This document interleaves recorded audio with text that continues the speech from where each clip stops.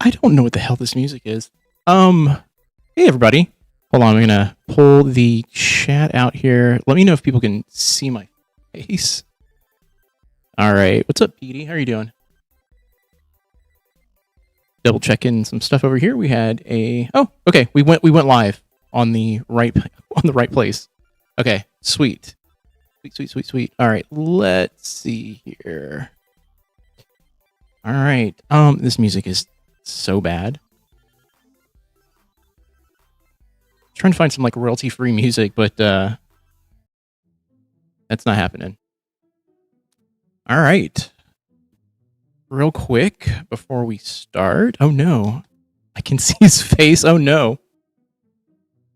How are you doing? Hentai Shinshi 666. Welcome in. Let's see if we can get the there we go. We'll get this up. We're going to do just kind of like a quick run through. I have a new video that I have not pushed yet.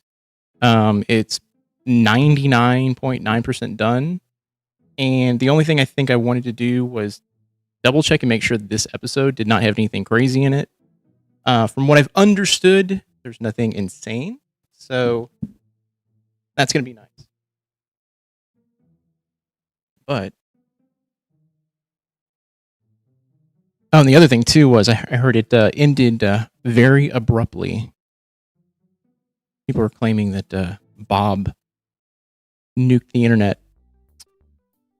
Okay, just double checking this, and we are live over on Twitch as well.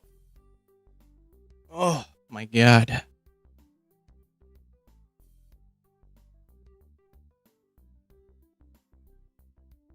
You know what?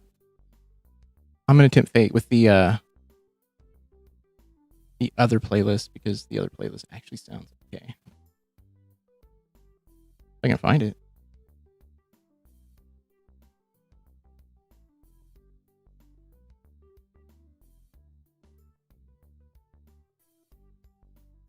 Mel didn't run away. Her internet had a and Bob didn't melt down. Yeah, I saw the live just a little bit, and I was like, oh, okay. I like walked in right when that question was asked. But Reckless Ben in the family he advocates for get real justice. Shake my head. Me too. We're gonna talk about that. You know what? Well, I guess while we're hanging out, we can totally do that. Yeah, I'm caught up on that thing. You know, the police department out in Utah. I don't know what they thought they were going to be able to get away with, but I don't know. To me, that looks so corrupt on a level that I don't even know how you can do that, you know? Like, I think the damning evidence, honestly, is the redaction of all the body cam footage. The audio for a good chunk of it when the officers are talking to each other, just gone. And when Ben calls in, ooh, given what's going on in the world, I'm not surprised. They look out after their own. Yeah, I mean, I knew whenever I kind of saw what was going on and the kind of like veiled threats that were given by the police, I was like, yeah. I mean, I think it's all over the place. I don't even think it's just America. Look what's happening with Hassan, you know? Hassan right now got basically barred from going to the UK because they said that they're basically anti-Semitic. And to me, that's crazy. Like, that's just crazy. I just have no idea. Like, you know, I'll say it. I'll just say it. As someone who's Jewish or was raised Jewish, I don't really consider myself Jewish anymore. I grew up in a household that, you know, taught me all about, like the atrocities of, the Holocaust and stuff like that. I'll just say this. I don't know how anyone can view what Hassan has said and said that he's anti-Semitic. I don't view it that way. The pics of the UCF stage are disgusting. 100%. I saw some of those. Are people? I read somewhere people are boycotting it. Salt Lake City and Mormons is a perfect example of what Christian nationalists want. Oh yeah, 100%. I was talking about that the other day to Suzanne, and I was mentioning that like the Mormon Church saw like a really like a decline in memberships to their group, to their cult. I'm just going to call it a cult. And so they started allowing more people who were LGBTQ, people of color in. I was reading something about it about a year ago, and I was just like, God, they're panicking a little bit. Keep supporting after he started selling Bibles for $60 because, Ham, I'll say this. My understanding of the people who support Donald Trump, and look, they're going to buy everything that he is selling. They have literally no concept of, they've got no like what's the word? I'm trying to think of a good word for it. I don't want to call them just fucking stupid because they are legitimately some of the dumbest people I've ever come across in terms of like being able to connect the dots, Sorry, can't stay now because RL is my real life is chaos. No worries, Liz. I appreciate you, but I wanted to make sure to click the like button. I appreciate that. Leave my chapstick behind so I can say I did a run by fruiting. Okay, all right. Yeah, the fact the Bible is sold too is ridiculous. Yeah, you would think that if you are just a diehard Christian, you have a Bible. First of all, Bibles are given out; they're free. They're literally handed out. And the only reason you're buying it is because you want something that is signed or just marketed as a Trump Bible. That's it. It just goes to show you that, Trumpers will buy anything. MAGA will buy anything. If it says, Make America Great Again on it, or it says Trump's name, they'll buy it, even if it's gaudy. I think 90% of the stuff that comes out from actually, no, all of it, 100%, is the gaudiest garbage. That phone too, that it's made in China, supposed to be made in America, was not. It's shit like that. But yeah, getting back to the bricks and Minifigs situation real quick. I don't know how Reckless Ben is gonna get out of this, because I feel like they've already shown how corrupt that police department is by, like trying to accuse them of having heroin in their car. They searched it. There's no heroin, of course.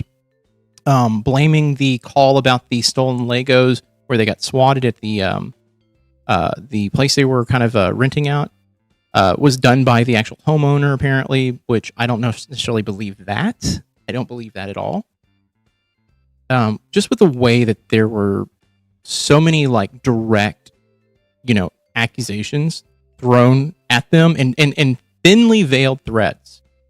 It does not feel like this is like real life, like it feels like it's like a movie almost. It's very weird. All right. What are you talking about? I'm talking about the bricks and mini figure situation. Reckless Ben, YouTuber, essentially was trying to get back a bunch of stolen, not even, they were stolen. Basically these Legos, they were on consignment to a bricks and minifig store out, I believe, in Oregon. And Reckless Ben was like, hey, let me help you get it back. The original owners of the store, of that franchise, essentially were forced out of it when they said they were going to move to another country. And that was not great. Like, they were really pissed off about that. Like, there's a whole bunch of shit about that. But they told the original owners, hey, of the shop, not the consignment, that, hey, we're going to take over the consignment. And essentially, after saying they were going to take it over, they just stopped paying the person who owned the product, the original owner. And so they're trying to get back what they claim is about $200,000 worth of Legos that were on consignment. At the time when it all went down, it was like I think about a year and a half or 2 years ago. The Legos were at about $70,000 to $90,000. It just depends on what part of the year you're looking at. And it was all old Lego, Star Wars Lego sets. A YouTuber by the name of Reckless Ben got involved, helping out the son of the original owner. The original owner is an 80-something-year-old man who's very, very sick, and the son is just trying to get the stuff back so the family can actually pay for medical bills and stuff like that. But it has been a roller coaster of a ride. I mean, there are like 5 videos out. The Utah police have gotten involved, and they've put out a statement. Reckless Ben has put out a statement, fighting what they're saying. It's turned into just a nightmare, and there's it feels like there's a conspiracy with the Mormon Church and the Utah police. So yeah, it's nutty. I highly recommend looking it up. Start with Reckless Ben's channel. Let me see if I can actually find the Reckless Ben. I'll just throw it in there. All right, I'm gonna go ahead and just run this music because at least this music's decent. Actually, I can just type it in up here. Okay, so Reckless Ben.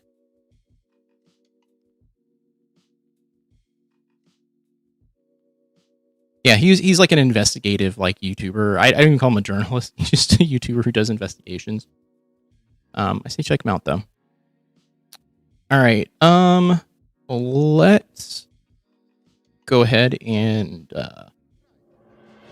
In the aftermath of the 2024 election, America is even more divided than before. Half the country fears the end of democracy, and the other half welcomes it. As America inches toward the brink of authoritarian rule, now more than ever, we must force ourselves to have the necessary conversation. Before we start today's episode, I just wanted to give a quick disclaimer. My mom's internet was crapping out basically for this entire episode, so we didn't even get through the entire thing. But I'm going to put out what we did get, and we're just missing the end of this episode. My apologies on that one. Hopefully the internet will be healed by this Wednesday when we have our next episode. That seems to be like a common occurrence, right? I always see them being like, yeah, their internet's terrible. You would think they would be able to get some decent internet out there, but here is what we got for today's show. Welcome to the necessary conversation. My sister Haley is gallivanting. My dad Bob is reclining in a bed. So it's just you and me, Mom. I'm here. I see that you're here not wearing a Trump hat once again. We've discussed this again. I can go get it. Okay. I want to believe that something, on some sort of level that she does not even comprehend that she is actually moving away from Trump, but I don't know. It's no big deal. This is USA. Here I am. I can wear my MAGA if you want me to. I want you to wear whatever you want to wear, but I'm just saying, just bringing it to your attention that for maybe the past month, you have not been wearing a Trump hat. I actually can tell you it's been a little bit longer than a month. I think it's been about 2 to 3. Because of all I go through all the video footage and stuff like that to do edits. I noticed that it was really hard for me to legitimately find a image of her with a Trump hat on before March. Yeah, no, I didn't even with her hat. I don't know. I think she's trying to. I think she probably behind the scenes probably gets a lot of negative talk, and I think the hat to her might just be that that thing that she's like, if I just don't wear it, maybe they'll stop, calling me MAGA. She tried to denounce being MAGA a few videos ago. It was May, I think 17th. Why do I know that date? Choice. I I don't know like why. this hat for USA. Now that we're getting close to the 250th, Okay. I Well, can we go Oh, they're gonna go over that. Okay. I have stuff to say about that. back and forth. I can mix it up. do whatever you want. I'm just saying, I'm just noticing a trend here, or a lack thereof. You're trying to push me into something that I'm I'm not, so not that's pushing you to okay. anything. I'm simply observing how you are Uh-huh. choosing to represent yourself. And in the past month or so, it has not been with a Donald Trump hat. That's all I'm saying. I'll just say this. I think, I have no idea how their relationship works or anything like that, but my thought process is if like he really wants her to like transition and move over, maybe even just becoming like a straight Republican. I don't know if like poking being like, hey, so you don't like Trump, huh? It's like because I know personally, like when people have done that to me, especially when I was like in my teens, I've been like, no, fuck you, I fucking love that thing, and then it's like you're just gripping hold, you're just holding on tight. But I have no idea. I don't know. I have no idea how her mind truly works. I don't know if she's sitting there going like, Meg has a lot of affectations. Yeah, it seems more of a fashion trend than a real movement. I would say that MAGA is a movement. I would say it more aligns itself with like the Tea Party kind of mentality. The Tea Partiers, I remember when they came out, I was like, these people are loon, QAnon, all that stuff. I mean, I think he's on to something, but he's only going to make her defensive by bringing up the way he is. Yeah. And I was just going to say this, and just to speak about the hat thing, I am fairly certain it's been about 3 months since she's worn a Trump hat, like a MAGA hat. I think she may have wore a Trump 2025 hat or 2024 hat. I can't remember, like maybe a month or two ago, but the MAGA hat, the red one, yeah, I haven't seen it in a bit. That means nothing, but go ahead. Okay. Well, we've got a lot to cover today. Speaking of the 250th celebration of the United States of America, we're going to be covering UFC at the White House, ICE problems in New Jersey, nobody wanting to play Trump's little birthday party, Pam Bondi still protecting the pedophiles. We're going to be talking about that $250 bill that Trump wants to put his face on, and how Trump is weaponizing his own DOJ against E. Jean Carroll. So, by the way, that I don't know if they get to that, but that situation, that situation's so messed up that they would go after someone. I mean, they're doing it with everything, but Eugene Carroll is like literally the one person that I'm like, why would you even remotely try to touch that stove? I don't know, because it just feels like that is just going to make some shit way worse. Not for Trump, I think for everyone. I don't know. I think Trump's crazy. I don't know. He's not in his right mind right now anyway, so. Before we get to any of that, Mom, do you have any ditties? No. Oh my gosh, my brain just went blank, but because I didn't prepare for that. But I can do ditty. I can say this to all the people that have DM'd me. Thank you, thank you, thank you. A lot of people are saying they want him back to hear his voice yelling at people. Hey, what's up, biggest fan? How are you doing? Good to see y'all this evening. Yeah, good to see you too. I want to know. I want to know if it's like if there are actually people being like, yes, we need Bob back. We need. Oh, I don't know. Him. Yes. Being Bob. Yes. My father. Yes, him being Bob, Dad, to get him back. Yeah. I am just, my heart is, I get happy when I see some of those for sure. And thank you. I mean, from all over the world now. And I said that last week. I'm getting them from all over the world, which is incredible. I show Bob the good ones. There's not very many bad ones anymore. They're all good. They want him back. As well, we do too. Must not read the comments from the show. I'm gonna say this. I don't know if anyone from their side reads the comments from the show. I read through them, I think, in the only Mercy one wants Bob back. I guess. I don't know. There's a few people I've seen. there's a few people who I think also deify Mary Lou a little bit, being like, she is such a queen. I see it sometimes in the actual chat. Oh yeah, she's worldly. She's not. Yeah, the funny thing is, for someone who's so scared to go out of the United States, being like, there's so many people around the world. It's like, why do you even care? You don't like them. I don't know with that. Yeah, no to Bob. He's never going to change anyway.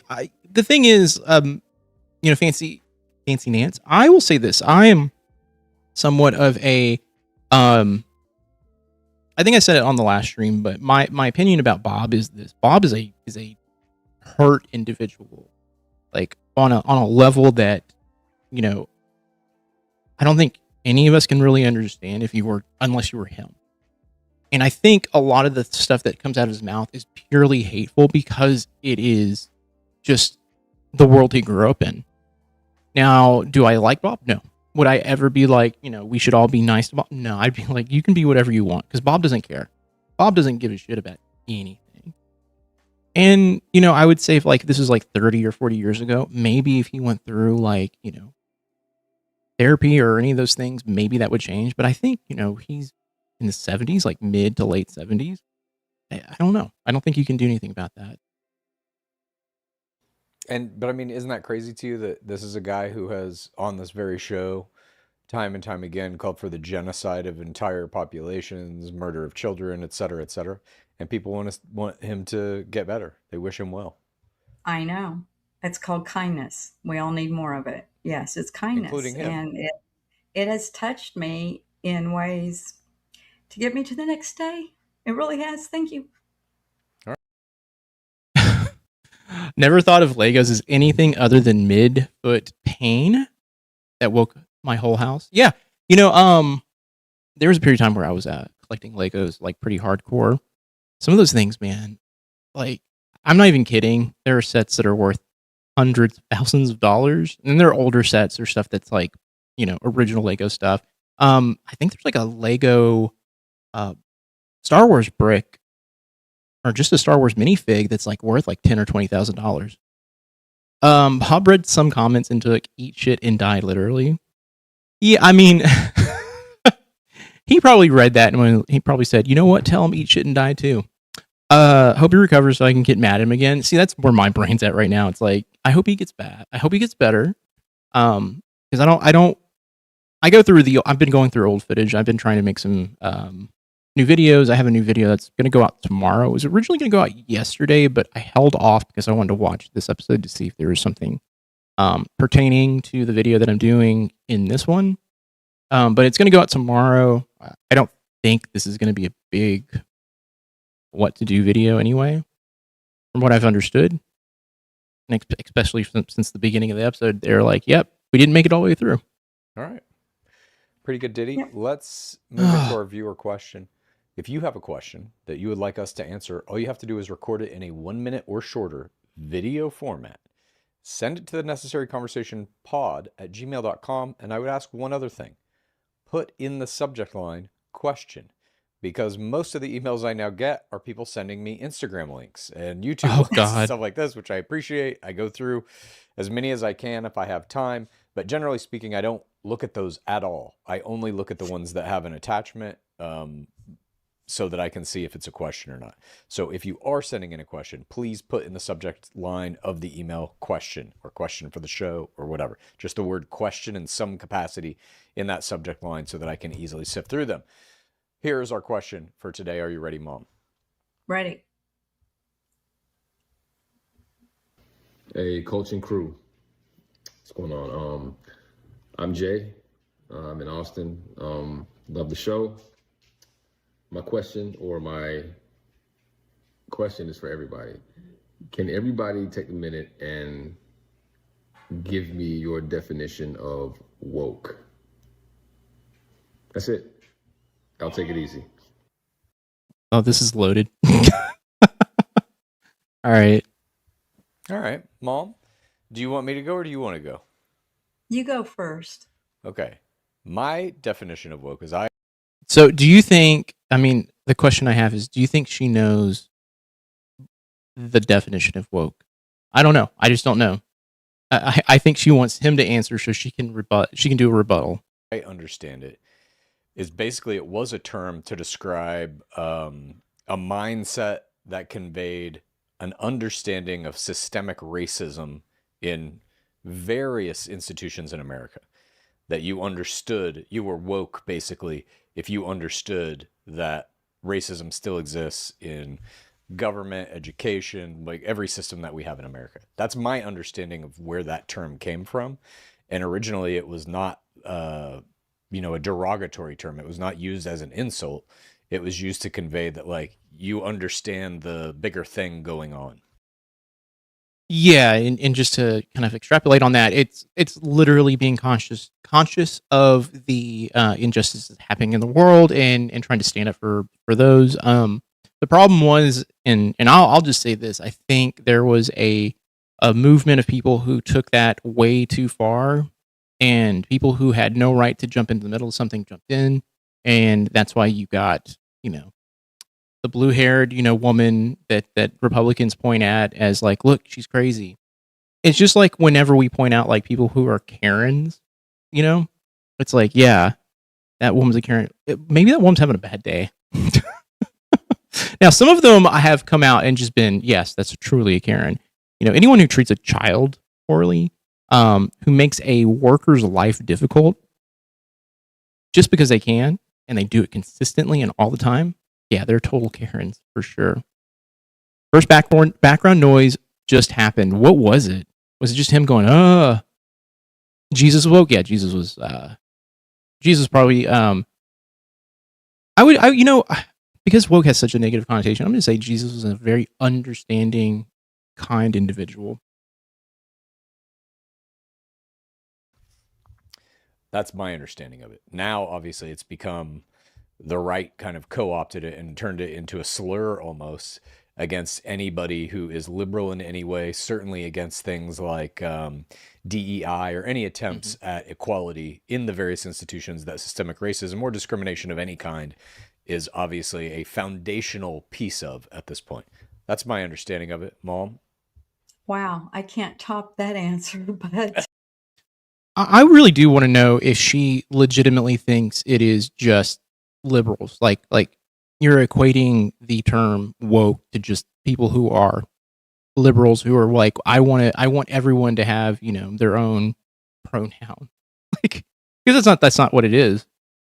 ML likes snarky names her dear leader puts on others and things, i.e. litter boxes in classes. Never happened. Yeah, it never did happen. And people were saying it was happening in, I think, swear to God, Joe Rogan brought it up on one of his interviews, and someone was like, that's actually not true. He's like, didn't happen in a Texas school. And I'm like, I don't know where that came from, and it sounds like something so made up. It's almost like telephone. Like someone said something like, I think my kid wants to be a furry, and it's like, do they use a litter box? And then someone goes, oh my God, that kid used a litter box at school. Gosh. Okay. That's like crazy definition. To me, what? Why is that crazy? Why is it crazy? It's like, wow, the way you described it. To me, woke is more like, the like going into a Target store, and like this has been like a year ago though. The wokeness in Target stores, where okay. She fakes it, then refers to woke as broke. Jesus fucking Christ. in the baby section was strange clothes for What? different. She's getting this completely just all over the place. Like this is an all over the place sort of thing. Like she's grabbing from pieces. I don't believe in. Let me actually, while we're listening, I'm gonna Google that. Boys, girls. To me, that was woke in Target. What are you talking about? I'm not following. I forget what the clothes was. I went in there and looked one day. It was very bizarre. It was like he, she, it type. It was different. It was wokeness to me. Okay. And the DEI, that to me is woke. Gender neutral clothing, yeah, and that's what I'm looking up right now.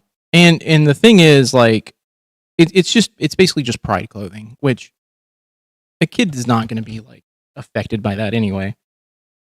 MAGA fashion rules all 100%. 100%. They all wear the flag too. It's so funny. They're all against burning the flag, but they all wear it. I don't understand why that's the case. I got pride. I wear it. But yeah, she defines woke as wokeness. That's so fucking stupid. DEI, by the way, like most of the people in the Trump administration are DEI hires. Man, look at Greg Abbott. Greg Abbott was a DEI hire as well. Fuck that guy. I said some pretty terrible things about him last weekend. So yeah, or last week. Some of the stuff you said about wokeness is hiring only people by certain race or color. Did she say he said this? And not by their credentials, I guess. Maybe that's wokeness to me. Okay. Maybe I'm off base, but that's kind of what. When you hear the word woke, what does that, just the word, take away any political affiliations, any sociological associations that you may have? What does the word woke mean to you? Like way one side and not the other. Which it's not. I mean, it's the exact opposite of what you just said. Like no. Budweiser just at face value. commercials. Woke is like a version of being awakened, meaning that your eyes are open symbolically to some situation that's occurring. In this case, systemic discrimination, basically. But like another wokeness thing would be that commercial, was it the Budweiser commercial? Okay, hold on. I'm going to look that commercial up. By the way, I think that wasn't even a real commercial. It was just someone doing an ad on Instagram, right? I can't remember the name of the individual, but where it was the transgendered person that was drinking all the Budweiser. Am I off base on this? Wait a minute. That was wokeness. I think you're talking about, what was her name? Dylan Mulvaney, I think. Yes. And then it really tanked that company because a lot of people didn't like that. Like, to me, that showed woke. See here, this is the stuff that I personally would love for them to do, like while they're having these conversations, is like, let's grab the actual piece here and let's actually take a look at what it is. Bud Light is trying to regain its spot as America's top-selling beer after sales. She cannot define. She just tries to give what she thinks are examples. Yeah. Last year, analysts blame the plunge on a. This month, I celebrated my day 365 of womanhood, and Bud Light sent me possibly the best gift ever, a can with my face on it. Check out my Instagram story to see how you can enjoy March Madness with Bud Light and maybe win some money too.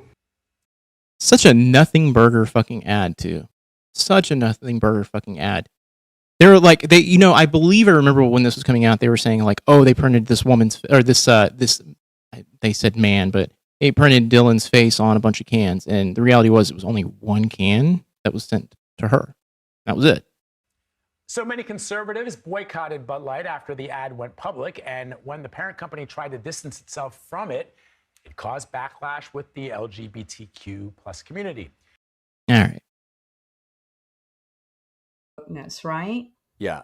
Okay. And so that was also Dylan Mulvaney's a trans woman that they put on the cover or on the can of Bud Light, like put it on an image of Dylan Mulvaney on the can, and then that is when it prompted like Kid Rock was like shooting cases of Bud Light with machine guns and shit. Yes.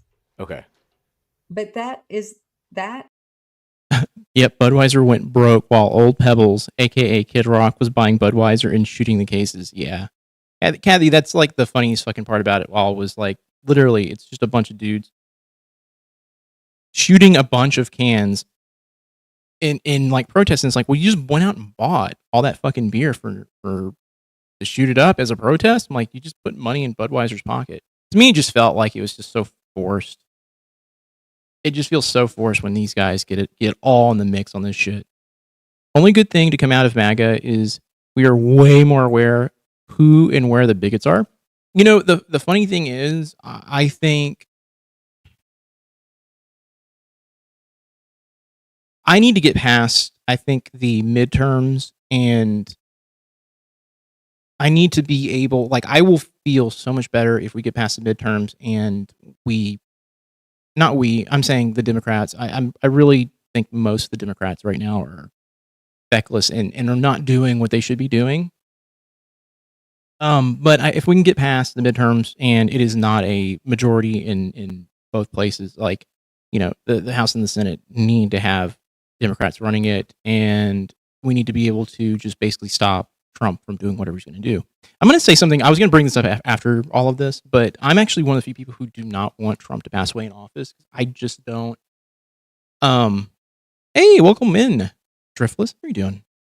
I'm one of the few people who think if he dies in office, they're going to try to make a martyr of him. I think I said this last week too, but my stance on it all is like him passing away in office is going to deify him, and I need him to get out of office first, and then someone to come in.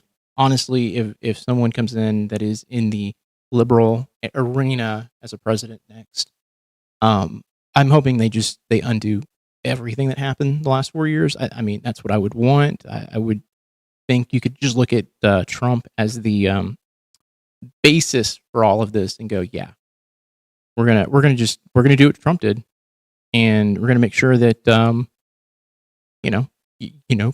Republicans never have control of anything ever again. Now, I'd probably want progressives running most of everything because honestly, I have this like really negative opinion of Democrats right now.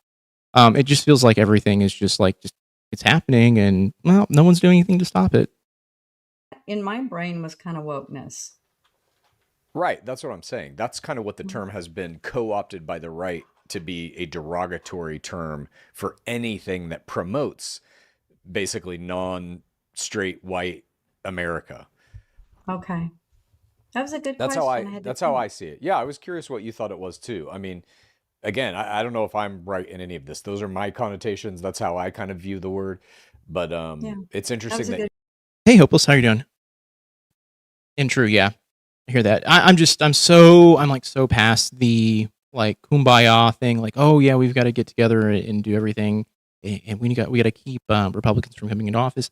At this point, we need to like have a complete change in how the world is run or United States is run, because these guys keep letting this shit happen, and I think that's why people literally did vote for Trump in the previous election. I think a lot of people voted for him because they were unhappy. My other theory too is Elon Musk had a lot to do with Trump winning as well, but there's still a shit ton of people who voted for Trump. You view it only in the negative. That's how I perceive it. I'm sorry if it was negative. There you go. Thank you very much for the question. Again, if anybody else out there has a question for us, record it in a 1 minute or shorter video format.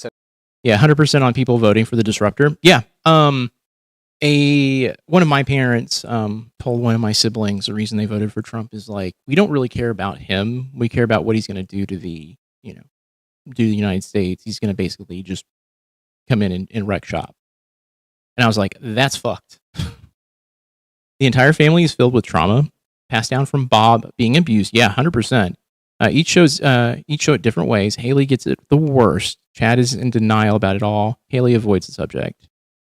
Yeah, I mean, Driftless, I completely agree with you.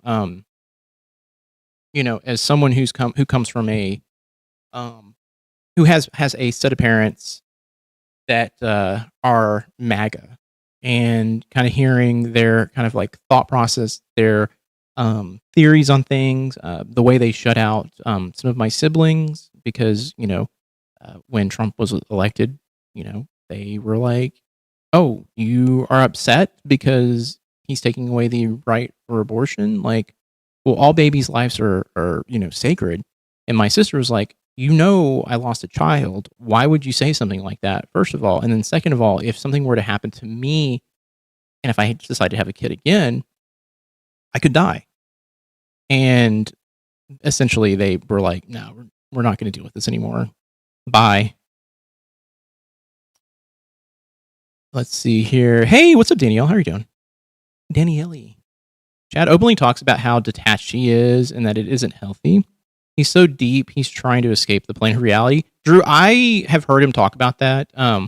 There's a clip on, I think it was Dudesley. I saw it kind of floating around about like 6 months ago, and he was talking to Will. God, what's his name? Talking to Will, and he was talking about how his dad poured beer on him while he was in the bathtub to soften his hair, and he was just laughing. And Will was there looking at him like, "That's abuse, my friend." And it was like he was like, "Oh yeah, whatever." I think a lot of us who grew up in the 80s and 90s were taught to shove a lot of that stuff down. And, the reality is like I think we're all trying to like make headway there. We're trying to get therapy. I know Haley's talked about it, but Haley's never really had like therapy. It's more that she's kind of like made, I guess, some peace with her past, like her youth, but you can definitely tell there's like a lot of hurt there when she's talking. But yeah, Driftless, no worries. No, it's I go to therapy and all that fun stuff. I get to talk all that stuff out. So, but yeah, if you ever want to hear about EMDR, I'll talk about EMDR at some point. Send it to the necessary tonight. I will. Be sure to put that in the subject line, question somewhere.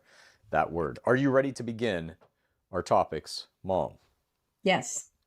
Topic number 1, UFC at the White House.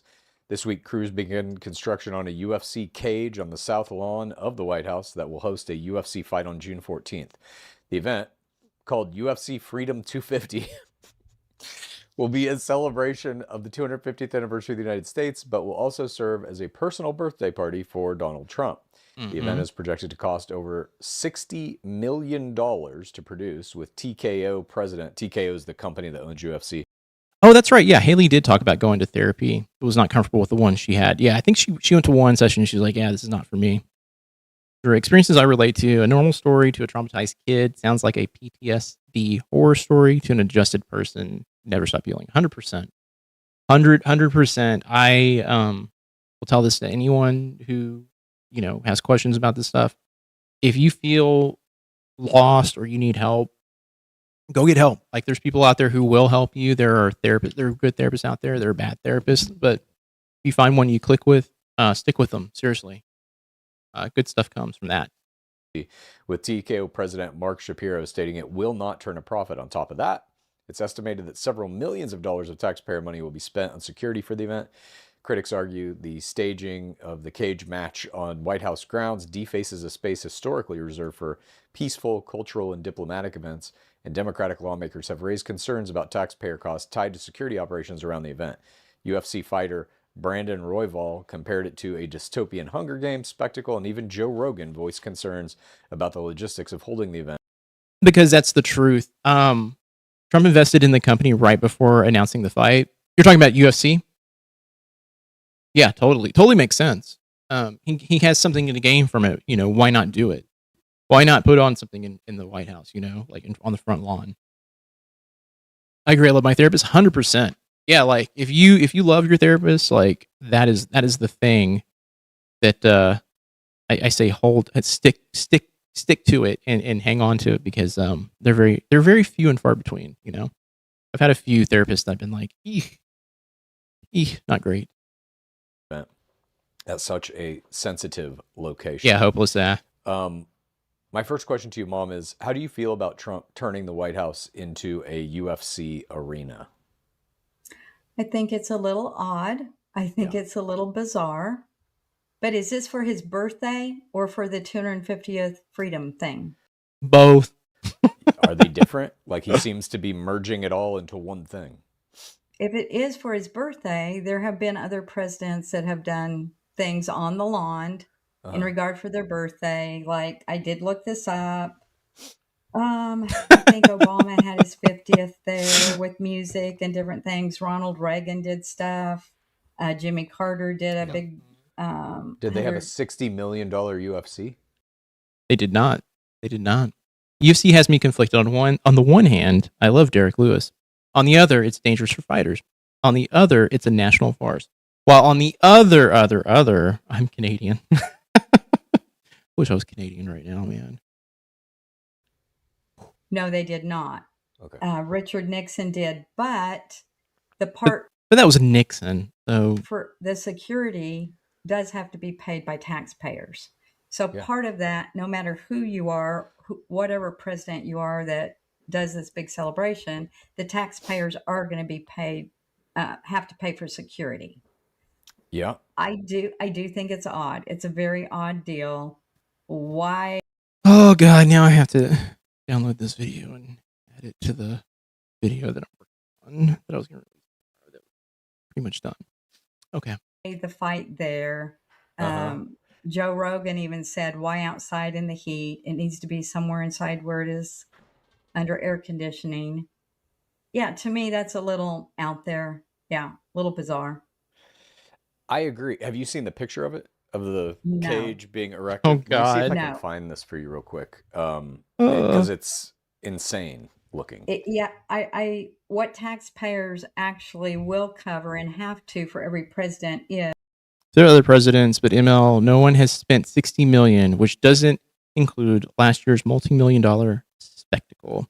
Yeah, so someone had posted something in one of the Discord servers, and I saw it, and it was the amount of money like all the presidents have like basically procured while in office, and then they compared it to what Trump has done just in the last year, and it was like 40 million for the last I think 100 years, and then when Trump comes to the office just the last year it was 6 billion.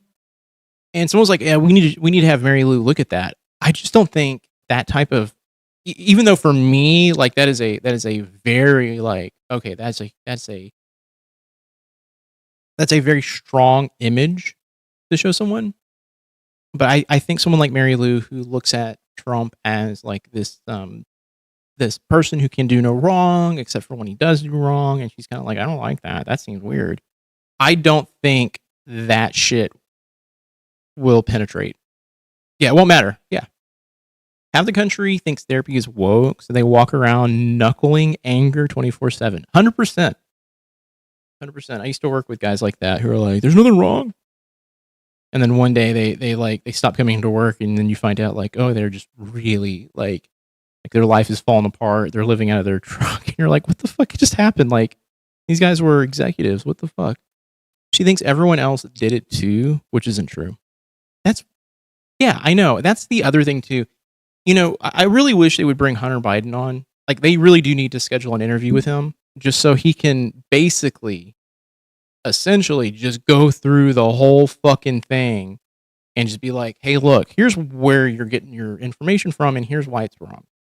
Therapy's a long-term team sport. Yes, it is. It's 100% that. And Hopeless, you said, I absolutely love the one I have now and do EMDR with her now. And healed so much now. Yeah, it's one of those things where I'm going through EMDR, and it can be I don't know how to describe it, but for me it can be so stressful getting to the end of a session because you get hit with something and you're like, oh shit, this is not what I wanted to think about right now. And that's all you think about during the session. And I've been having to I do the guy thing where it's like, oh, I'll just shove it down. It doesn't hurt. And then I'm trying not to do that anymore. As the Secret Service. Oh, that would make my year to see Hunter on the show with ML. It would legitimately, I think, set them in a good path. At least Mary Lou. I don't think you're going to be able to do anything with Bob, but Mary Lou, yes. Trump's so afraid no one will come to the fight. They're trying to make troops go. But they said no fatties. Protection detail, it's mandatory for all. The full White House staff that would have to do food and all of that. Fixed government salaries because of that. But anyway. Bob would act, I wouldn't say he would stroke out, but Bob would act legitimately like he did with the not congressperson, the mayor. God, who was that person? When she came on, he was so rude to her. Wait until she brings up and compares Obama's basketball cart. Yeah, she always does that shit. At one time, she thought the court cost $36 million, and all I could think were, did they put an NBA regulation basketball arena? No, I mean, so that's the thing. It's like she knows what she's saying is disingenuous, and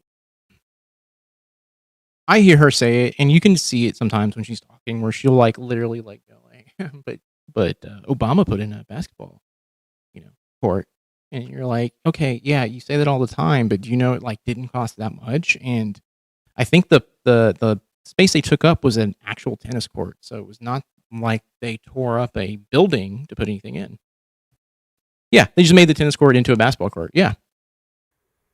Yeah, like when Obama did his picnic, I'm sure he paid for all of his picnic fees, but yet the security. Yeah, Sure, that's funny. but yet the security has to be paid. Yep. Yeah, I think it's a waste of money. It's bizarre. If he wants to do that, do it outside the White House somewhere else. This is his whole thing is like he doesn't, and I've tried to get you to see this time and time again. Trump doesn't care about anyone but himself, and that's what this is. This is him getting Dana White, who is his buddy, obviously the Right. guy who is the president of UFC. He's getting him to come there and put on a big fight just for him, right in front of Yes. the White House. Here's what this looks. ML is all about whataboutisms. Yeah. She did this video that I pretty much got done editing today. I literally heard her do it 2 times in the video, and I just was like, "Oh my god. Like, what is happening here? Like, why is she so why is she so not cognizant of the fact that she says she's doing it too? I'm not trying to do whataboutisms, but it's like, come on. Looks like, by the way, I found this picture. Look at that.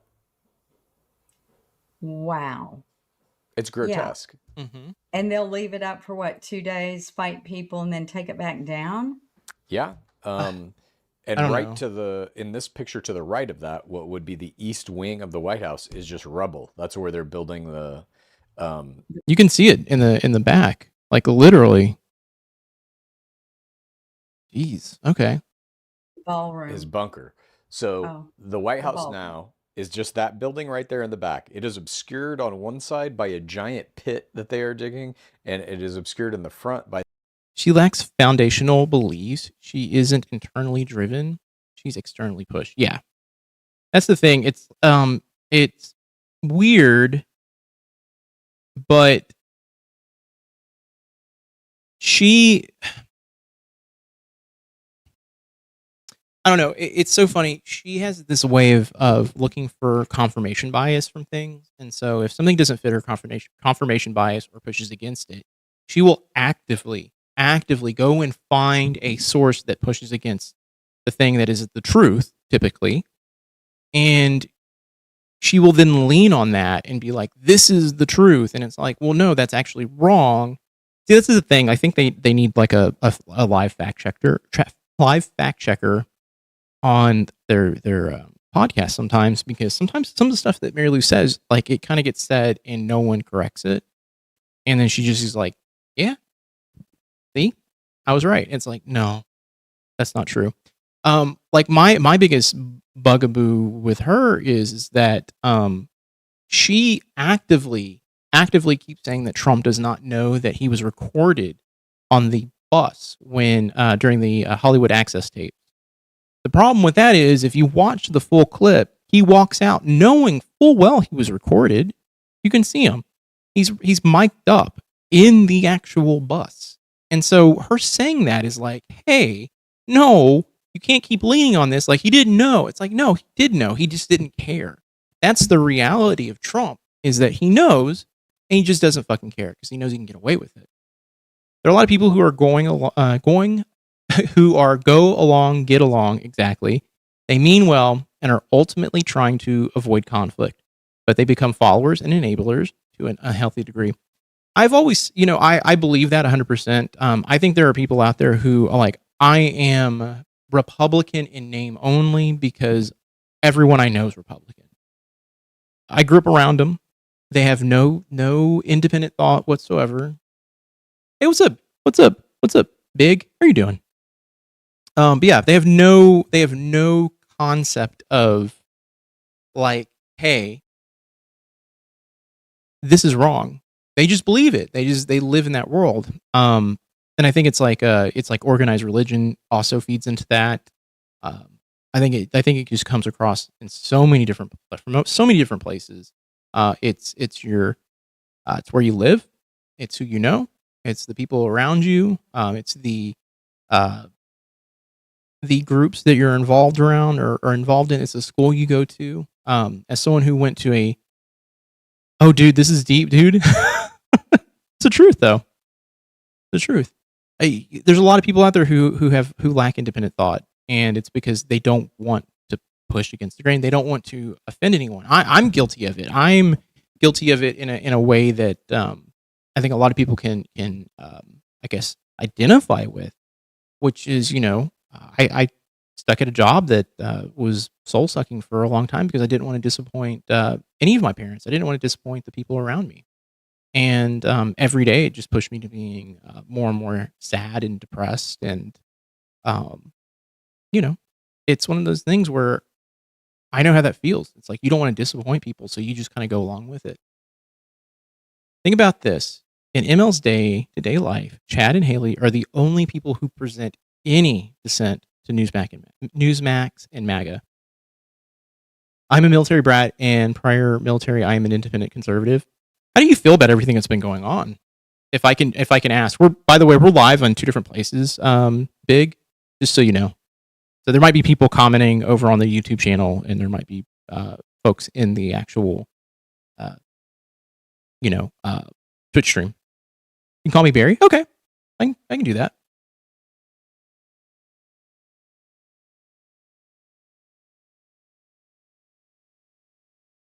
Because I'm always very keen to find out how people feel about everything that's been going on.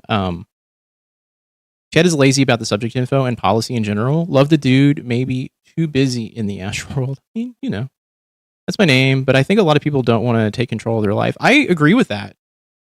100%. I think a lot of people get scared. It sounds scary to be like, hey, I'm going to do something that's going to be for me and it's going to make me happy. I think it's going to benefit me. And yes, it may piss people off around me, but the reality is it's my life. It's not your life. Let's see.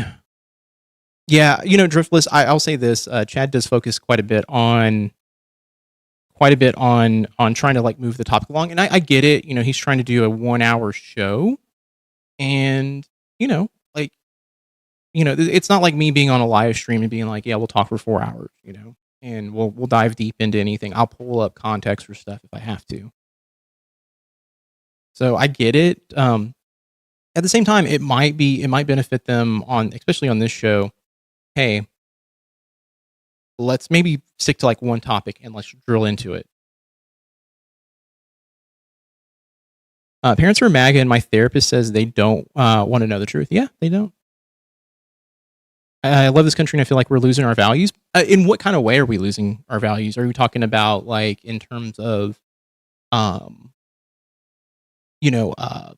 rule of law, that type of thing, or is it more along the lines of? Because I kind of separate them into 2 different things. I separate values into what I believe are like losing rights. Like I believe we're losing a lot of rights and a lot of things that make America America. But then I also separate out some of the stuff that people look at as values, as like family values and religious values, and I kind of put those in their own bucket because it really don't, for everyone in the United States, it really doesn't affect them because most people have their own religious beliefs. They believe in a different God or multiple gods, or maybe don't believe in a God. I'm someone who doesn't believe in a God. To conform against ideology.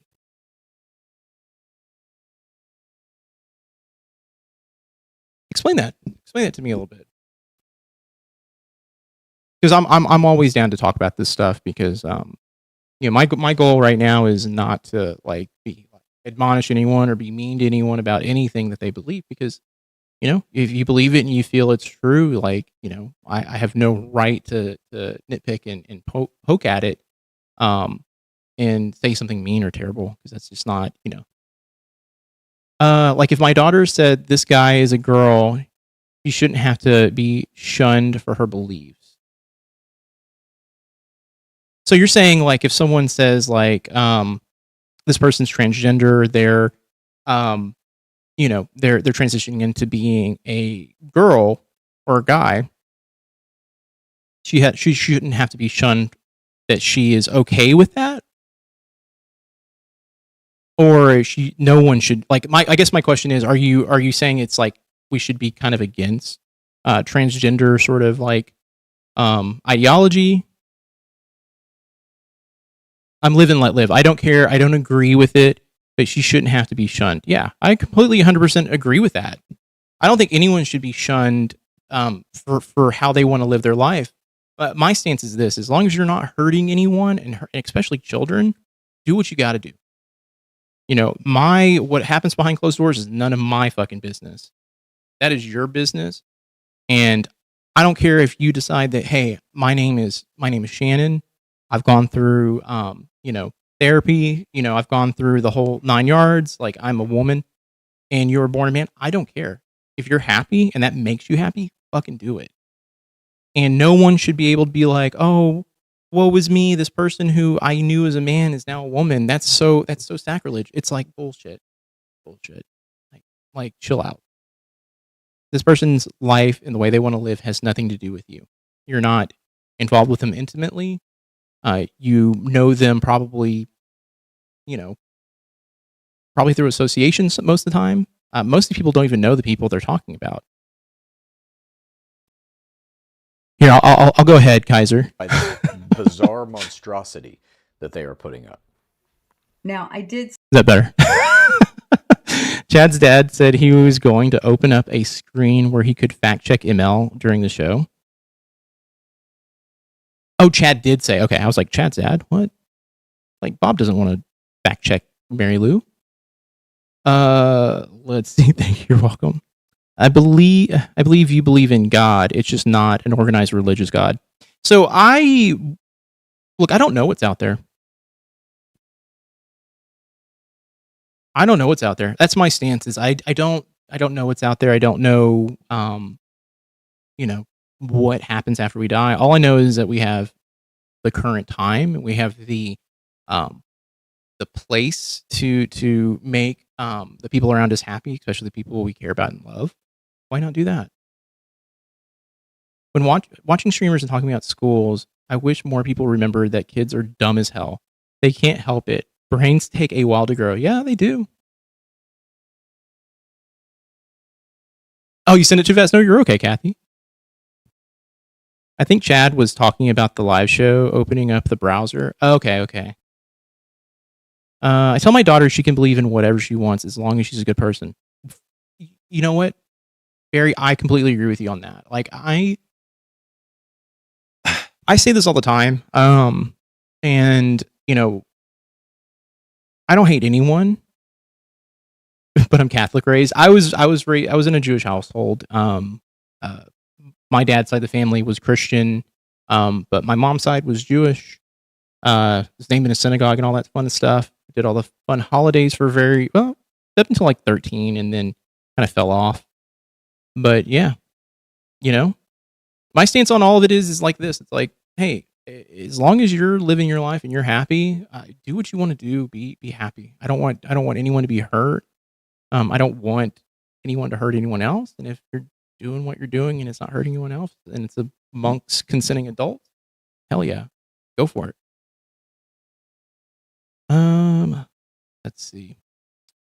See this. Let's go on. Let's keep going. Online a lot, but Instagram, I did see this and I kind of giggled, which I maybe shouldn't have. It said, Democrats are mad at Trump for holding his MMA match on the hallowed ground of the White House.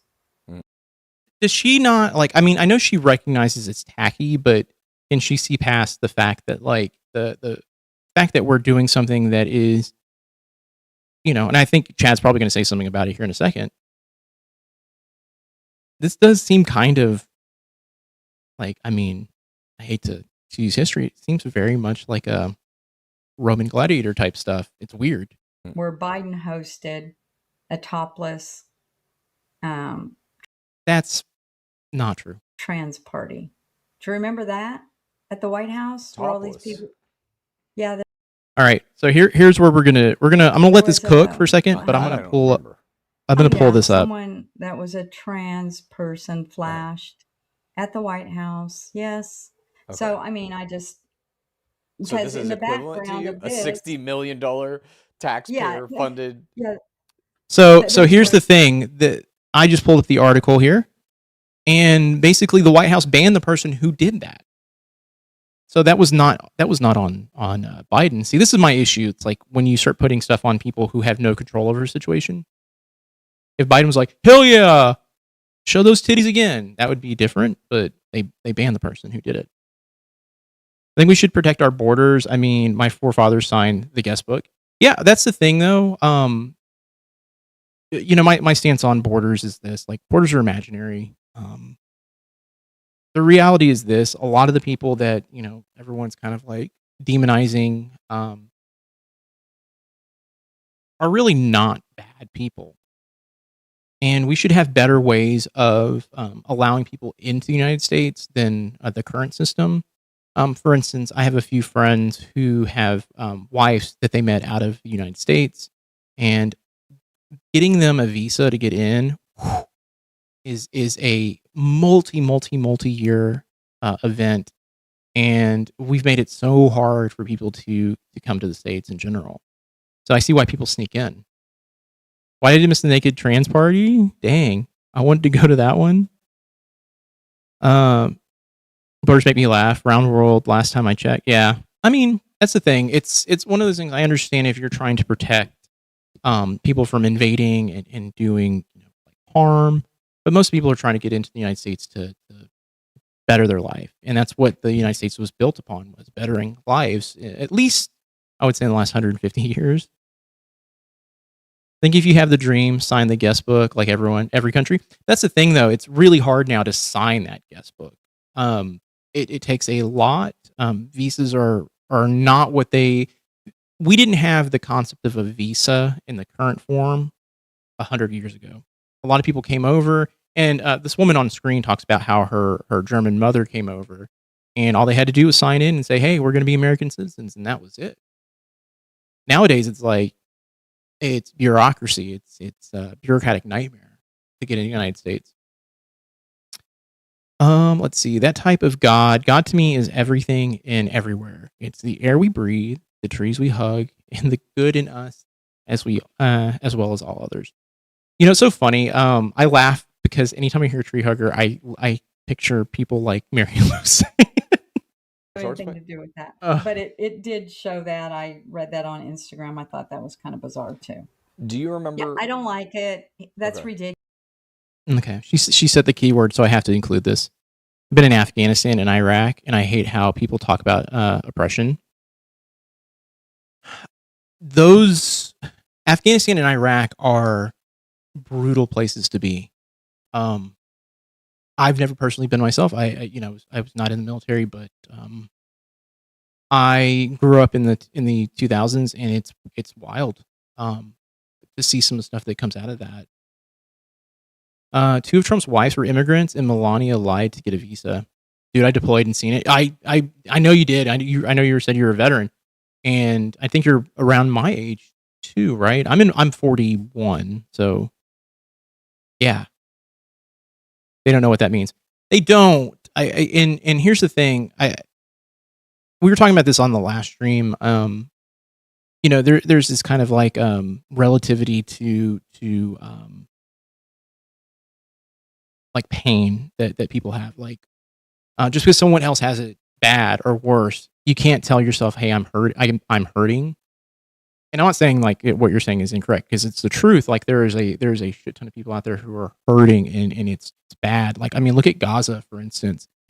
And look what Israel's doing to Gaza. That's fucked.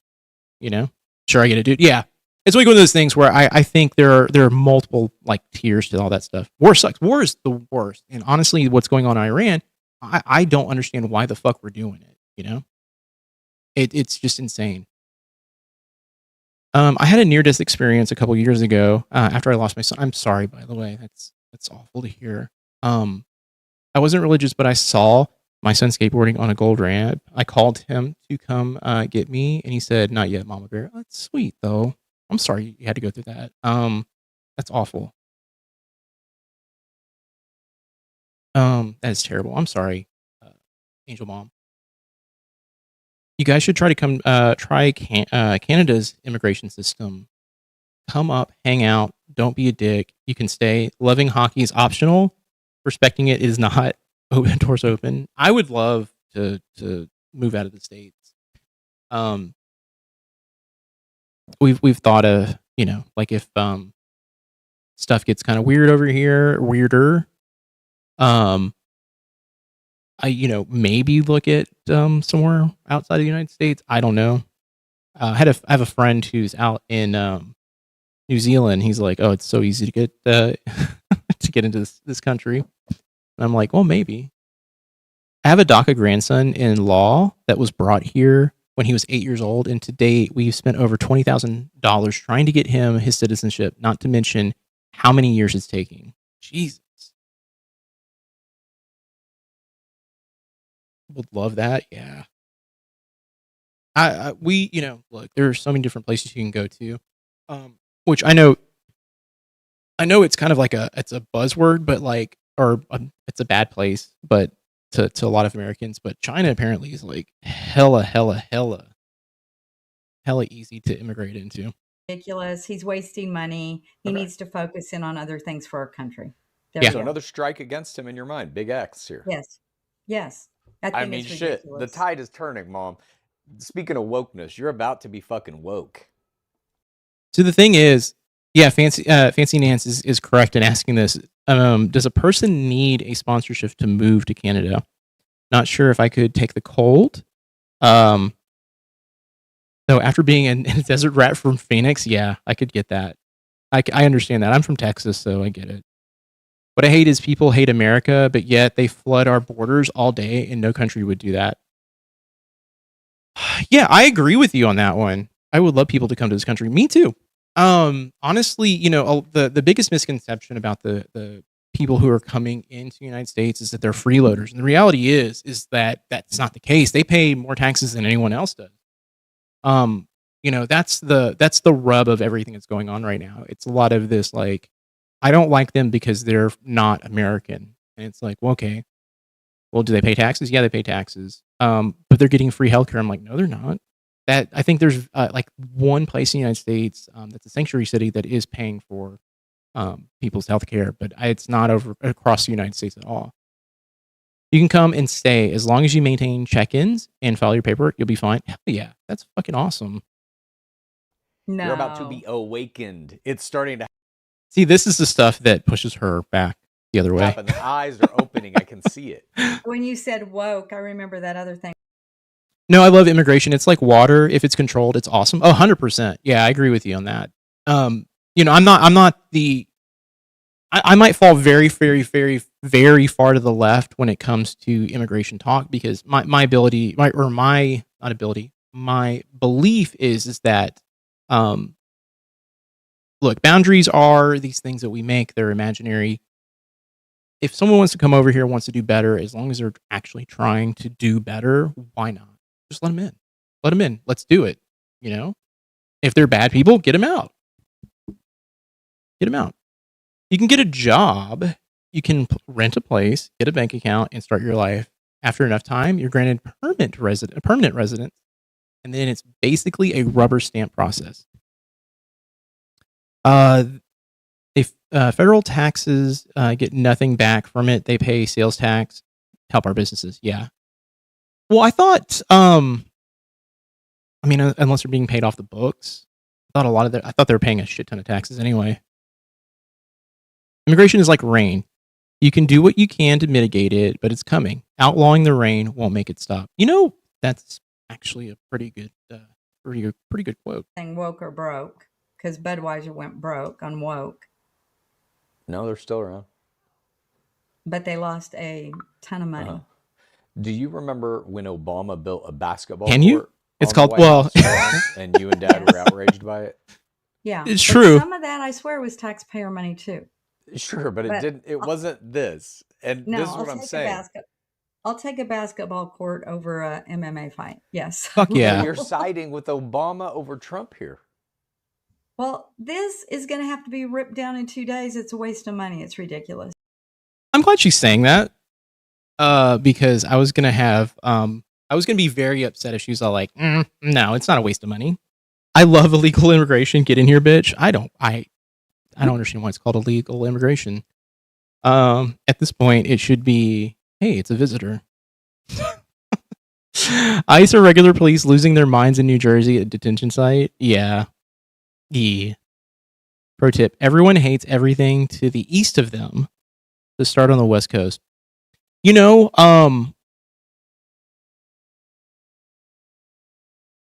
that's true. That's true. Trump is fixing a lot of the things Obama and Biden set into place.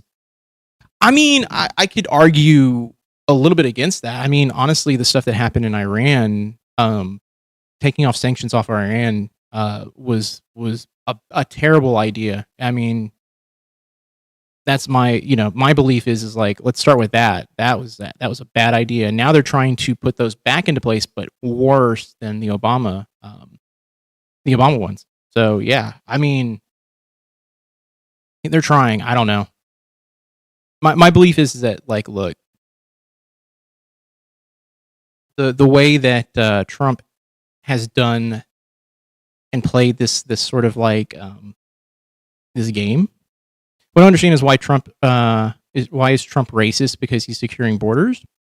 No, he's racist because he's only letting white people in from other countries. He only wants white immigrants. He doesn't want brown immigrants at all. That's not true. What do you mean? He was so gung ho about letting the white folks from Africa in, and then oh my god, where else were we at? There was some folks from Netherlands. He was like, why can't we have more people like that in? There's a lot of him saying stuff like that.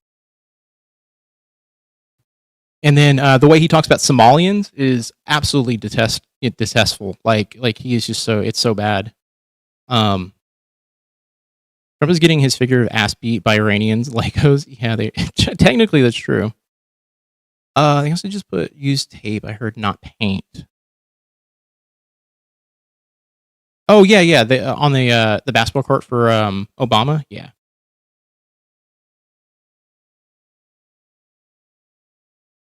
Oh yeah, I'm gonna say this, Tracy. Or Barry.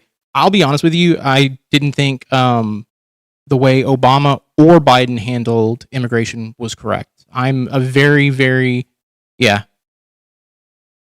I personally don't think anyone in the last, I would say since, I mean, I don't even like Reagan. I think Reagan is the reason why we're in the mess we're in.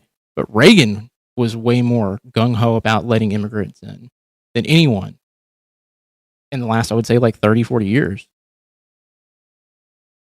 Without doxing, currently sunny as fuck. Yeah. God, I was thinking Vancouver. How's the weather? Wow.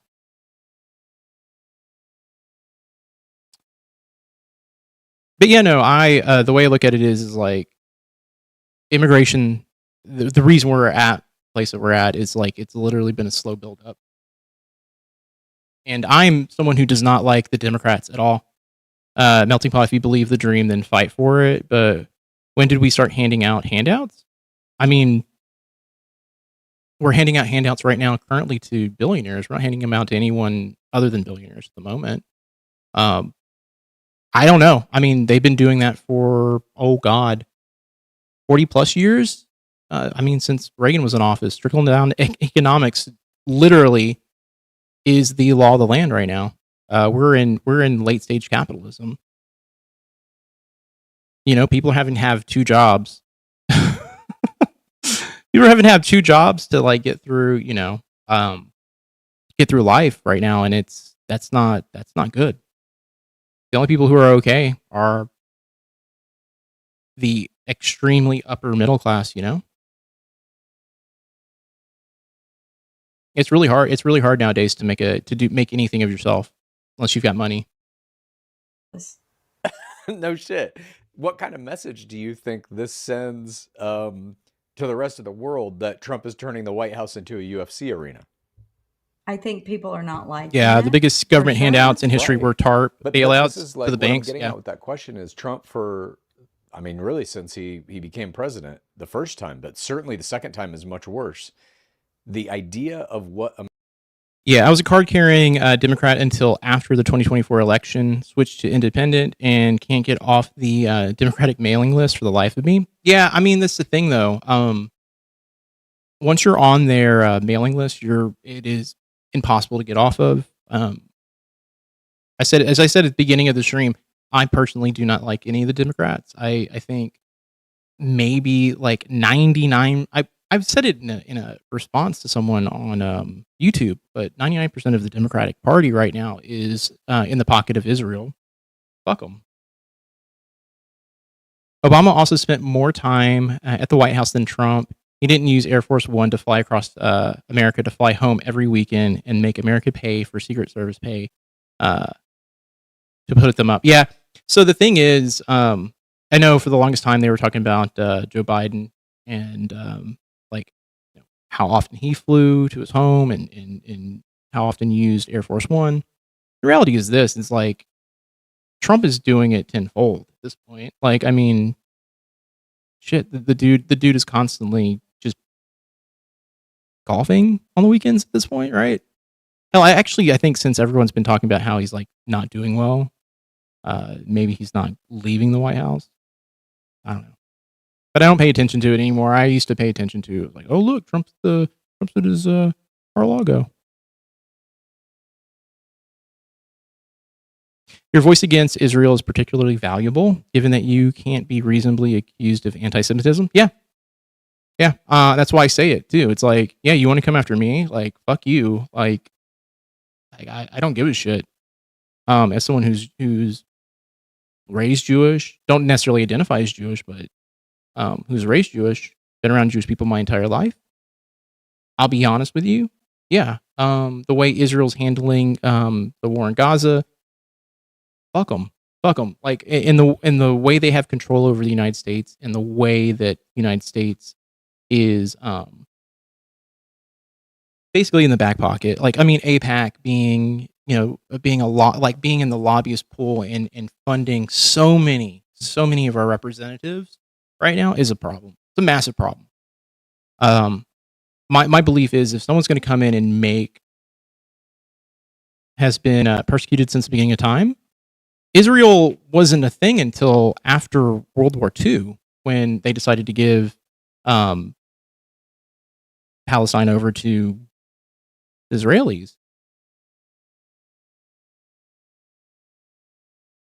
Now, if you're talking like biblical history, I don't know. I really can't I can't go down a wormhole because honestly, don't know that much. Let's see. Ivanka made. Why can't that be brought up? It can be. October 7th was terrible, but the reality is like Israelis were doing that to Gaza, the Palestinians and people in Gaza for decades, for a long time. And yes, you can sit there and go, oh well, that was like Hamas is terrible. Yeah, Hamas is terrible. My stance though is like Hamas is an answer to the violence that happened to the Palestinians. So if someone starts crap and you get whooped, you can't be the victim. Well, yeah, you can say that about Israel. Israel played the victim. They said, look at what Hamas did. Look at the Palestinians did. It can go both ways. Like I can look at this and I can go, yeah, Israelis, yeah. They cried foul about what happened, but when a entire place like Gaza, when they talk about like turning it into a fucking a lot, like they're gonna like just level the place. Trump and them have talked about building on the Gaza Strip. It's awful. Let's see. Israel is trying so hard to weaponize anti-Semitism. Yeah, it's showing up a lot lately. With the stuff that happened to Hassan Piker, where they basically blocked his they blocked his entry into the UK. Yeah.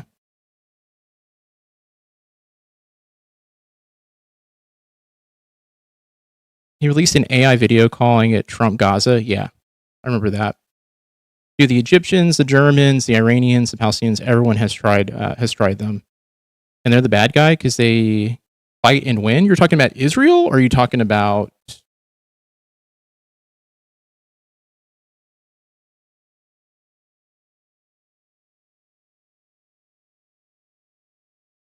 Because the Germans were very close, if that's the case.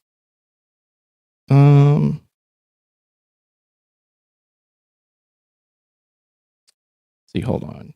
Trump has spent 26.6% of his current term golfing. Yeah, makes sense. Did that during this first term too.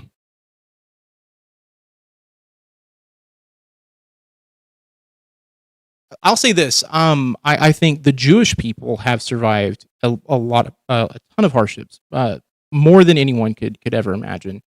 Israel as a place is not, in my personal opinion, is not biblical. Israel, I don't try them, get their ass whooped, then cry about it. I mean,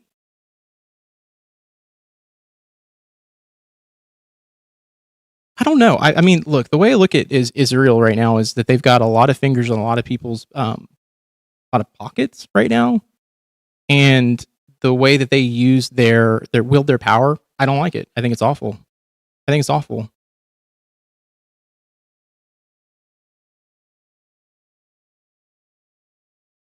And 50% rage tweeting, yeah. Jewish people are so strong historically. Gideon's battle is the peak of Jewish military pride. My humble opinion, modern Israel puts it to shame. Puts a shame to it. Yeah.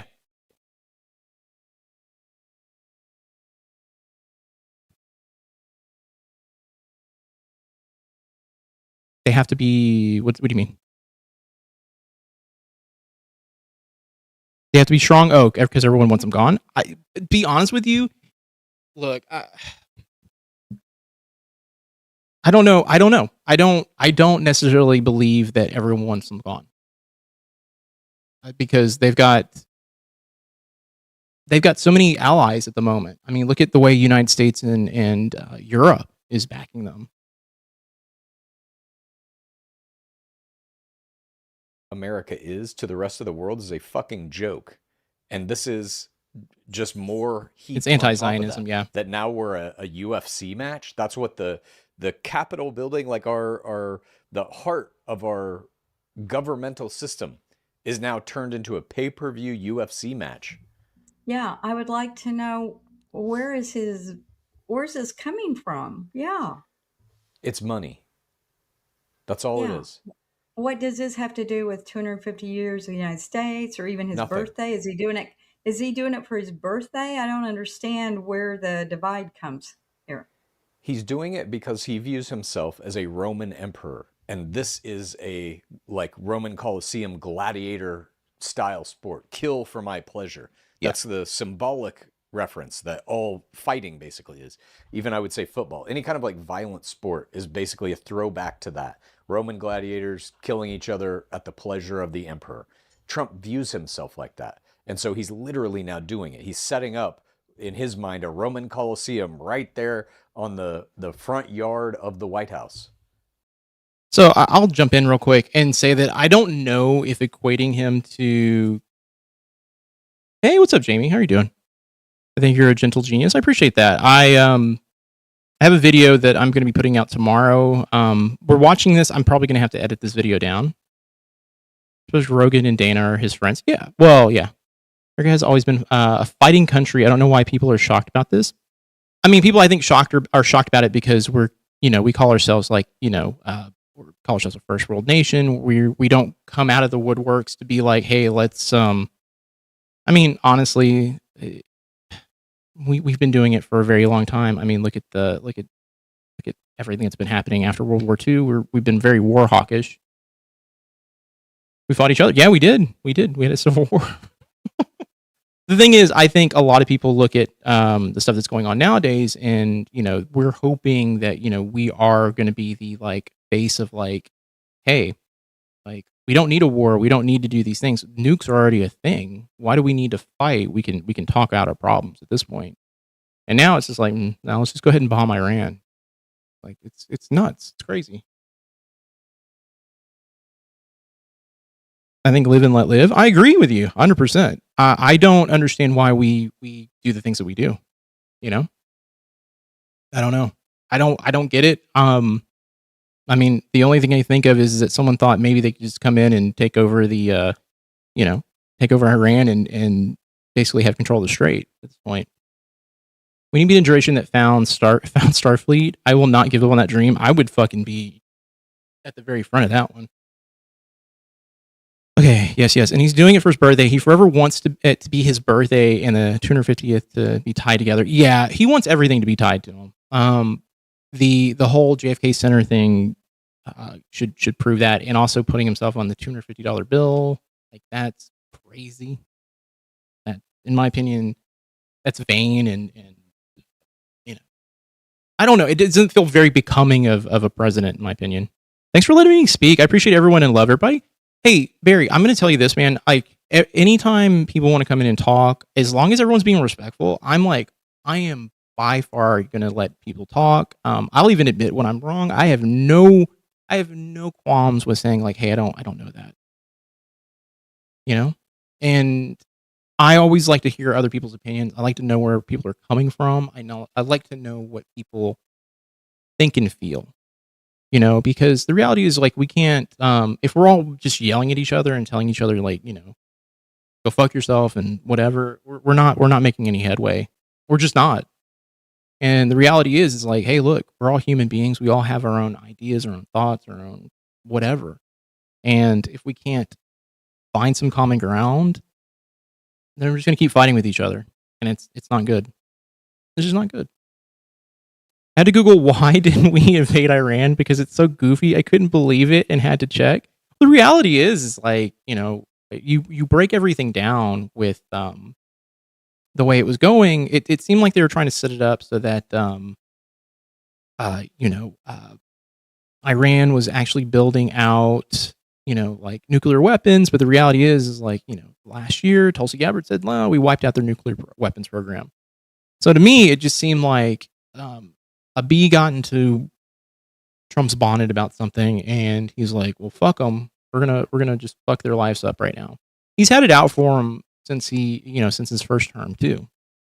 It's been a wild ride with him. Yeah, I don't like it. That's how we grow as people. We need to listen as well as hear others, and you do exactly that. Yeah. Like if someone wants to come in and have like an actual like, a conversation that is going to be founded in some form of,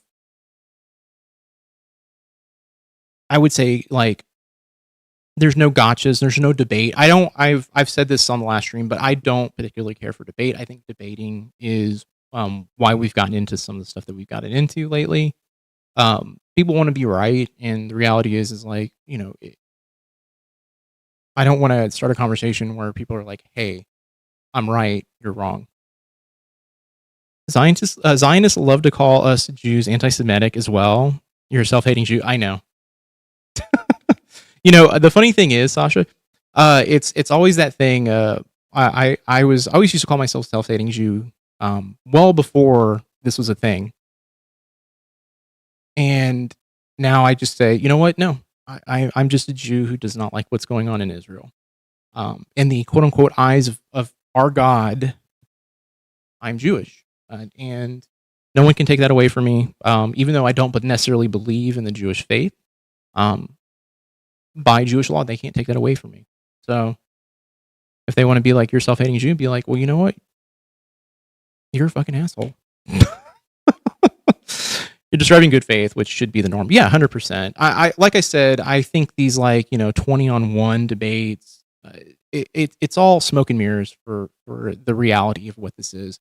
I'd rather come at things with humor or just reality than just be like, yeah, I'm trying to win some internet points, because who fucking cares?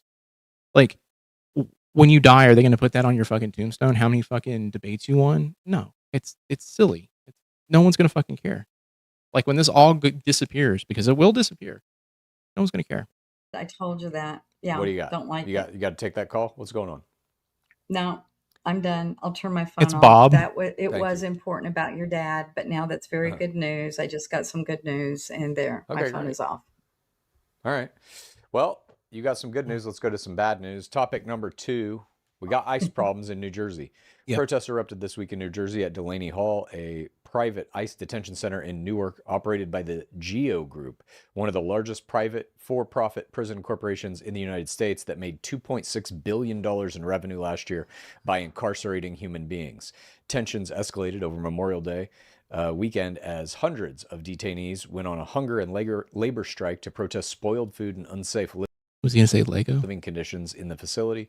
Attorneys described the conditions as brutal: people sleeping on the floor in overcrowded rooms, cold showers, no food, and extremely cold cells with no blankets. Democratic Rep. Jerry Nadler reported that food, quote, very often contains maggots, and that the only medication available was Tylenol. One woman with a lump in her breast had been waiting over a month for a mammogram. On Monday, Senator Andy Kim was pepper sprayed as he and New Jersey Governor Mikey Sherrill led a peaceful protest outside the facility. On Wednesday, ICE agents attacked protesters outside the facility, throwing both protesters and media to the ground. And as of now, today, we're recording this Sunday, May 31st at 10:24 a.m. on Pacific time. I believe I read a story saying there is now a curfew in place in New Jersey. That's wild. Geneva Convention violations are out the wazoo. 100%. Yeah. Sorry, I missed something that Texas said here. I only turned 2 when it was a bicentennial, and I still remember people talking about how it was the bicentennial and excited they were. I remember getting bicentennial quarters in my elementary school, like change, and was like, "What the hell is this?" And I took it to a teacher, and the teacher was like, "It's a bicentennial." I was like, "What? What is that?" Explained it to me. I was like, "Oh, that's so cool." And then I don't even know where the hell that coin is. I used to have it still, but it doesn't mention the miscarriage because they won't let the pregnant woman see the afterbirth as a result of all of this the in this town. So wait, I'm sorry. The obstetrician, is that why they won't let her see like the doctor? Mom, do you think undocumented immigrants should be given food without maggots in these concentration camps? Yes. I read that so wrong, but yeah. Yes. Disagreeing with Trump again. What I don't understand is why has ICE been so quiet in the news? I haven't heard anything about ICE lately. Because they don't want you to hear about ICE. That's the reality. They want to do everything the way they were doing it, and they knew they fucked up when they did what they did in Minnesota. They knew they absolutely fucked up. And it's Tom Holman, right, running it right now, and they know now if you just you keep it fucking under wraps. Don't let these people see what's actually happening. Yeah, it doesn't exist. Because they backed off. Remember, they got rid of Bovino. They got rid of Kristi Noem. They put what is that guy's name? Mike Homan took over for Kristi Noem, and he understands how to do this shit a little bit quieter. They're still deporting a bunch of fucking people all the time, but they're not doing it with as much violence. ICE hasn't killed anybody, for example. No U.S. citizens have been shot in the head in cold blood in the streets of America in some months. The detention centers or this prison, what they're talking about, are these, I really don't understand. The people that are in there, are they getting a chance then to be taken to get their papers in line and to be able to stay here or make their papers permanent? Or are they just going to send them back? That's what they're going to send them wherever the fuck they want. I know he's going to say this, but has she been paying attention to what they've been doing? Just in the location, I believe I've heard some other locations. You watch the status coup news on here? Okay. Shoot. I'll look them up. People to a mega prison called Seacot in El Salvador when all this shit went down. Whether you were from there or not, they didn't give a fuck. You were going there. That was the whole Kilmar Abrigo Garcia thing. They don't care. That is quote. Sorry. It's status coup. Not to have medical care. Yeah, that's right. They don't care about that. So what I read to you up top, I'm going to explain to you how these places work. Okay, this place is run by the Geo Group. They made $2.6 billion in revenue last year. Do you know how they make that money? On private prisons. Government contracts. The government pays them money based on how many people are in the facility. So the more people they have, the more money they make. They don't care if those people get food. They don't care if there's 10 people to a fucking bed. Pack them in. Government gives us more money. Why wouldn't they want more in, more out if it's all about the money? You know, it's based on how many people are staying in your facility. And guess who owns stock in Geo Group and all of these other companies that do this? Who? I already know who you're going to say. Who is it? Take who a is guess. it? Donald Trump. So it behooves him. He buys stock in the company. Who is it? Then he says, ICE agents round them all up. He put out a quota. She plays dumb. She's not that dumb, though. I think she likes to live in ignorance when it comes to this stuff. I want to believe that she is very much like I still love Trump. She didn't like to say she's MAGA anymore. I'm still a conservative. I'm still a Republican. But when she hears this stuff, I know it bothers her because she has to like contend with the idea that, man, there are children being hurt, women who are pregnant being hurt, like just a lot of shit. So I can imagine that she's like, when she leaves these conversations, just being like, fuck, I don't know what the fuck I'm doing. I think ML is through the door, but can't stop looking back at Trump. I kind of fall into the realm of the people who are like, I waffle on this, but I think, Bob is probably one of the reasons why she sticks around and kind of like, entertains the whole conservative MAGA mindset still. I think Newsmax is on the TV all day long, so she can't get away from that news source. So yeah, I know the truth makes you ignorant. Not wanting to know the truth makes you stupid. I agree with that one, Kathy. I think you can also throw in there too. I think there is a level of, oh sweet Jesus, Mary Lou, stop the supposed naivete. Welcome in, Jamie. Yeah, I will just say this. I think, I guess I'm a little bit kinder about that type of stuff because I know what it's like to go, hey, I'm going to ignore the reality of the situation because I don't want to feel the reality. She's also in what I consider as a cult. I think she's in a cult, and I think I don't think she is able to pull herself out of it, and living in ignorance is her only course of action at this point. Because if she were to pay attention to it and live it and just go through the whole news cycle and, actually use ground news, Cult Jen is in a cult. Yeah, 100%. She was actually going to use ground news, which I think I'm going to get a subscription to ground news to kind of look it over. I'm very wary of paid news sources, to be very honest with you, because I don't like the idea that people are gatekeeping news. But I might look at it. I don't know. It's one of those things where it's like I feel like I'm savvy enough when it comes to getting news sources to be able to be like, okay, yeah, I can tell that's biased, and I can tell that's not biased. But maybe ground news would be interesting. I don't know. I just don't know. 3,000 ICE arrests have to be made per week. I don't know if that quote is still in effect, but that's what it was in the early days of this. Me too, Kathy. So that means 3,000 bodies are going into these for-profit concentration camps. Price goes up. She operates in cognitive dissonance. Yeah. And she does it with Bob being abusive as well. She's a weak human, should never have been allowed to teach children. Well, the good news is when it comes to Mary Lou and teaching, she was only a gym teacher. That was confirmed. I was watching a few things and actually got confirmation on it. She didn't have to teach anyone anything other than doing push-ups and maybe dodgeball. So, maybe she subs in that. So she subbed in a class every once in a while, but she didn't have anything other than physical education to pass on to those children. Which she seemed like she was an accomplished tennis player as well. So I don't know. But yeah, I do think though that I don't know. That's the thing is though, it's like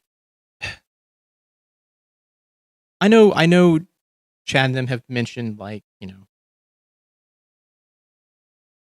like there was some like their dad was pretty loud, maybe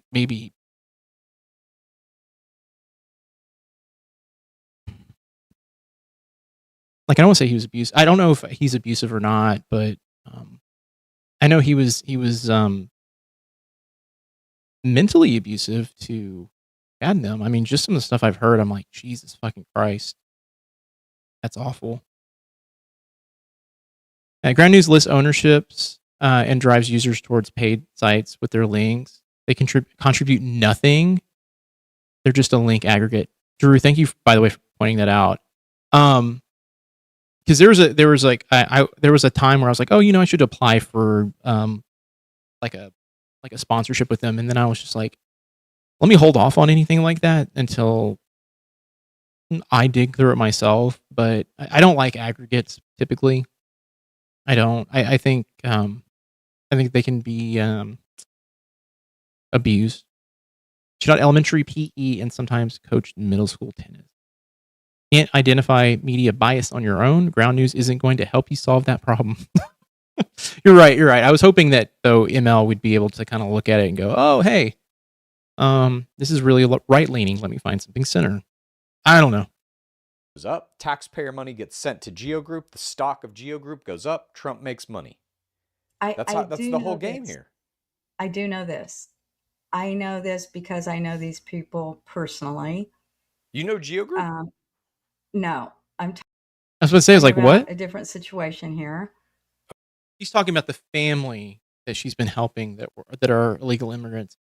Not illegal immigrants. I need to stop. I need to get off that. I'm going to correct myself. Undocumented immigrants. Because I really don't like the term illegal immigrants. I end up saying it because I hear them say it. But the reality is like, no, it's undocumented. I want to know more about that situation. I do know of a friend that was turned in by someone here close by. So he got turned in as not being an American citizen. Yeah. So they went to his house and nabbed him. The person that turned him in makes money. Yeah, so Drew, you said you deserve respect for taking the responsibility of a platform seriously. Just want to point that out. Yeah, I'm my own worst enemy when it comes to this stuff. I don't like asking people for money. I think it's one of those things where we're in a world right now where shit is fucked, and they're the people who are grifting people and asking for cash. It makes me feel gross when I see it. There's a problem. Like even with this stream, like when the live stream itself, like I have the ability to ask us for upvotes though, please. You know what? I can do that. I'm one of the weird people who if you want to support me, I'm fine with it. I don't mind it. I don't hate it. I am appreciative of it. But it's one thing for me. I can't do the begging. I can't. It's the other thing too is like this stream, like I have the opportunity to run ads during the live stream. I couldn't do that. I'm kind of forced to do it on Twitch, but here it's like no one wants to sit through ads. And the frequency of ads on YouTube are much more egregious on, well, they're about the same, I'll be honest with you. But that's the deal. It's like I just didn't want to run ads. You have the ability to run ads or not run ads. And then they give you like a time frame. I was like, nah, fuck it. I don't want to do that. Plot twist, it was Bob that turned them in. Jesus fucking Christ. Whoa. Sean, that was... The puppy that got, wasn't that who got turned in? Oh, Jesus.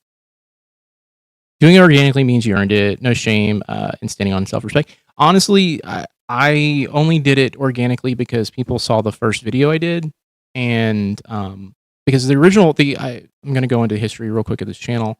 Originally, this channel was me talking about horror films of all things, and look, that is like my lane in life. I watch a lot of horror movies because honestly, drama to me is too real. So why not I just escape through old 80s, 90s horror films? Why not? But that was what the channel was for a long time, was just me discussing movies and being like, hey, you should check these movies out. And then I had a situation where my life kind of got weird, and I said, you know, fuck it. You know, I have always been outspoken politically. I'm gonna go ahead and just change this channel. And then one day I was watching the show, and fucking Chad goes, "Hey, we need to hire someone to literally, we need to find someone to actually put together a list of the things my mother is, you know, like avoiding and whatever." I can't remember what the first video was, but I did the video, and then all of a sudden, that got shared. Like, I got shared a lot. Like, and then I got kind of embarrassed about my other content because I was like, shit, if you go dig through my old shit, this is like whiplash. So I took down, I mean, it's still up technically, but I just took it off the main pages. But yeah, I first found you because of my love of the horror genre. Really, Kathy? Is that really it? That's awesome. Yeah, I don't know. It's been a weird journey with this channel, but I have 2 other channels that I don't link to because the reality is like, who wants to watch me play Magic? I don't think anyone wants to watch me play Magic. And the other one was an old gaming channel that I used to upload stuff from Twitch onto. But yeah. Which was a U.S. citizen. Mhm. So the person that got nabbed then went to Dallas for one night in a detention center. Okay. And then from there back to Mexico. And then he can never come back. So he was not held in a prison like what these people were held. So that's the part I don't understand. Why was my friend taken just to Dallas for one night and then to Mexico? These people are being held up there forever, it seems like. Yeah. I think. And I I do mean, know. I don't. Sorry, go ahead. Another one of my friends, we talked about it the other day, and he said they're still here. You just have to be careful where you drive, what you do, but they are still here. Yeah. Mhm. We just had a glitch. I don't know the answer to why. I mean, I think maybe in certain states there are laxer laws on holding people. I mean, honestly, they have an internment. I'm going to call it an internment camp because that's what it is in Texas. People have different experiences, and ML's mind is blown. Like, she met a scanner. only a few people probably know that reference. Scanners. By the way, Scanners is at least the first 20 minutes of the very first Scanners is mind blowing. That's a joke. Because he agreed to self deport. Yeah, okay. And the ones in other camps, yeah, are refusing. You know what? That's actually a good point. I didn't even think about that. That reference was for the real ones, yeah. Because when you sign your rights away, you can be sent home. But if you want to see a judge, you have to wait. That's brutal. That's fucked. And plus, yeah, I mean, you know, these internment camps are making a shit ton of money by just housing them, so they can drag it out as long as they want. Podcast is about. I think that the Colchin's podcast is about to explode. I think you might have something to do with that. Why do you think that? I don't think so. I think they have a lot to do with it. I'll be honest with you. I think they have a shit ton to do with that. They were doing the rounds. Honestly, they were doing the rounds on multiple podcasts before I even showed up. And dude, thanks for making people think. Dude, that's what we're here. You know what? That's my goal right now. It's like let's think. Let's dig through this shit. Let's all come out the other end smarter. I want to come out the other end smarter, at least. I sometimes feel like I'm dumb as dirt. Yeah. But I blame the Are you good? ADHD You on hear that me? one. I'm good now, yeah. Can you hear me? I don't know why. Yes, I can. Can you hear me? Even if you don't agree, let's come out together. Yeah, I know I am. Yeah, I mean, look, I'm notoriously bad for remembering names.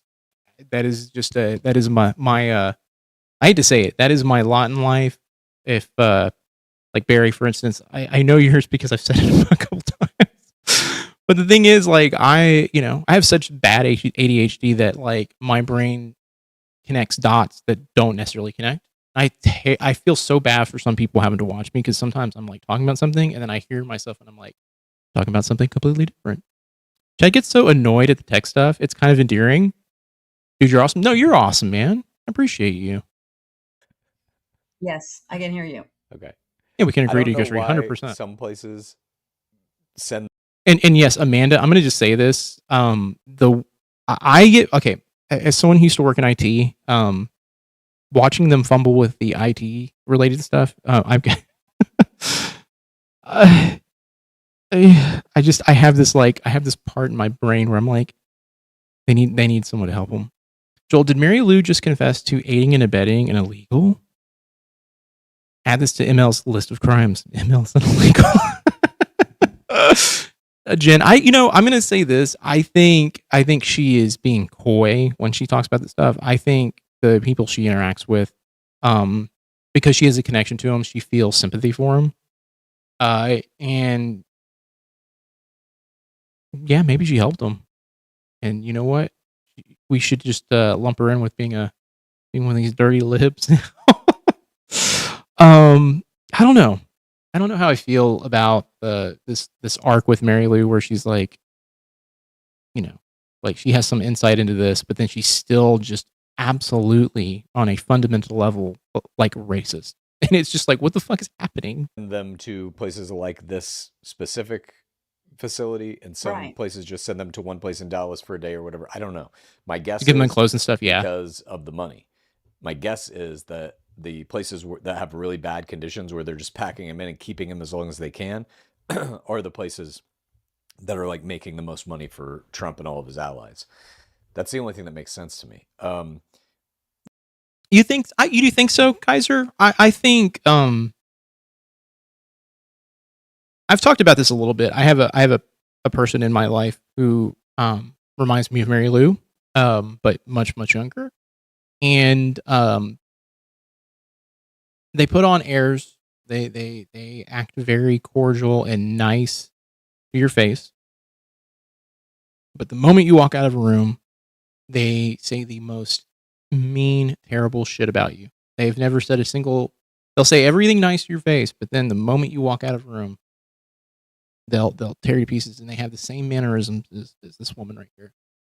Do I think Mary Lou does that? I don't know. I don't know Mary Lou personally, but that individual. Why I'm bringing this up is that individual came from a place of being hateful and racist, and I can imagine that someone like her can be that way without their partner or their husband. Mary Lou's a hypocrite and a racist, and dumb, and dumb without the B. She told stories about her grandmother and grandfather that were racist. Yeah, I mean, and I believe even Chad and Haley have kind of hinted that like they've said a couple of colorful things growing up, both her and Bob. A friend tells me all the time my brain is like a squirrel chasing 32 nuts while dodging 52 cars on an 8-lane highway. I completely understand that. My brain's very much like that.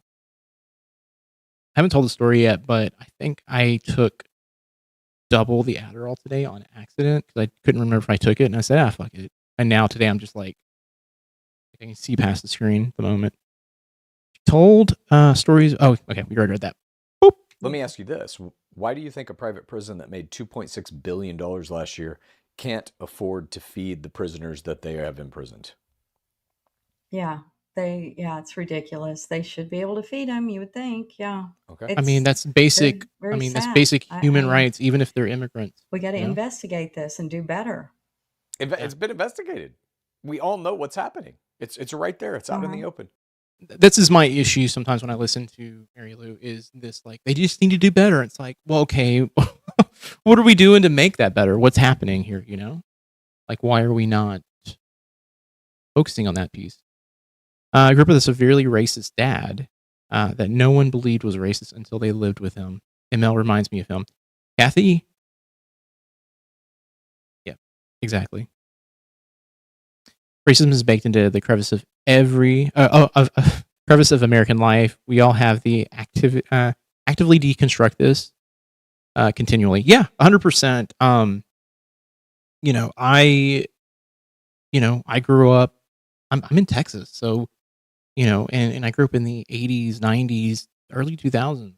I was 18 in 2003, and yeah, it's especially when you live in like a suburb or just a small town in Texas.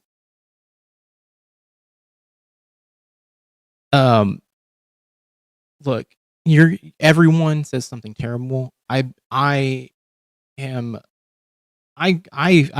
very honest with this. Like, I grew up being an edgelord because I grew up during that period of time of the early internet. I had AOL in like at 10. I had access to the internet. I had access to everything. I had high speed internet at the age of 12. And that was before anyone else really had it.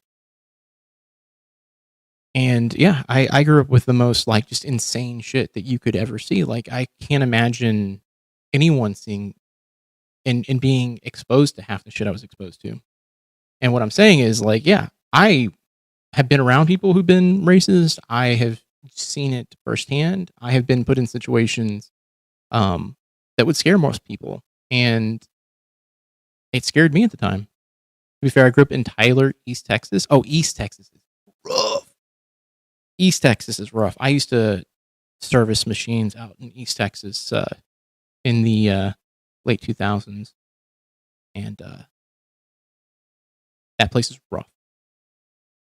The reason I say that is because you've lightened up the content, leading the audience to tune in to their show to see what their context is. I do think their success is a perfect storm. I agree with that, yeah. And Jamie, I'll just say this. My personal belief on like editing videos for the, like doing these edits and stuff like that. I know I have a shelf life with the edits. I have no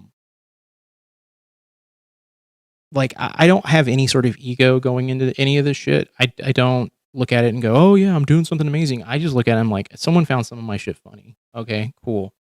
I am weird when it comes to humor. My brain works differently than a lot of people's too. And I'm just glad people enjoy it. I think lately I've been kind of like in a rut because I look at some of the content and the stuff that's coming out with like Mary Lou and stuff like that, and I'm angry. Question mark. I'm angry. I'm just angry more so because I see a woman who is actively wrestling with the fact that like maybe she picked the wrong horse in this race and she is having a hard time juggling it.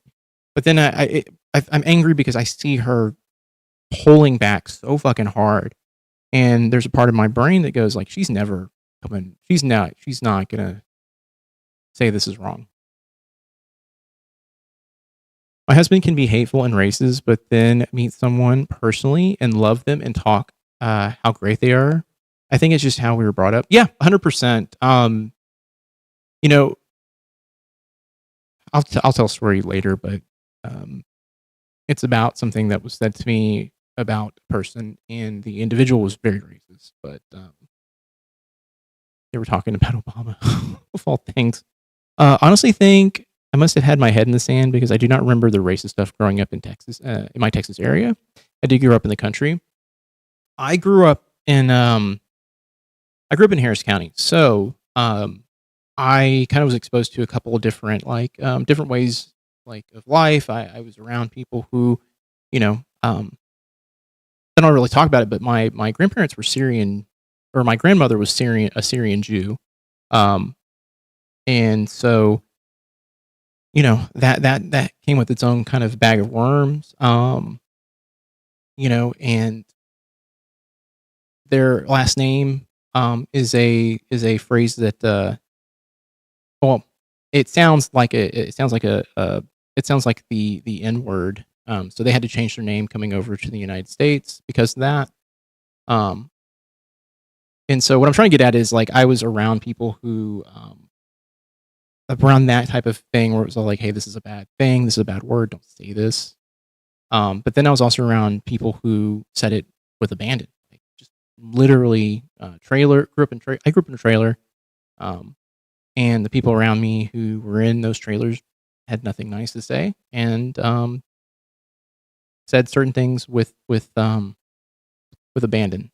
So they just would go to town, and I grew up around it. And as I got older, I realized, like, yeah, this is not what I want to be. I don't want to be around these people. I don't want to have anything to do with them. And it's awful. They were awful people. You have like these two conflicting thoughts and these beliefs. I'll always say this. My grandmother is one of the few people in my life who showed me what I think was unconditional love. And, you know, for a long time, I did not think I had unconditional love until I went through EMDR, and I then now kind of like if I need to like have something that was like, you know, like, hey, what was the point that I can go back to as a child? I can look at that relationship and go, yeah, I had that. Look, the show is so good. ML is the epitome of the victims of MAGA. It's sad. It is sad. She's a victim for sure. ML is like a jockey riding an old nag. She knows can't win, but is too stubborn to get off the horse and walk it back to the barn. Yeah. The racism is in our movies, our laws, our history, and our education. This is why we have to deconstruct. It's not necessarily people around you hating others, although that's certainly part of it. Yeah, and that's true. That's why I push back a little bit too. It's like that's why I want to talk to people. I view humans as inherently flawed. Like we all are capable of making mistakes. I know I sure have made a ton of mistakes in my life. And, you know, if someone wants to come in and talk to me, you know, even if they're antagonistic, I'm going to try and ask questions. And if I can't reach them, then, you know, sometimes you have to cut your losses. But for the most part, I just want to be a positive force in the world. I'm tired of not being one. Also, since you're here and I see BAM drama in the title, look up a company called Legally Mine. Eamon owns it. He's the CEO of BAM. It was sanctioned by Ohio Supreme Court. Google. Oh shit. Okay. I'm gonna mark that. There have been I'm giving you a decent scoop on this. It's a rabbit hole. For the past how long it's been going been down the rabbit hole with it. Like I said though, I do think it's bizarre. Like for a long time lately, we haven't heard anything, and then all of a sudden this one pops up. Will another one pop up? I don't know. Yeah, I think probably because this is just the state of things now. It's you. You're glitching out. Okay. You're glitching out. All right, let's move on to our third topic. But I just want to, for reference here, explain to you, 2 for 2, you have disagreed with Trump on today's show. You're picking good topics, I guess, huh? Yeah. Yeah. Oh, God. How do you feel about that? Yeah, I feel a little different. What does that mean? A little different. Yeah, my eyes are being opened a little bit here. Okay. Here's the rub, and I'm gonna say something negative real quick about this. These Wednesdays episodes are like they're the push and pull of this show right now, right? It is this thing of her being like, you know what? I'm seeing a change. I'm seeing something happen here. I feel like my eyes are open. And then the next Sunday, it goes back down to, actually, Trump's doing a great job. And you're like, what the fuck? What the fuck is happening here? What are we doing? Why are we doing this? What's happening? Group watching those movies, it didn't show me that that was a good thing. I mean, that was a Sunday episode. Oh, wait, this is okay. I'm so look, because she's in this room. Okay, thank you. All right, now I'm gonna have to wait till Wednesday. I want to see if she switches it up on me. Then You become. I don't know what day it is now. Woke is broke. Okay, go ahead. Number 3, no one wants to play at Trump's little birthday party. Most of the musical artists scheduled to play at the Great American State Fair have pulled out. The fair is a freedom. So, Colin, are you a journalist? Because that's insane to read that. To see that they're all up in a bunch of different shit. And you're saying so Ohio Supreme Court. So they were operating in a completely different state other than Utah. That's interesting too. I would think they would try to stay. I mean, I know Bricks and Minifigs is all over the place, but you would think after I don't know. I can imagine they're going to shut down all those stores and then just keep it in Utah since they've got the police force on their side. Changes never straight line. 100% agree with that. 250 event taking place on the National Mall in Washington, D.C. between June 25th and July 10th, which is part of the broader America 250th birthday celebrations backed by the Trump administration. At least 6 artists have backed out. Morris Day and the Time, rapper Young MC, Jody Before we continue, has Vanilla Ice pulled out yet? Rocco of Milli Vanilli, country singer Martina McBride, the Commodores, and former Poison frontman Bret Michaels have all decided not to play the event. What a lineup. Because they were misled about the event's political associations. Young MC called it a bait and switch, saying artists were never told about any political involvement. Bret Michaels said, "What was presented to us as a celebration of our country has evolved into something much more divisive than what I agree to be a part of," and noted that he and his crew received threats due to his potential participation. Martina McBride said she initially believed the event was nonpartisan, but was told Wednesday that was not the case, adding that it greatly upsets her fans that may feel she's abandoning the meaning behind her songs. As of Friday, only rappers Flo Rida and Vanilla Ice were still slated to appear following the mass exodus. Trump himself said Vanilla Ice has nothing better to do. He's got houses to flip. What are you talking about? Just look through the public records. It's like it's in Eamon's LinkedIn as well. He was a public ally affiliated with the company through 2021, current with his role as CEO as BAM. At BAM. I'm going to be honest with you. That whole situation's absolutely fucked. Well, we're going to talk about it after this. So, Vanilla Ice is too legit to quit. No, that's Hammer. No, you got it there. Okay. Vanilla Ice plays for Trump's personal parties. I know he does. Just like Kid Rock does, and I don't know. And what's his fucking face? Free for all. What's fucking I blank his brain. I blank his name out. Because I fucking hate him. He's harder for money. Yeah. He's Vanilla Ice. What else does he got going on? that he might step out front and Outside of personally flipping kick houses, off which the fair he's not very good at, apparently. Mom, why do you think Yo, VP, let's what? Oh, it's Ice. don't Ice baby. play I was like waiting. I was like, is she playing fucking Ice? copyrighted It's- music? I'll have to take it out. Ice, baby. Mary Lou. Okay. Yeah. Why do Yo. you think most of these musical artists are canceling on Trump? Okay, I believe that when they were invited to come, it was for the United States, the patriotic, 250 birthday of our United States. But now, for some reason, we're making this all political. No, they all thought it literally was the 250th anniversary, not bicentennial. Almost said that, but they thought it was that, and it turned out no. This is going to be in conjunction with Trump's birthday, and literally, I believe one of the people who was on there was like, "I am so far to the fucking left that if I did this, I would ruin my reputation in the progressive / Democratic party," and it was just like, yeah. Josh Johnson also worked for Legally Mine. Think about the name. It's an innuendo. If something belongs to you, it's yours. If there's some bullshit you claim, it's legally yours. Yeah, I know. It literally, when you said Legally Mine, my brain went to, oh, these motherfuckers are operating in plain sight, being like, we're going to steal whatever the fuck we want because it's legally mine. When you say And we, who the hell are you talking about? It's Trump making it political. Yeah. well, someone's making it political instead of an invite to come do something great for our country that's celebrating 250 years. Someone's making it political and it shouldn't be. Yeah. But who do you think's making it political? Whoever is putting this on. It's Trump. Well, it's the people too that had invited them to come and sing. Now, it is their right to say no. That's perfectly fine.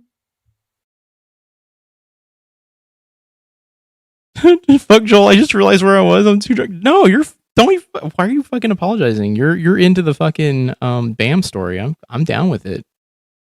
Hell yeah, man. No, real quick, I was gonna say, here's like a really good opportunity. Like, if they were ever to get someone to fact check, like on the real, like you could literally show multiple artists talk about how they were tricked into playing this, saying it was a celebration of the United States, a 250th anniversary, and then to come to find out it was actually not the case, and that it was Trump was going to be in attendance, and it was going to be for his birthday. I'll pull it, but it literally is something that has happened, and this is the problem. Like she needs to be like nudged in the right direction, be like, well, actually, let's look over some of the things. But let's look over some of the statements. Why are these people that come to sing making it political? I don't understand that. They're not. You don't understand it. You're correct. They were invited to come play basically like a state fair, which plenty of musical artists do all the time. I remember at the California State Fair some years ago, I saw Blondie, which I thought, holy shit, I will never have an opportunity Trump pack to see thing, Debbie Harry sing. There she is. Amazing, right? Yeah, they were completely hired under false pretenses, and even someone like fucking Brett Michaels, who, I don't know where he falls at politically on the spectrum, but I can see him basically being like, this is going to make me lose half my audience? Oh, fuck that. I could see him being like, no, I'm going to do this shit. Hell, if I was him, I wouldn't even have fucking entertained doing a fucking, whatchamacallit, a fucking fair. Completely apolitical. It's just a big state fair. You go and you eat your corn on the cob and ride the Ferris wheel and see the musical acts, and that's it. Trump is turning this into this weird, hyper MAGA political thing, that the 250th celebration or 250th anniversary of the United States of America, he's turning it into a massive MAGA Republican thing. The UFC is a part of it. Well, this should be, and I'm going to read something. It's one of my friends and your friends. I'm not going to say their name. I'm sure they don't care that I'm going to read this. I saw this on Facebook. This person said, I love our country. The country is so much bigger than a political. I love the idea of fact checking, but it has to be delivered with the emotional riz. Otherwise, she'll get tired and give up. Political party. You're not wrong. I don't understand the cancel culture that we live in. If you get invited to the White House, you go. I would go no matter who the president is. Yeah. No matter if they're Democratic or Republican. Well, here's the deal, Mary Lou. Here's the fucking deal. Right now, we live in a world where life is fucked, and the person who's making it more fucked up is currently running the United States. So yeah, I could see why people wouldn't want to fucking do this. I would gladly introduce a president. I would sing. I would pray with them if they invited me. Couldn't catch me doing any of that shit.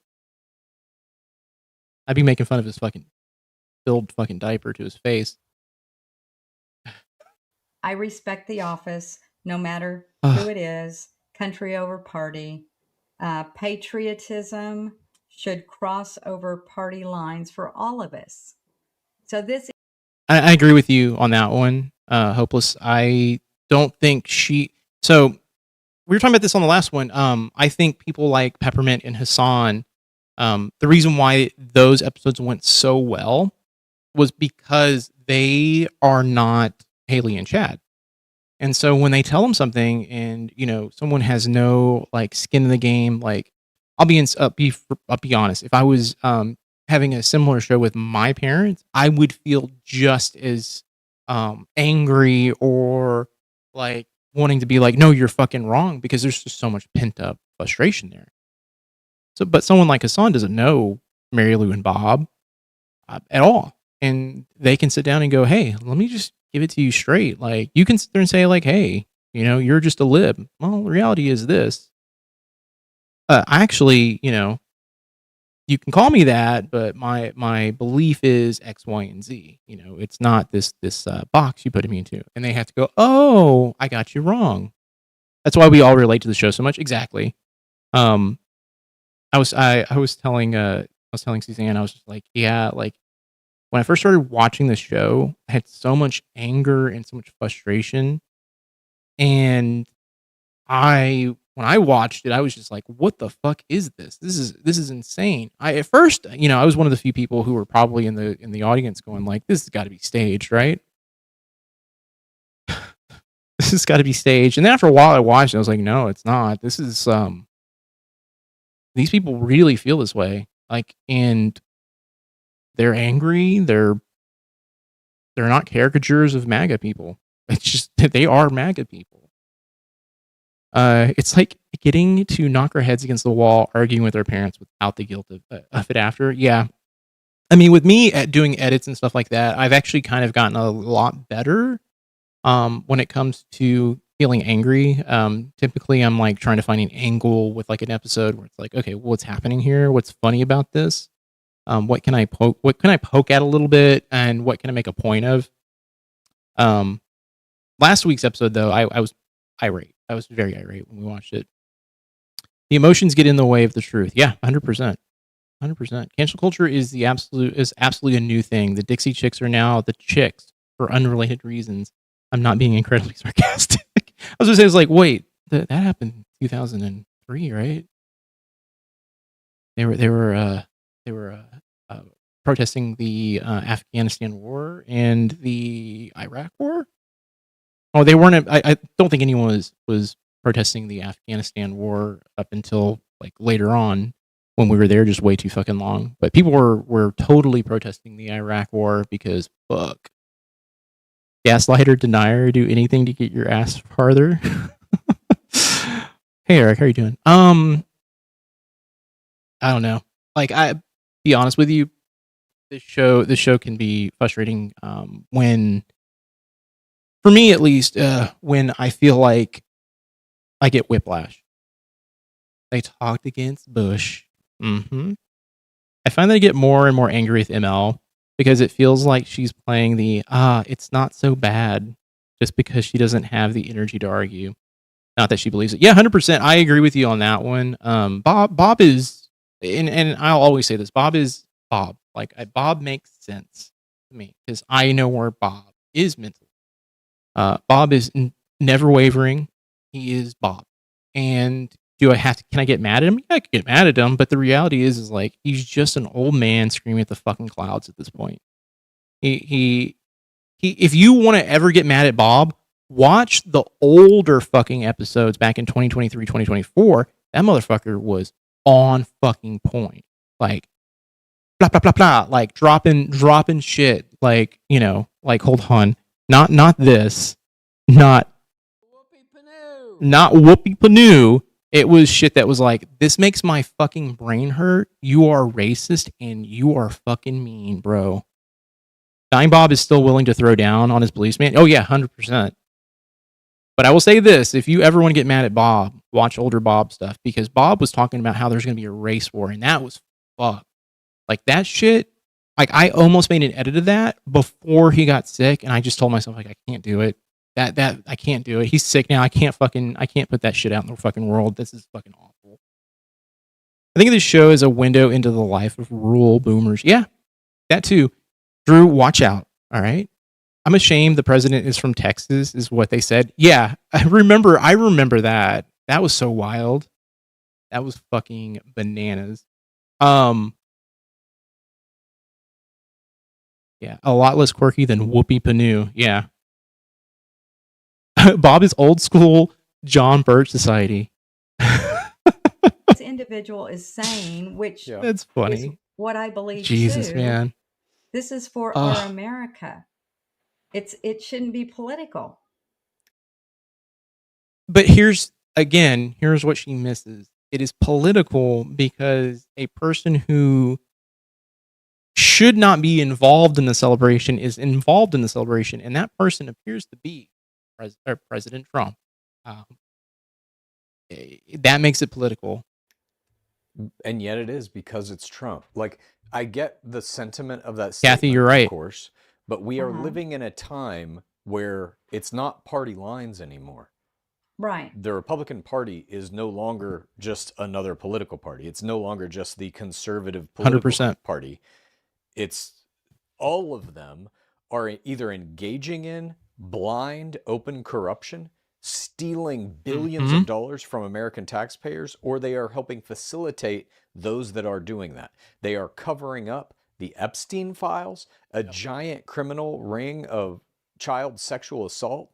They are, again, stealing money. He's suing the fucking IRS and then settling. Oh shit. By the way, I did not see the super chats on the fucking side. Oh, holy shit.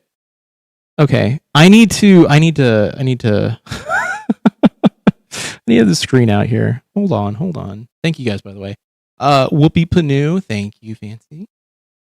And then Jen of the Base said, keep up the good work. Please consider a ML and Bob healthcare expose. In particular, when Mr. Parker was on, ML said something to the effect of, would it matter to them because they'll be dead? It wouldn't matter to them because they would be dead. You know, you're barking up the right tree with me on this one. I have that. I've been working on and off that Hassan video for like a month and a half. I did the fucking Hassan shit post video because I thought that was funnier. But I have an edit that I'm trying to get down into 10 minutes, and it is picking and choosing the angle I want to go, because you can go the happy angle, or you can go there's some wild shit that was said that everyone kind of glosses over angle. I don't think I can handle to go back and watch old episodes. Texas, I'll say this. The older episodes, like Bob is racist in like the current episodes. Bob is super fucking racist. Like I'm because I go through and I have to like pull clips here and there. I go through and watch some of the older ones, and I mean, even Mary Lou says stuff and is nodding along like, and I'm like, bitch, please. Oh, what was going on here? You're right. Nobody but Joel can really stomach to go back. I can't believe I didn't realize where I was when I was spamming Bam shit. You're fine. Don't worry. You're good. You're good. I thought it was funny. I was like, shit, man, I'm with you. I've been actively all over that Minifigs situation. Anytime there's like a new video, I'm like, fuck yes, let's go. Super racist and able to string together a sentence. It was a much more infuriating combo. It is like I said, before Trump was in office, all the episodes I think pre 2025 literally have him just he is full of piss and vinegar. You're using appropriate PPE when watching the archives? Let me just put it this way.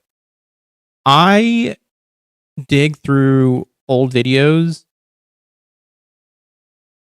I'm also watching and listening to something typically. I have a way to dig through the backlog without having to like view everything, which is great. But sometimes you have to listen to context, and I have sat down and listened to about 30 to 40 minutes of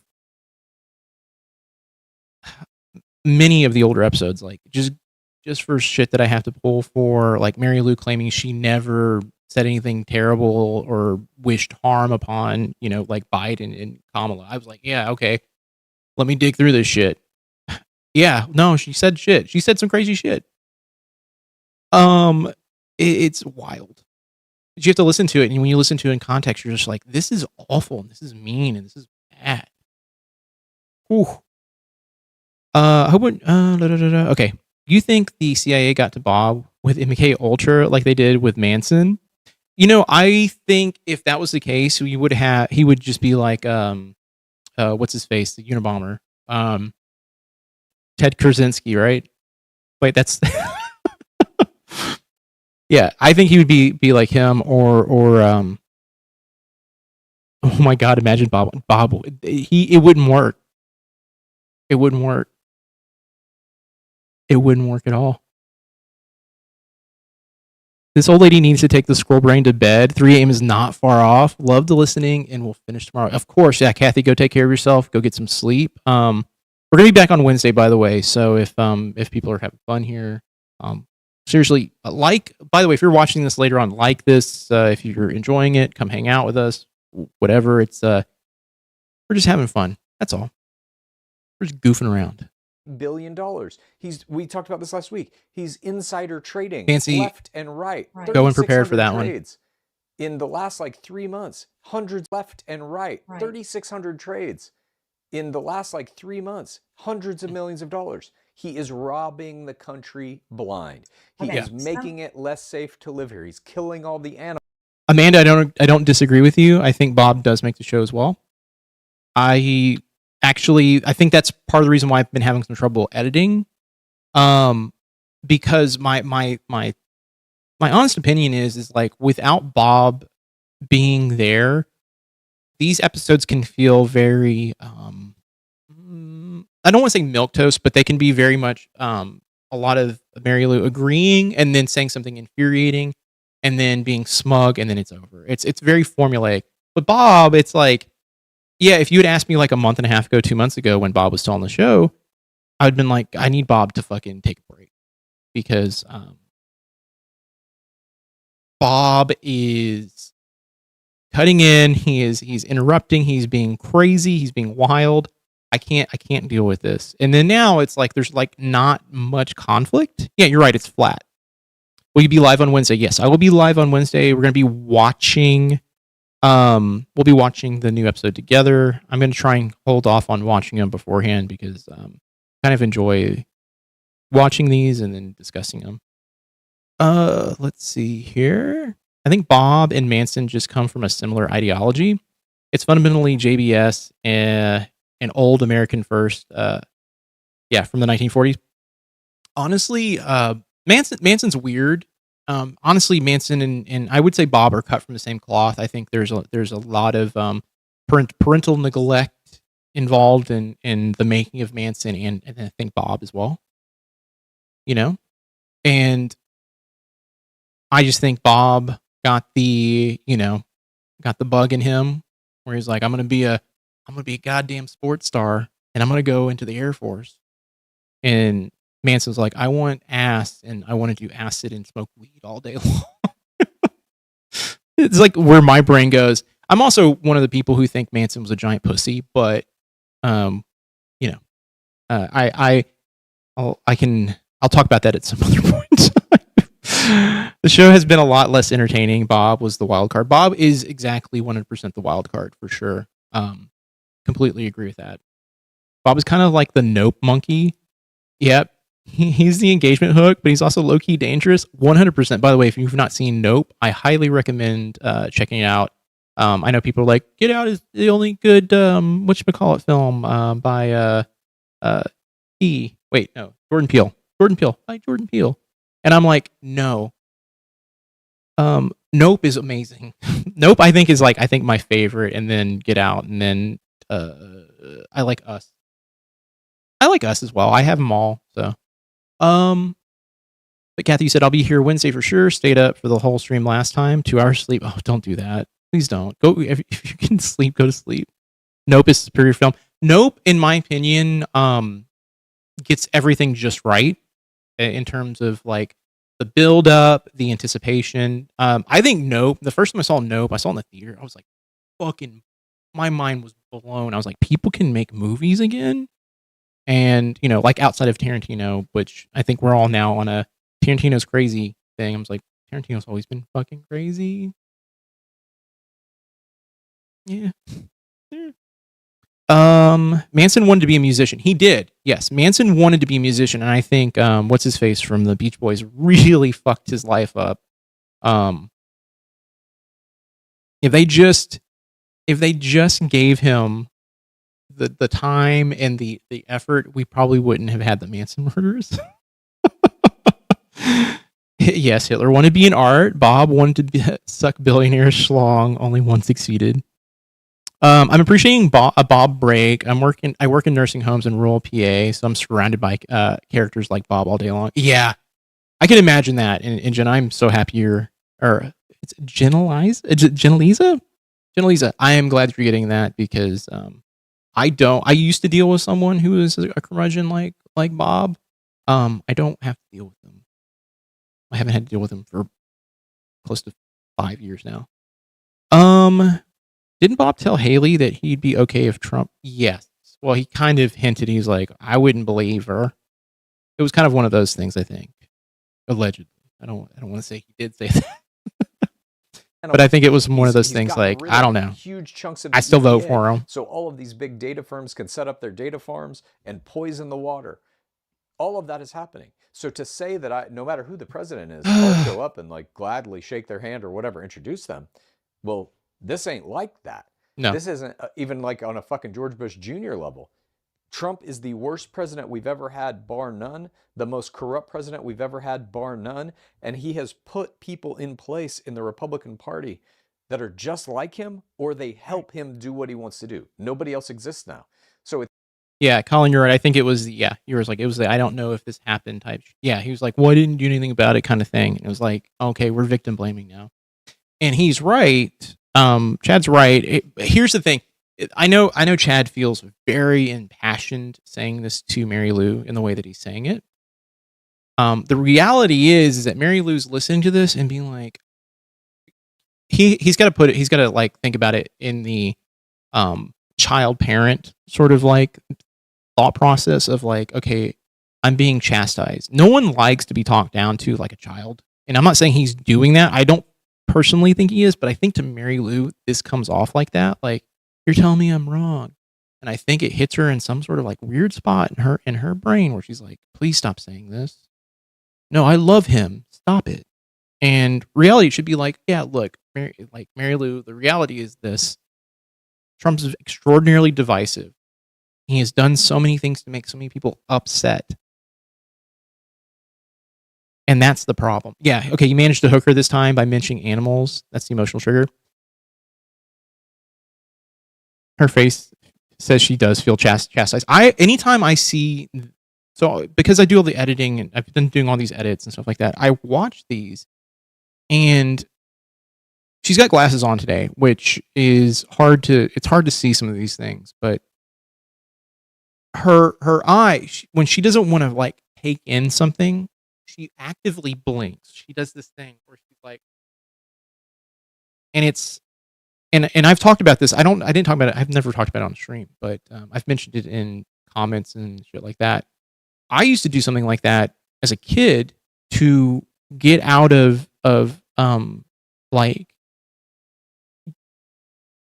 it was a way to detach from a conversation.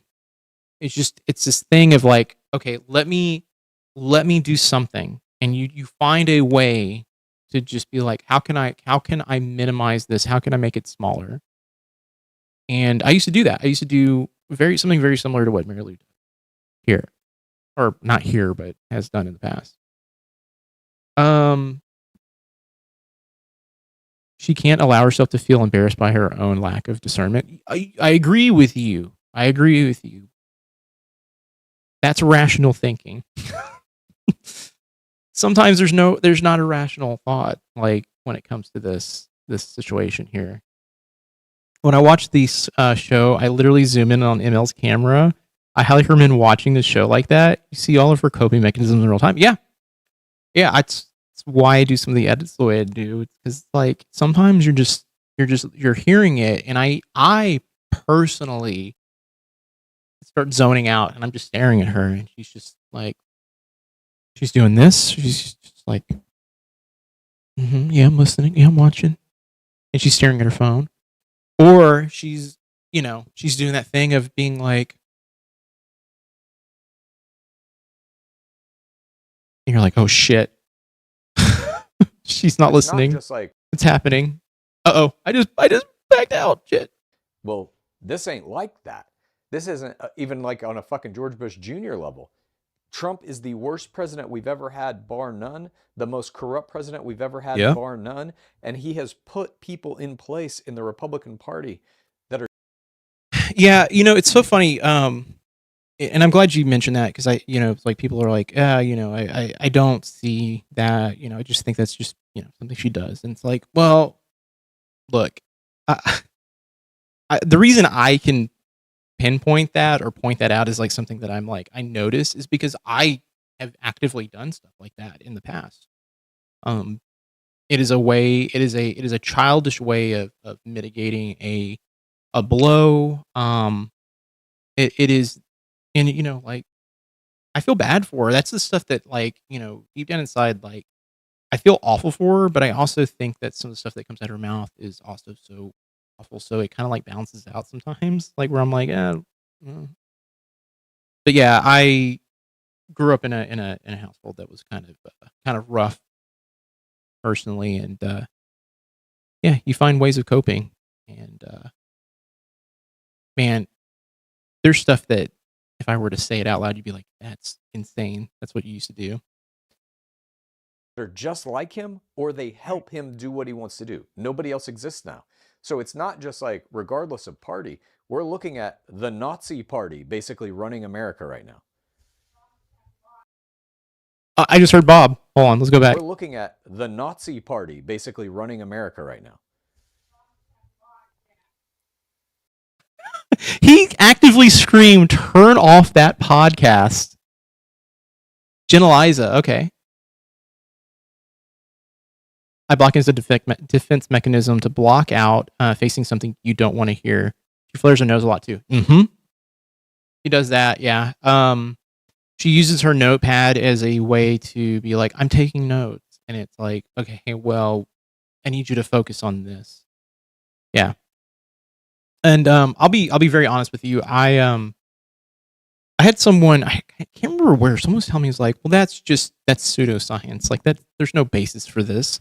And I'm like, look, I'm talking to you as someone who actively, I've had trauma responses to like very similar to what Mary Lou does. Like I can speak to this because, no one wants to be, let me put it this way. No one wants to be chastised. And then second of all, when you feel like you're right, but then you're being told you're wrong, that's another level of like, what the fuck is happening here? Like you're scared, you're confused. And so you have to like literally just not take it in.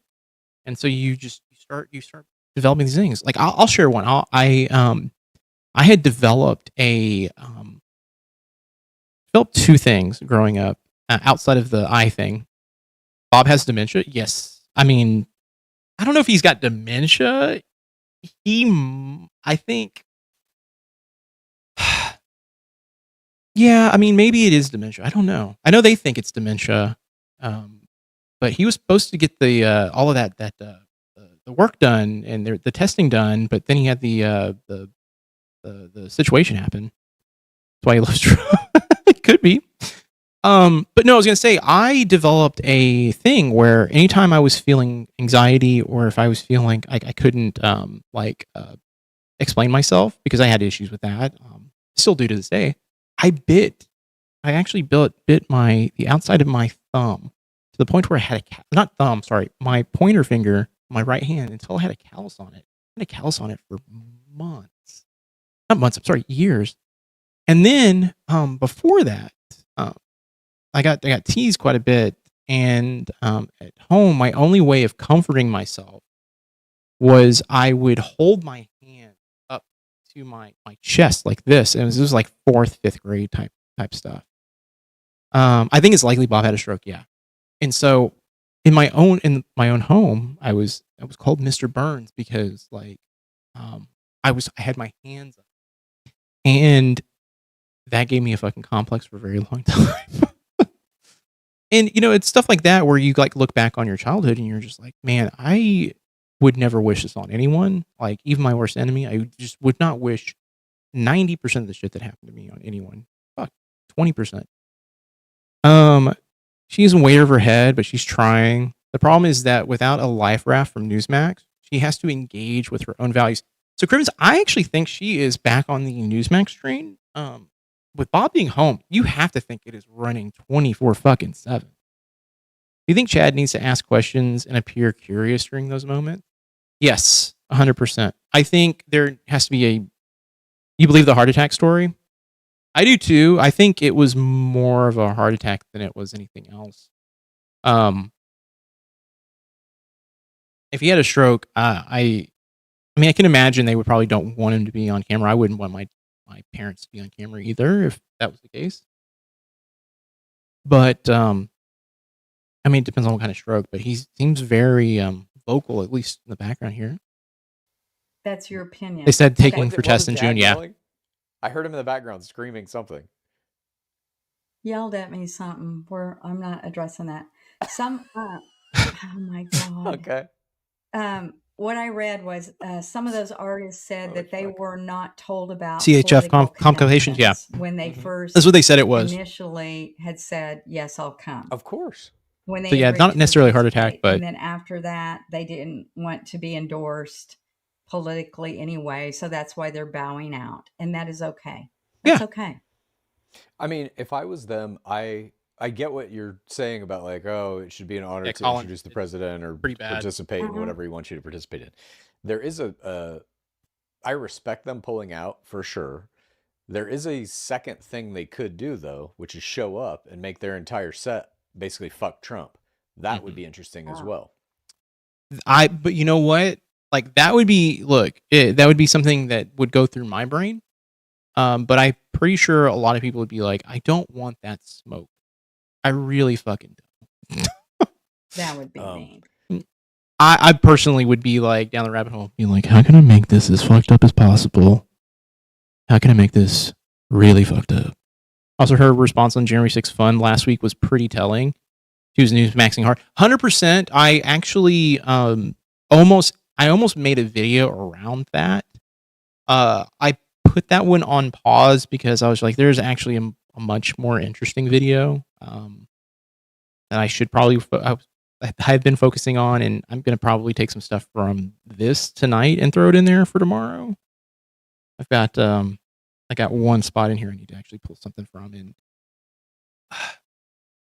someone needs to talk to her, and like there needs to be someone, like they need to get someone on that was either at Jan 6 and has denounced Jan 6.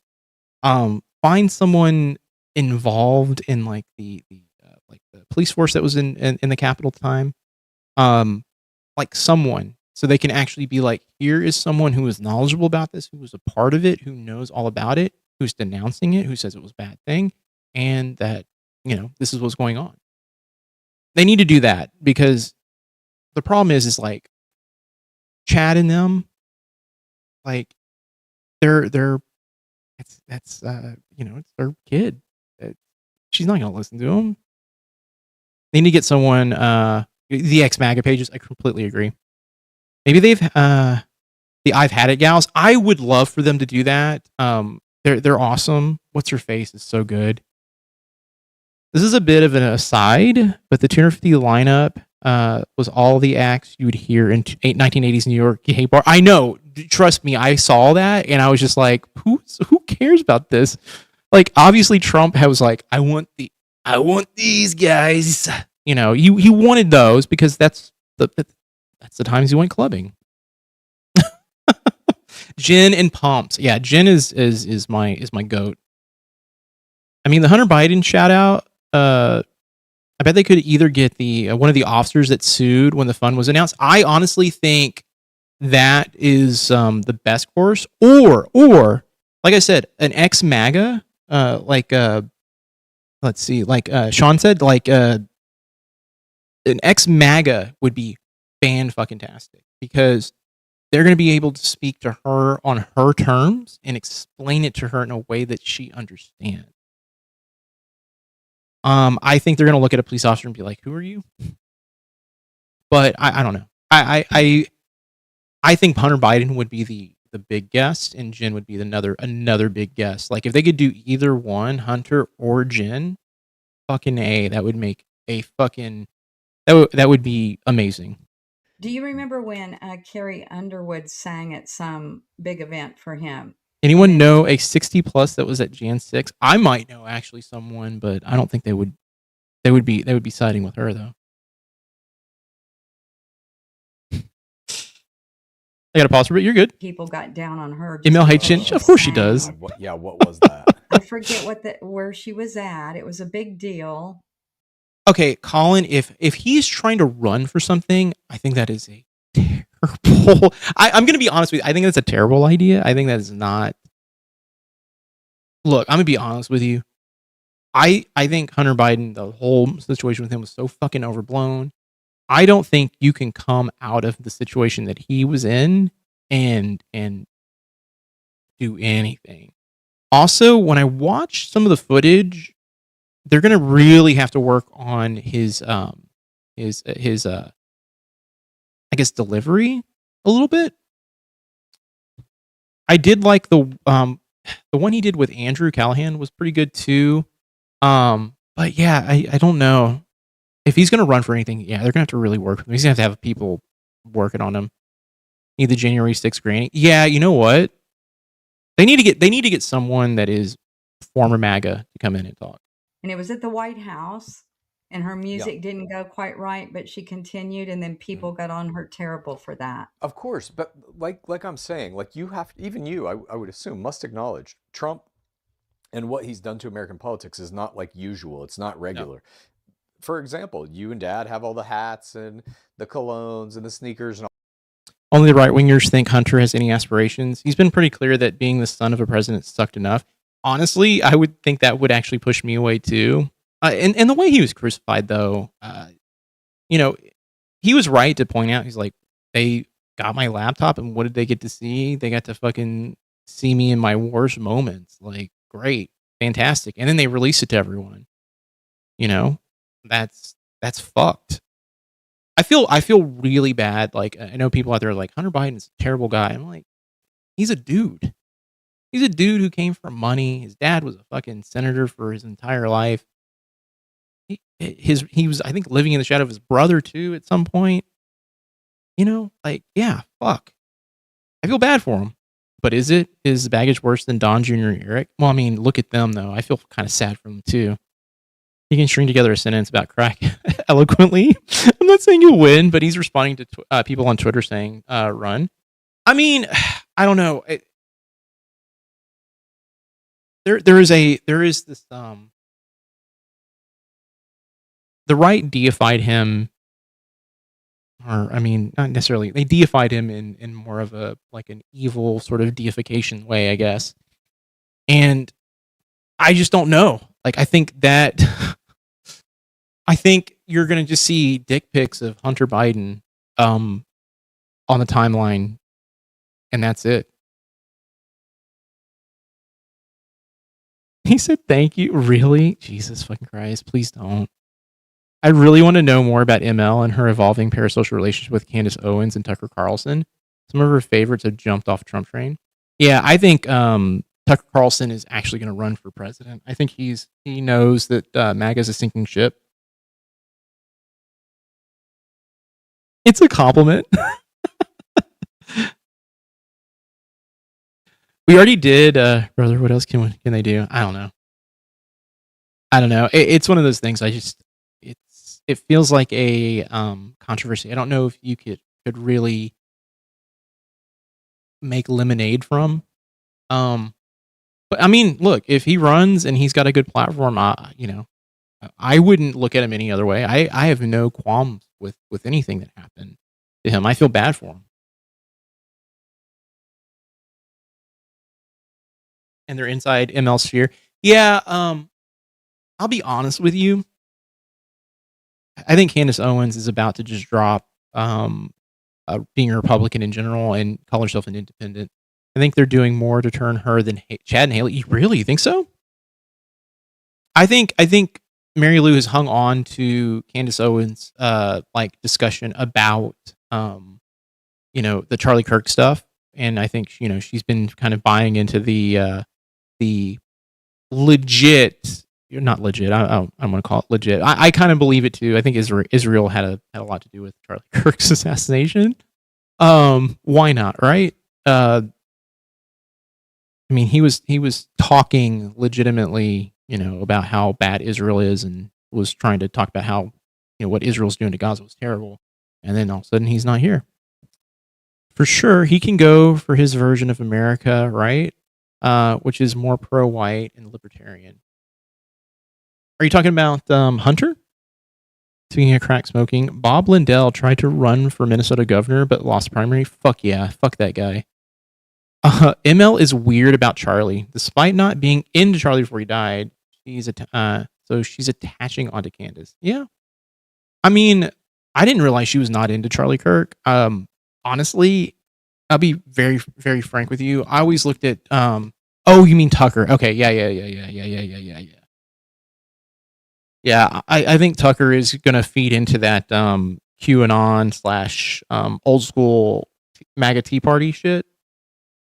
And yeah, he's gonna ride that wave. He's gonna be anti-Israel though. I don't know if that's gonna help him. Speaking of crack, okay, yeah, but by the way, Bob Lindell, fucking loser of a human being. I've never seen someone garble fucking Trump's nuts so much and so hard, and it's really fucking sad. But yeah, by the way, Charlie Kirk though, I always looked at Charlie Kirk as a fucking disgusting human being before everything that happened.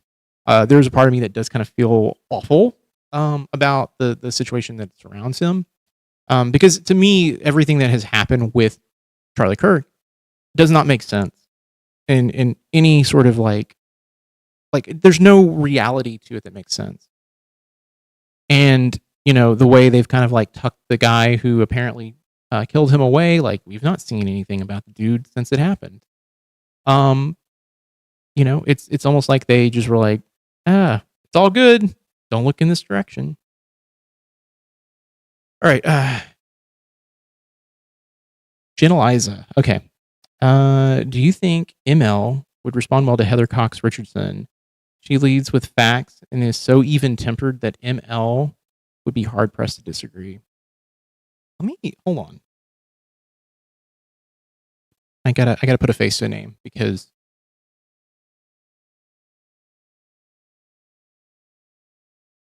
okay. I'm gonna add them in. Political historian uses facts. Okay. I'm gonna watch them, and I'll give you my kind of take after I kind of dig into their content. I didn't know who they were. If she was into Charlie prior to him dying, I feel like she would have had more clips. She was always using rando Insta shit. Deal. Correct me if I'm wrong. I've been going through the old footage, and I have not heard her mention Charlie Kirk until he passed. But I'm going to be very frank with you and honest. The entire MAGA movement, like there are people who've never heard of fucking Charlie Kirk, and they're like, Charlie Kirk was he's the greatest. He was such a loving Christian. Jesus is holding him in his arms now, and it's like, fuck me, please. Tundra, we have not talked about bricks and minifigs. I am notoriously like I think I'm turning into like a Hassan Piker level pause game right now. But we're just trying to have a conversation. You've never bought any of that for any other political. But no, we'll talk about it after this. He has turned it into a strange cult-like thing in service of him grifting, in service of him being able to institute corruption at every level of the government. And that is not something that you just show up and you're like, well, I'm a Democrat, this is a Republican, but whatever, it's just political parties. This is something way different. He's trying to destroy America foundationally. Yes. Ice baby will be there. I like. this is the stuff that like if I had all the time and resources in the world, and this shit was like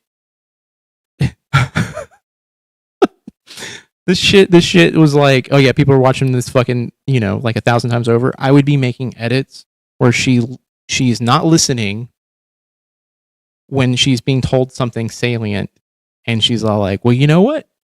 Vanilla Ice Baby's gonna be there. And you're like, fucking fuck. That's the stuff that I laugh at though, because I'm like, I find it funny. Because there's just this lack of just like she doesn't see it. She doesn't understand what is happening. She's just on her own fucking plane of existence. She bought in the martyr, not Charlie. It's all flash, no substance. She can now apply anything she wants to Charlie in her head. Yeah. Heather Cox Richardson would be perfect. I think ML would look up to her and become a fan.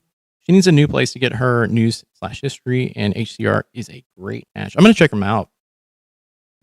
Neocon, Tea Party, MAGA, Equals America First. It's all different brands controlled by the same Heritage Foundation. Yeah.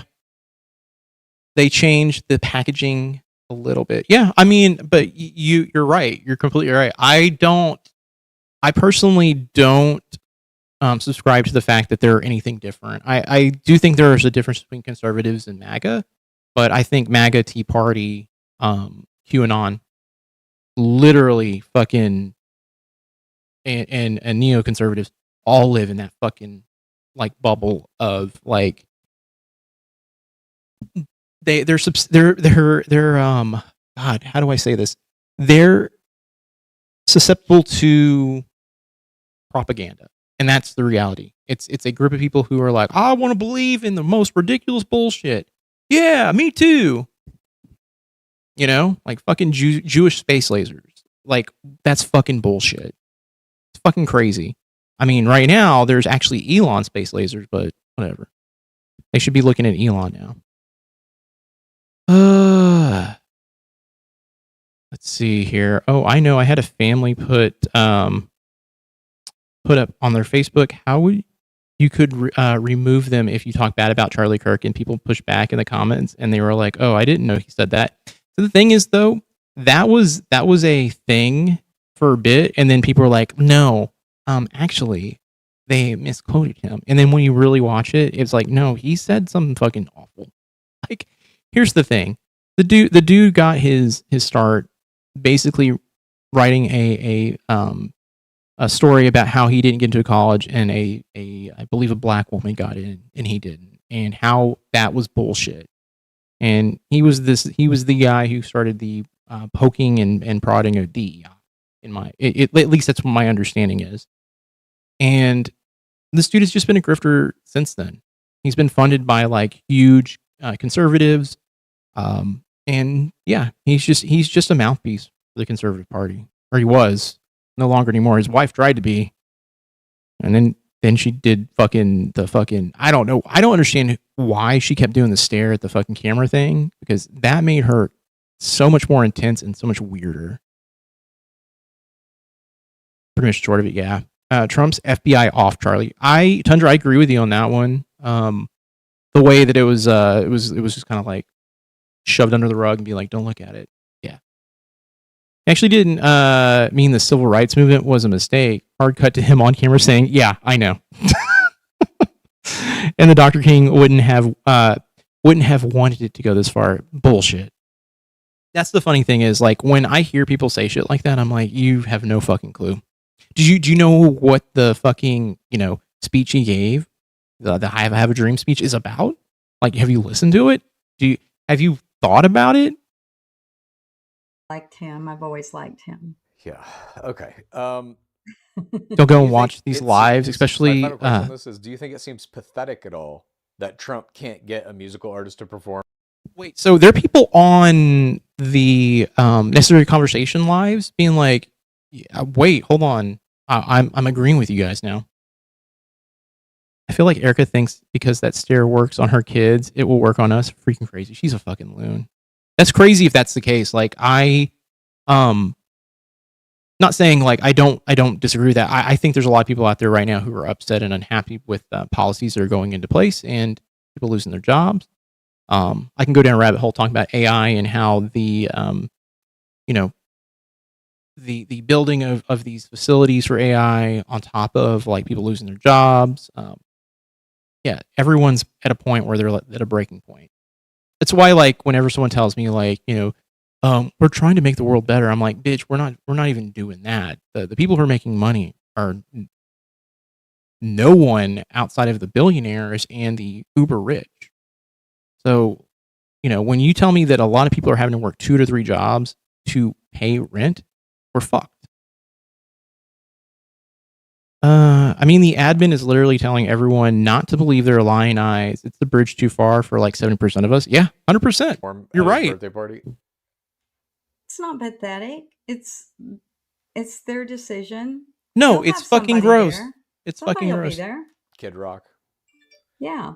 That's the only person who will do his thing. Okay, you getting some text there? Yeah. You need to take Just it. a minute. What's going on? Oh.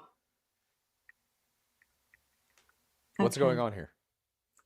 Dad is yelling at me, telling me, get off the podcast. I'm like, what? Look, turn your phone off. Fuck him. He's fine. There's somebody in the living room with him, isn't there? Yes.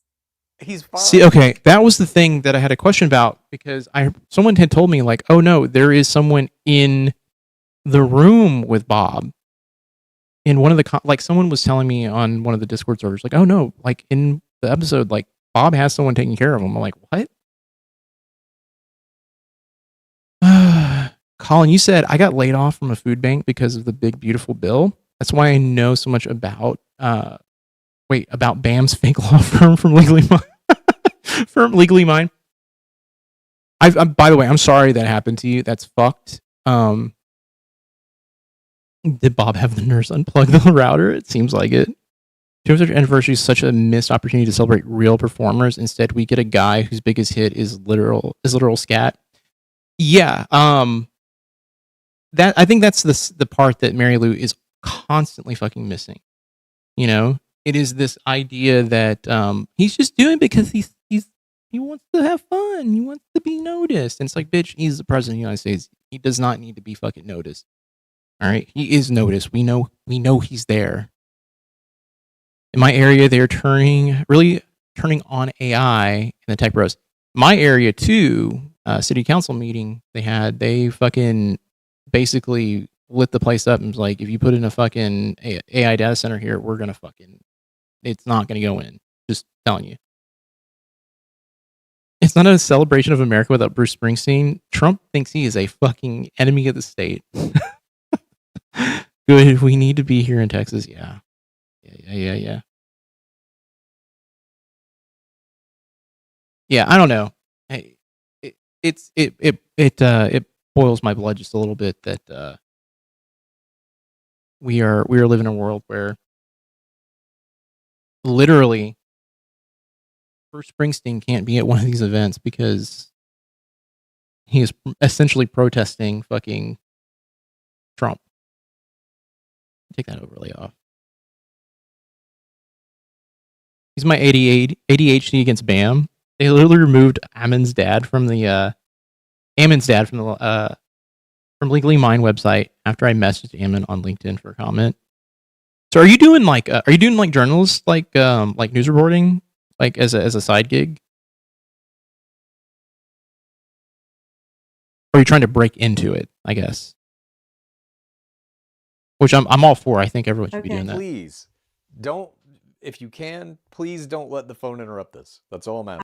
And in Texas, without getting too like dial in on where I'm at, the place I'm at is got like 50 years left worth of water, and the people around here in a new subdivision are just watering their lawns 24/7, which is fantastic. Let's have this conversation. All right.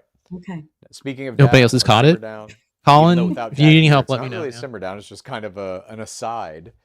You guys had your 51st anniversary this week. Oh, that's cute. So we made it to 51. Do you have any relationship advice for people out there listening who may be starting a relationship or somewhere on their way to a 51st anniversary?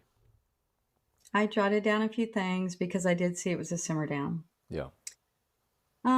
Marriage, there's no book to tell you what to do. You jump into it, you love someone, you get married. It is a commitment. It's a big commitment. Not to take lightly. And I do remember the priest that married us did say that. You are both taking a huge step today. It's a commitment. Do not take it lightly. Always put ourselves first. We've always put our marriage first, each one of us, and worked on, problems, things that occur. People have always said, never go to bed angry. Oh, well, that doesn't work. We've always gone to bed angry. She actually said, "Put yourselves first." Yeah, yeah. We said when we're getting married, put yourselves first. Look where that got us. I skipped the advice. I don't need a relationship like hers. When she cries watching Chad handle, that is very interesting. He isn't great at it. He's great at moving on. Love Chad, but dang, bro, I'll send you all the screenshots and lawsuits if you've got an email. I do. I've got a public email for my website. Well enough, but I know I'm right on this. It's public records. Eamon is the principal owner of Legally Mine. Yeah, if you need help, let me know. I've said it a little bit. I've hinted at it a little bit. I'm actively trying to not make this my only the necessary conversation, the only thing that's on the channel. I don't think this is like going to be the most like long-term like stable solution, because the reality is this, like there are people out there who I think I got on a bandwagon of this like at a weird point when no one else was paying attention to the show. And I'm pretty sure people are going to be like, oh yeah, I can make fucking goofy edits, and anyone can. Honestly, by all means, please, someone needs to find an angle that I haven't found. But the reality is this: I'm like, I have an idea for like a small like end of the week thing. It's how you build an audience of people who fuck with you. Yeah, 100%. Yeah, I'll just say this: like, I personally look at this, this podcast, and I'm like, this is great. I love it. I'm gonna make videos about it for as long as it's like, keeping me interested. And we're at a weird turning point. Like, I am concerned, like, the current batch of episodes with just kind of Mary Lou and Chad, interesting enough.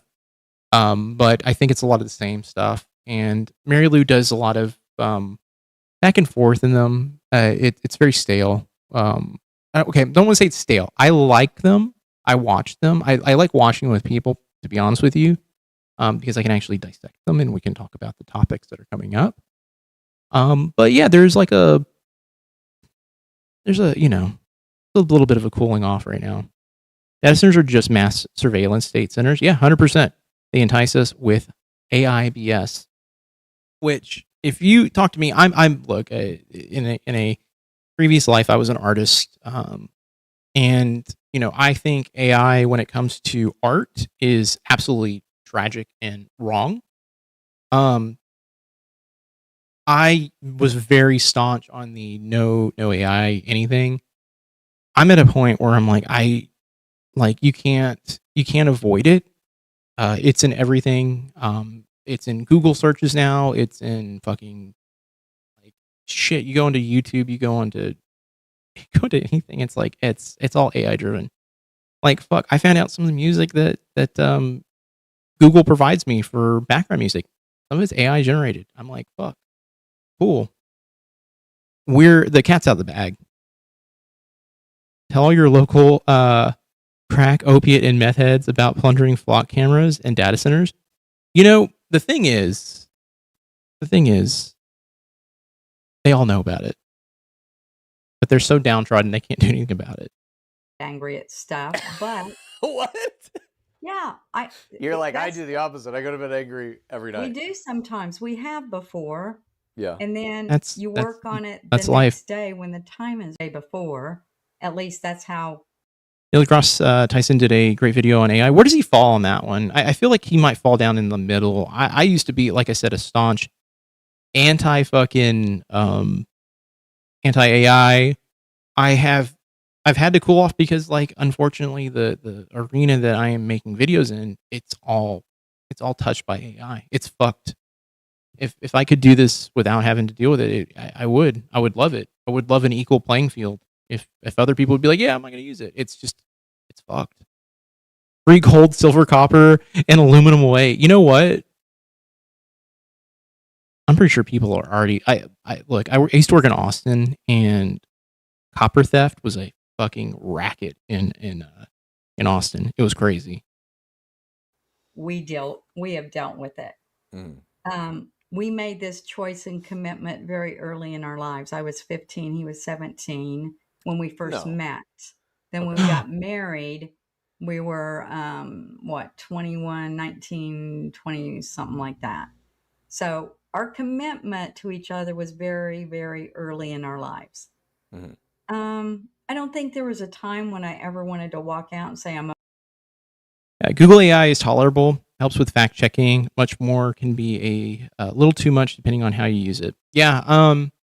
Like for instance, like I said with YouTube, a lot of the stuff, like if they're gonna give you music or provide you music, they have this like tool that now is like, oh yeah, you want music? We'll generate music for you. And I'm like, what?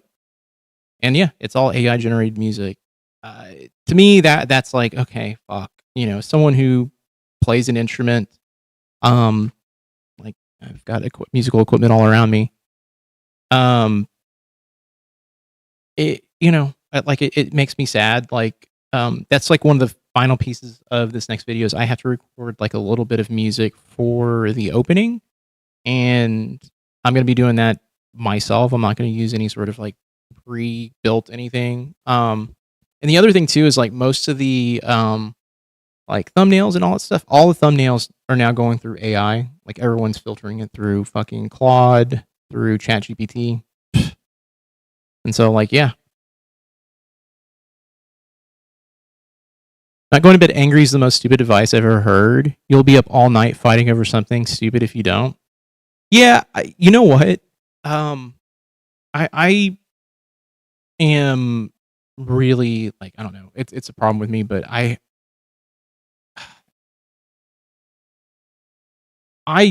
feel awful going to bed angry. I can't sleep typically when that happens, but I also just can't sleep in general. So I try to like, I don't know. I feel like I have to make amends at some point, but sometimes it doesn't happen at night. Sometimes it happens the next day. Let's see. Hold on. I go to bed angry. Okay, if it ain't worth being made by a human, it ain't worth being consumed by a human.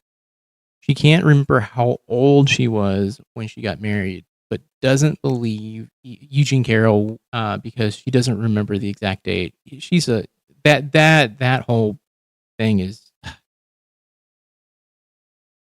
I wonder how she's feeling about Trump going after her.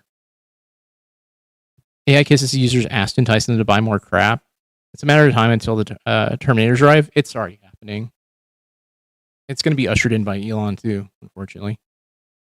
That's how domestic violence happens. If you just go to bed and deal with it later, when cooler heads prevail, it's much safer. Yeah, you're right.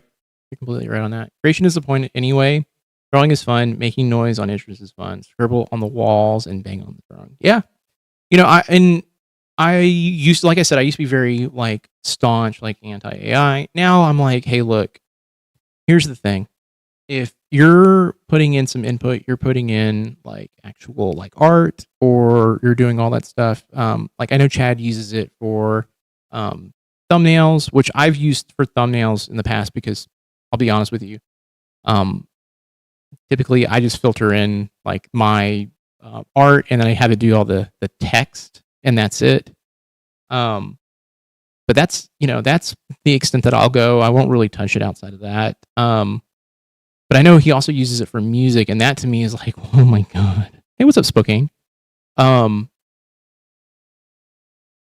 I don't know. Like AI to me is a slippery slope, and what I saw coming out of the pipe with the generative AI and movie stuff was scary, and it was scary enough because I was like, okay, there's a bunch of people who are now about to be out of a job.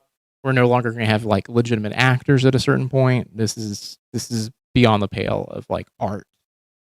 And people are like, oh, but now I can make a movie in my house. And it's like, yeah, you're going to spend, you know, I don't know, like it's going to be untold amounts of money to make that movie. You're also wasting a shit ton of resources.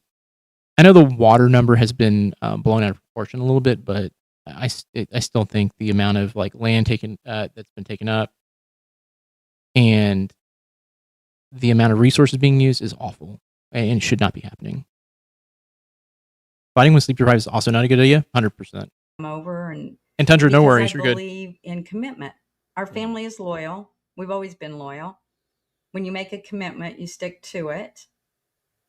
And if we ever had issues, me and Dad, we kept it amongst ourselves or a doctor or someone like a therapist.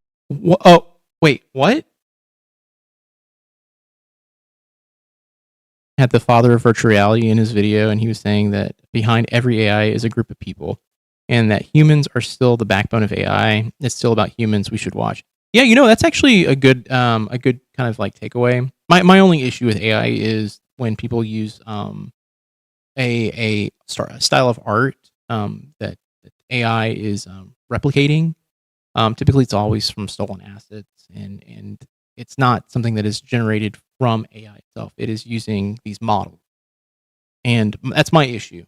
Like we need to get past that point where it's doing its own thing. I don't know how we do that. I don't know how we prevent art theft. I don't know how we prevent just theft in general. Music too is also a problem. Therapists that could talk to us.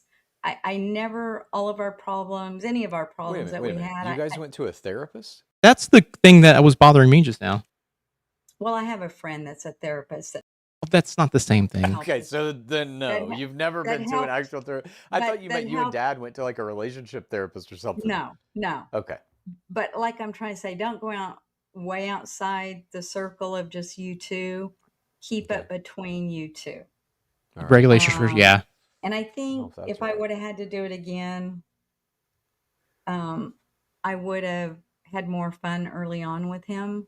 Like he was such a hard worker, and he has always provided for our family 100%.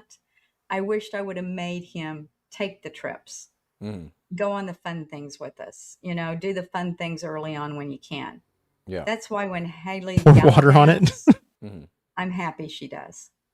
Because now, really? Yeah, I am. Okay. Because now with Dad's health, there's things we never got to do, or I never got to do that I wanted to do. I mean, I feel his reactions because they're doing the same thing. Like, what? Huh? Goes to the internet and gathers information and starts talking to all of us, and he gets our own opinion. Yeah. I mean, like I said, or like we were talking about earlier, yeah, it's a group of people who've built this thing.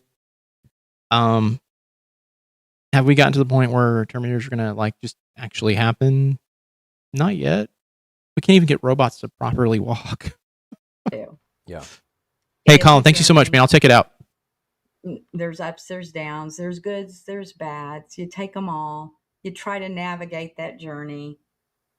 Your love does grow in different ways, but you always come back to love. Love is the only thing that matters. At least that's what him and I did for 50 years. Like the cars, the jewelries, the houses. That's all bullshit. What matters is the person you're standing in the room with during the day and at the end. I'm with him till the end. He's with me till the end. We'll see how this goes. Right now, it's kind of rocky. It's real rocky. Yeah. Believe me. I'm trying to navigate the best I can right now. It's hard. So, right. A great job. His face is crazy right now. 100%. He can be as well. He seems to be kind of over it. In the end, I know I was loved by him and he was loved by me, and that's all that matters. Yeah. All right. Well, there you have it. Some good advice for somebody who's been married for 51 years now. It's wild to me. Moving on. Speaking of something wild, our fourth topic today, Pam Bondi. Go Tallarico, 100%. After Pam Bondi's illegal mishandling of the Epstein file, she was subpoenaed by the House Oversight Committee in March. Yeah, all right. On April 14th, Bondi refused to appear for that deposition. Trump's DOJ argued she was no longer bound by I'm quickly doing my... been fired as Attorney General. Democrats then filed a resolution to hold Bondi Duolingo right now. Congress which would instruct the House to go to court to compel her testimony. Under that pressure, Republicans on the committee got a few minutes announced before the Bondi end of the would give night. testimony on May 29th. All right, we're good. She did testify this week. However, she was not sworn in under oath, and the session was not videotaped, so nothing she said in the hearing is admissible in any way. During the closed-door interview, Pam Bondi blamed the botched Epstein file release on Todd Blanche. Democrats subsequently said they will subpoena Blanche and now also FBI Director Kash Patel. Mom, why do you think the Republicans didn't swear her in or videotape the testimony? Hold on, let me pull this up real quick. Or let me pause it real quick. I don't know. It doesn't make sense. It doesn't make sense. Okay, so yeah, here's the thing. I need one of his Talafrico shirts. Wait, hold on. Wait, there's a Talafrico shirt. Let me just say this. The situation with that hearing was so wild. I don't know how or why they did not swear her. I mean, I know why they didn't swear her in. Okay, I don't know why they didn't swear her in. I know why, but at the same time, it makes them all look fucking weak and guilty. I don't know. And then also the shit she threw fucking what's his face under the bus. Threw multiple people under the bus, and it seems like the Democrats were like, well, let's jump on this as fast as fucking possible. Honestly, 27 years of one party rule has ruined the state. Yes, and I agree with you, Tundra. There was a period of time back in when Beto was running against fucking Cancun Ted, Ted Cruz, and I'll just be honest with you. I was one of the people who were like, okay, we actually might be able to squeak this out. And then he lost by I think it was 9 points, and it was like, fuck. And since then, I've never felt like we had a chance. I do feel like if this election is not rigged and they don't fuck up the midterms, there's a good chance Tallarico could win. Unless they find something insane. I don't know. But I feel like it's a good thing that could happen here. And Tallarico just screams like a good guy. I found a TeePublic one, but here I'll show everybody. Let's read. There we go. Look at that. Look at that. I'm a Talafrico. Get out. Because Trump told them not to. Yeah. She's not doing that well? Really? They need to get rid of Abbott entirely. It's terrible. Greg Abbott is awful. Nothing's being done right now. Beto fucked up when he opened his mouth on guns. That's the thing, is you can't go with... Nothing's being done right. So here's the thing. His website sells them. I'll check out his website then. So here's the deal. If you're in Texas and you're going to talk about gun, like taking guns away in general, or talking about gun reform in general, you're going to lose. You're going to lose people. I've always said it. I've always said this. I'm like, if you're going to do anything like that, you got to get elected first, and then you start bringing it up. Do exactly what the conservatives, or actually even the Democrats do, and they're like, yeah, I'm not going to do that, and they go and do it. Yeah, you got to do that. The reality is this, though. Hopefully Tallarico's smart enough and he's like, hey, I'm not going to talk about gun control. If you're in Texas, 9 times out of 10, you're going to own a gun. You're going to own a gun. I own a gun, and I've shot a gun once in my entire life.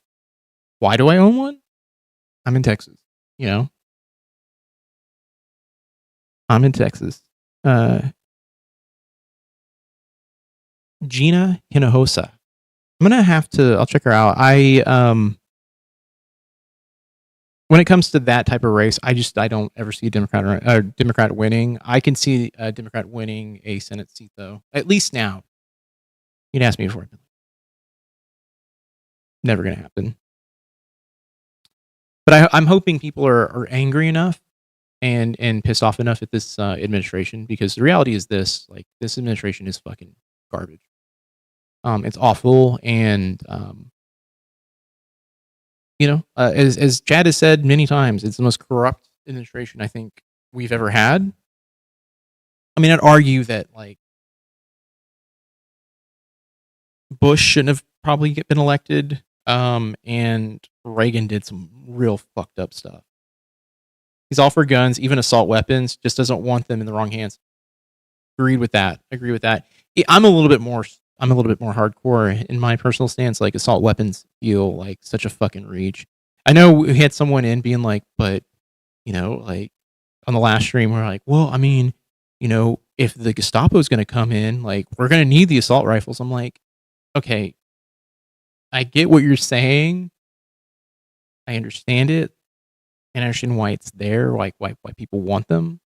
But it does feel like assault rifles are excessive. I don't know. Gatling guns are illegal. 22 LR is cheap, really? Oh God. Those are light rounds, right? Now with it, and it's very bad. It's. Can you hear me? Yes, I agree. Yes, I can hear you. Oh, Yeah. Here she goes. More glitching. Yeah, we're kind of, you glitch, I glitch. We're all glitching today. And that's the point where my mom's internet completely crashed. Ann Richards and is we are not able- a beloved governor, like an absolute like everyone points to Ann Richards as like the example of like a brilliant fucking and well loved person in Texas. Take the guns first, go to court second, and you can't have guns, and it barely moved the needle. Yeah. Even Hank Hill loved her despite being a dim. Yeah, and honestly, I cannot wait for the newer seasons of King of the Hill. Because I could see Hank being a dim now. Especially living abroad. And then I could also see that being like a plot point in the show. Like Peggy is still kind of like conservative. Maybe it's the opposite. Maybe he's having a hard time. Like Hank Hill's having a hard fucking time. Debate like choosing between like being a Democrat and a conservative. And Peggy's like she's all libbed up. Even though I always feel like Peggy Hill always comes off as like the most like conservative Karen you could possibly ever have. I'll never get the gun thing. Seems like Americans being afraid of Americans because they're American. Yeah, that's what it is, honestly. For the longest time, it was under the guise of like the castle doctrine, which is like protecting your home. Like, I'm going to have a gun, and if someone comes in my house, I'm going to be John Wayne. I'm going to shoot them fucking down, And now it's less about that and more about like, you can't take it from me. I think we'd start with gun shows, mental health checks, background checks. Yeah. The thing is, like, the gun that I got from I got it from a fucking gun show. My first gun, I got my Beretta, and then my wife, we got her mini Beretta because she was gonna have a concealed gun because where she was watching her mother, the place was kind of scary. So she was like, I feel comfortable having a gun. She never took it. We still have it. It's never been shot. It's downstairs. But we got that one, and they did a mental screen and all that shit. Background check, all that. To get her but back gun shows are online bad. In any capacity after a few minutes of trying, to say the least. But thank you for joining us, and I want to say thanks to my mom as well. I love you, Mom. I know we didn't get to say it because your internet crashed out, so hopefully you'll watch this and hear me say it. I do appreciate you coming on the show and doing. All right. Okay, so I had an idea. I was like, oh, hey, we could watch the interview with, is it Laura Trump in Trump? Happy anniversary, you big stinky cutie patootie. Hey, what's up, my dude? Long time no see, man. I wish I was a cutie patootie. All right, so yeah, I was thinking we could watch that. By the way, I am going to say this real quick. If you've not checked out the Reckless Bin stuff, please go and check it out. It's start here. Start with, I tracked down the thieves who stole $200,000 of the Legos. Are you a fucking political streamer now? Yes. Shit. Okay. I guess I need to, like, for anyone who has like has not been like. By the way, I'm also on YouTube, and I've got more people hanging out on YouTube than I do on Twitch. By the way, so I have been editing this podcast, just happenstance editing it, and literally, like, no joke, got a kind of a small following over there, which is kind of nice. And yeah, it's been pretty interesting. Everyone's been really sweet too. You can buy a gun here and give it to or sell it to anyone. Yeah. In Texas, there is like literally no oversight on that, and it's fucked. Like, honestly, this is where I'm going to be video. Yeah, no, I'm going to be streaming on all the platforms I can. I'm going to try and get TikTok sorted out too. I have a TikTok account. I just have not been pushing content to it for the quote unquote JBS channel. But yeah, literally the secondhand market for guns, gun shows. Some of the gun shows do make people do background checks, but I've seen it being sold out in the parking lot. Like, they'll do that shit. Yeah, can I ask a few questions to catch vibe? Yeah, go for it, man. I'm in CA and old, so I remember Ann Richards. Yeah, everyone loved Ann Richards. I was a little too young to really understand Ann Richards as a human being, but as I got older, I kind of saw the impact, and we got kind of fucked here after that. He's a traditional physical conservative. Unfortunately, those types are not as loud as the crazies. It's true. Very true. Okay, hold on. Let me put some music on, because even though this is going to get my stream flagged on YouTube, you know what we can do? We'll do that. Why not?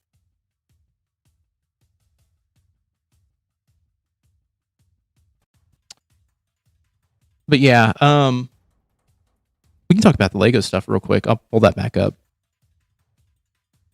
My last gun comment, maybe. You'll want them in the future, though they'll be less effective than they are now once Terminators show up. Look, a part of me wants to say, like, yeah, you know, like ARs, that seems wild and fucking stupid in my head. But at the same time, it's like, if they're being handled by people and they're not fucking Gatling guns or fucking anything that's an automatic weapon, like, fuck it. So if you're pigeonholed yourself politically, as much as I hate to ask you to do that yourself, would you say that you identify as leftist, liberal, centrist, or more traditional conservative? I already know that you're not a MAGA cat. I left out libertarian because that's just a centrist in my little lizard brain. I'm actually far, far, far left. I'm actually in the progressive realm. I'll be very frank and honest with you. There's so much reform that needs to be done, just on everything in general, that even I, in a roundabout way, actually side with a little bit of the libertarian sort of idea of like rewriting laws and rewriting tax laws in particular to fix a lot of the bullshit.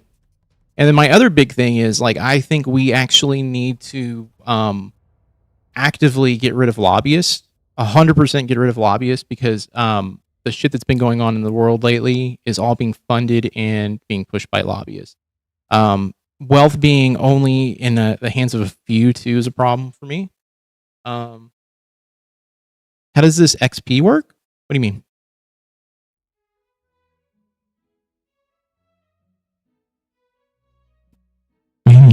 But yeah, mainly I lean on this, like, this idea that the reality of the world right now is like there needs to be some massive changes. I think the Democratic Party right now has failed pretty much everyone that they represent. The conservatives don't give a shit. I fuck with that. I'm personally far left guy with an anarchist tendency personally. So I think anarchy is a concept. It's nice on paper, where it's like, you know what? Like, a lot of people think, oh, it's just chaos. It's not really chaos. It's more of a, you know, the way I view anarchy is that there's no necessary head or rule set. But as long as people are, it's basically like the Satanic Temple type mentality where it's all like, I'm gonna do my shit, you're gonna do your shit. Just don't fuck with me, type of mentality. But yeah, I've talked to a few anarchists, and they're just like, no government, great. Let's see. Firearm ownership should be tied to military service. If you can do 2 years in the military and display competence, it's a decent test / primer. Other countries do it. It's one of the ways that I'll agree with libertarians. I want the government to leave the people the fuck alone. Yeah, my issue though is like the current definition of libertarians is they are all, I hate to say it, they're all MAGA light. Or actually, yeah, they're MAGA light. And a lot of these motherfuckers tend to lean in that realm. They don't even know what I think the true term for fucking what a libertarian actually is. I think they call themselves that because they're like, I want everyone to be free. I want to be able to do whatever I want. And then most of the time, there's an ulterior motive. I want to be able to do the bad shit that I don't want anyone to know that I'm doing. Those motherfuckers always come out of nowhere. So, okay, hold on. We're going to go back up. Firearm ownership should be tied. Oh, yeah. I think I would agree with that. That's going to be really hard with the Second Amendment people out there. They're going to push back on that. Of course, we need to rewrite laws, especially tax laws, and hell to getting rid of the lobbying. Lefties rock. Democratic Socialists for life. Let's get rid of insurance too. Fucking yeah. Fuck that. That's a great way to ensure that only people trained to be blindly loyal to the government get guns. That's true too. Can't put the cat in the bag. Too many guns already in America to fundamentally change it. I agree with that as well. Focus has to be on mental health and prevention via red flags. Yeah, red flag laws. 100% agree. Like you're saying, Colin, the cat's out of the bag. We're not going to put that back in. That's not been my experience of ex-military. I would also agree with you too, Crivens, as well. I see a lot of ex-military be very, especially lately, be a lot of pro. I would say centrist to far left. There's very few that have drank the Kool-Aid who are actually sucking Trump's or gargling Trump's nuts. Not seeing a lot of that. Gun training for regular folks too. I mean, they should be pushing that.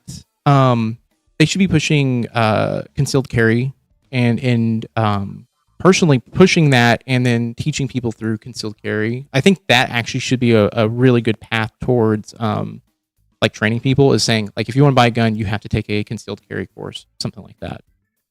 I like my guns, like I like my tamales, unregulated and bought from some dude's truck in Walmart parking lot. Dude, I went to that gun show back when I got my Beretta, and I saw people just trading out in the fucking parking lot. Dudes are paying people to go in, buy guns for them. I'm a Canadian too. I'm Canadian to own my gun. I had to do a written test and a practical, and a second one to own handguns. This is a joke, by the way, and I didn't take it seriously. But I'll be honest with you, the gun show is wild. It's the first time I've seen like Nazi memorabilia just up in your face, like, hey, I got this really cool Nazi flag. You want to buy it? At a Nazi knife. You're like, shit, I need to buy this gun and get the fuck out of here. That's literally what went through my head. I was just like, let's go. I'm ex-military and against blindly following the leader. Hell yeah.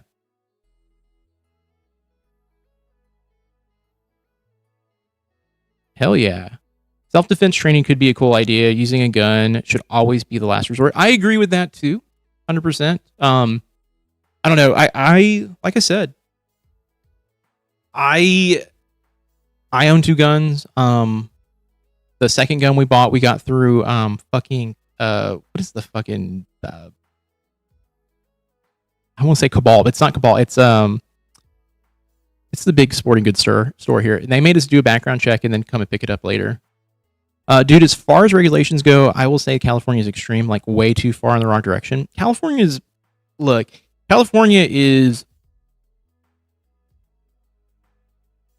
in my opinion, it's great. It's a bureaucratic nightmare.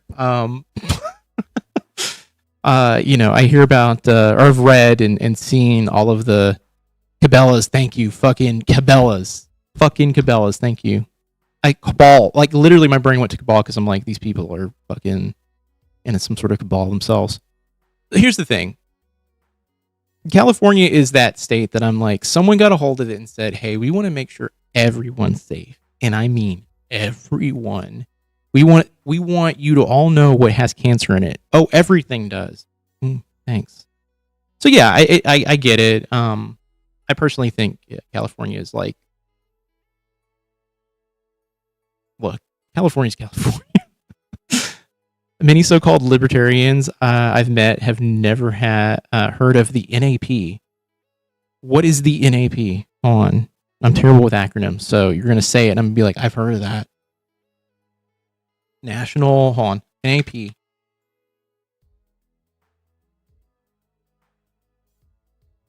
A nap. A nap is a brief period of sleep taken during the day. Okay, thank you.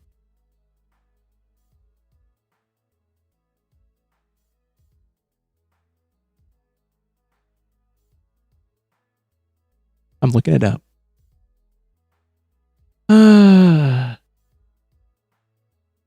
Non-aggressive principle. National agricultural policy. Are you talking about the national agricultural policy? Really? Because that to me makes sense why they would not know about that. The fact that owning an AR puts me in a database is wild. Chill out, big brother. Shit.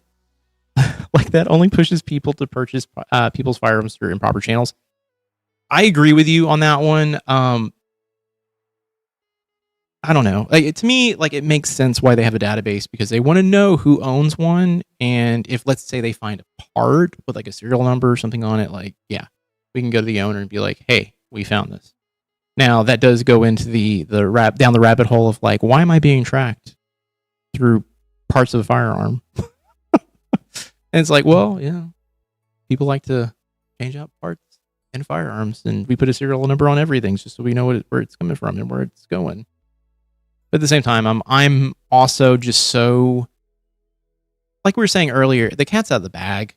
Like everyone, like there's so many guns out there that, like there's got to be like there's not a way to mitigate it unless they do a buyback program. I know that was something that someone was talking about a while back. Was like, you do a buyback program, give people money. People need money. That would help get guns off the street. I don't know. I can also see people being like, you are not taking my guns. But I don't know.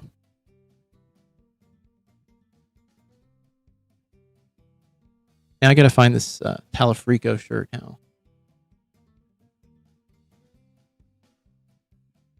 Oh, by the way, hope California does a buyback so I can fire up the 3D printer and scam the shit out of some state like those kids in New York. Really? You could just buy a 3D printer and do that. Okay, hold on. Let me I was gonna look up something else. Is it Graham Plattner, right? Graham Plattner. They're trying to cancel him again. Non-aggressive principle. Non-aggression principle. Okay, so they're trying to cancel him.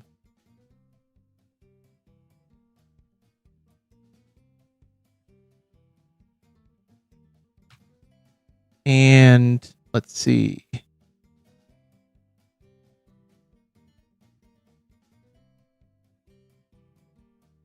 You know what? No. And okay. NAP is an ethical axiom stating that initiating or threatening physical violence against individuals or their property is inherently illegitimate. 100% agree. He's fun, that Plattner. Now they're telling us we should care more about his marriage than his wife. I know, and that's the funny thing is like someone who worked for him leaked all that bullshit, and it was like, and it's not bullshit. Like it's their own personal life. You know, like everyone has a personal life, and there should be some privacy to it too. It is not my business what was going on privately, and if his wife and him are working out, fucking fine. Like that is great. But to be like, yeah, he had a bunch of people he was sexting with. Is like, okay, does he still stand for what he's going to stand for?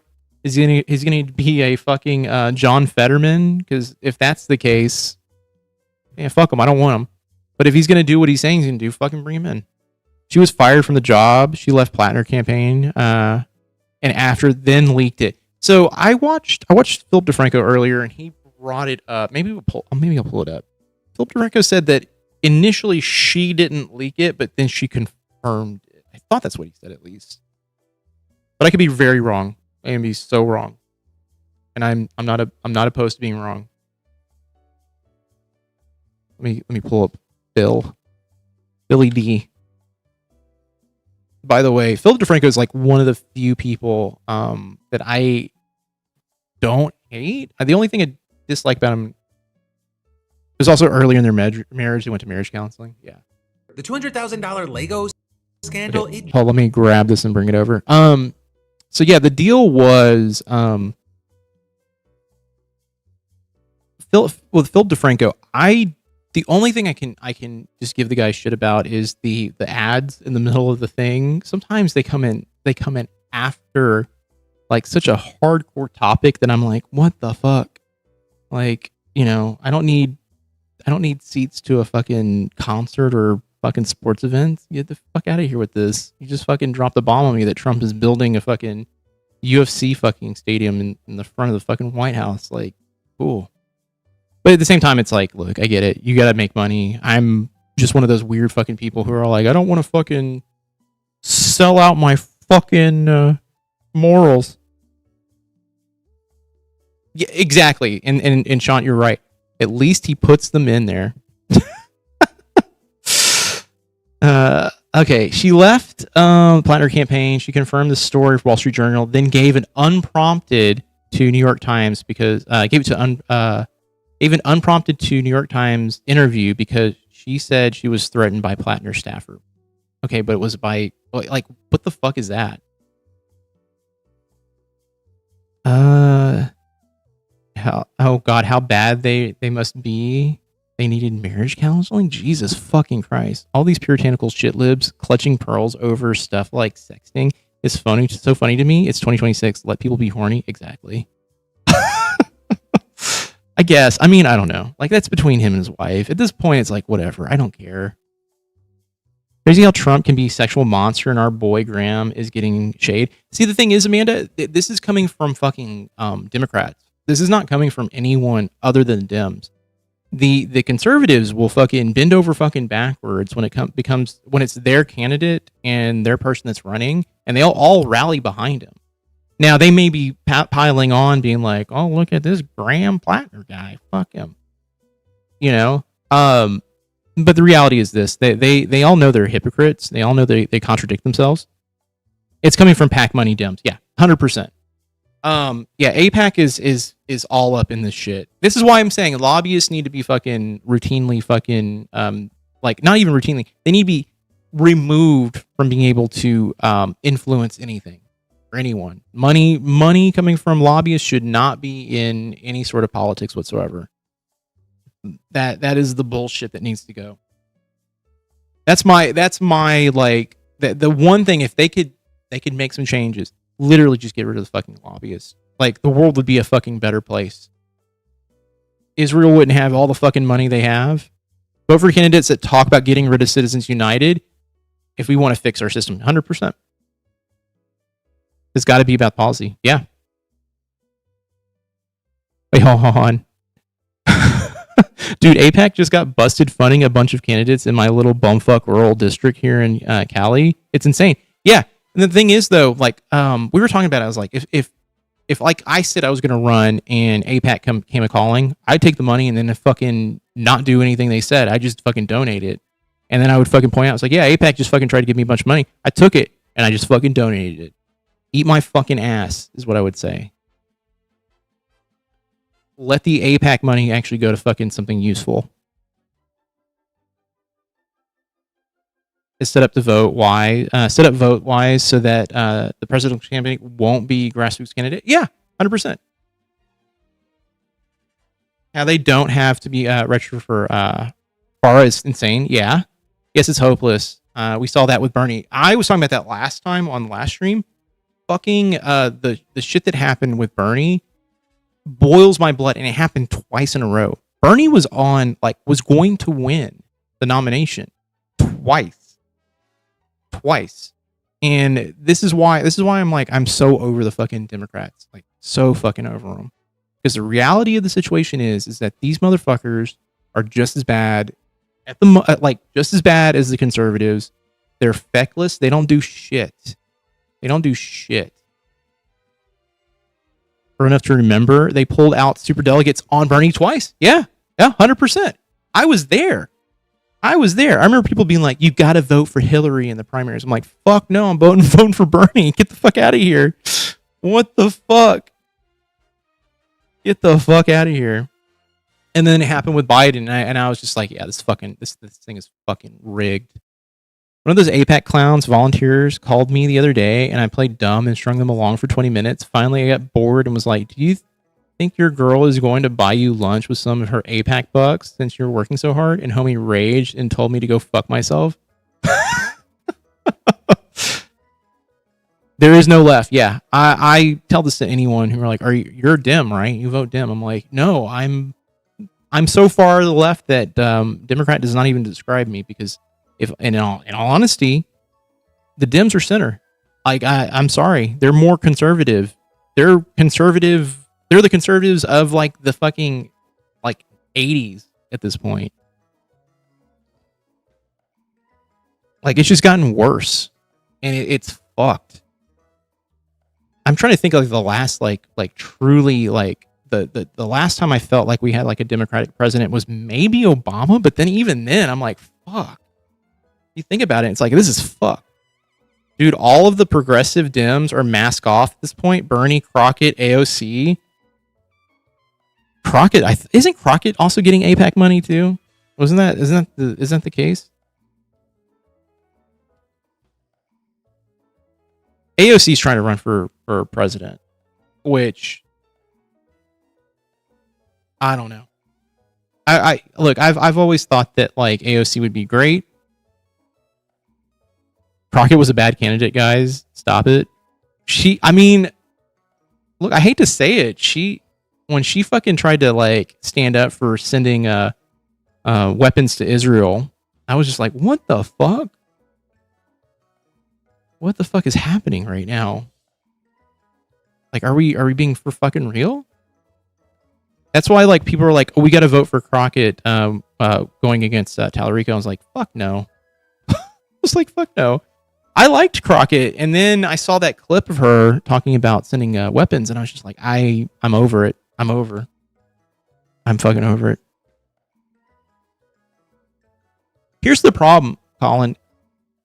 I think Crockett thought she was just going to win based on her fucking her personality, her I don't even know what to call it, but like her persona, and the reality is that no, it was not.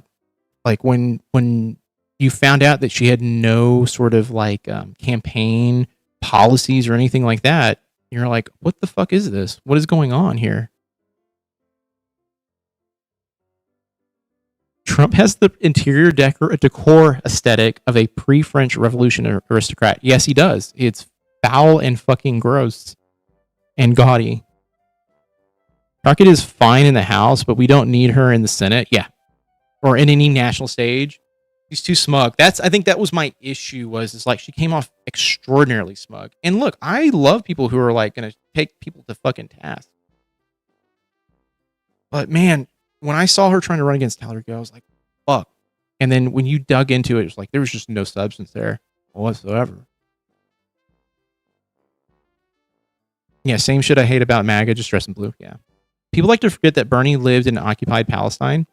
Just like they try to whitewash Obama being a war criminal or pretend W is some cute old man with a candy in his pocket and also not a war criminal.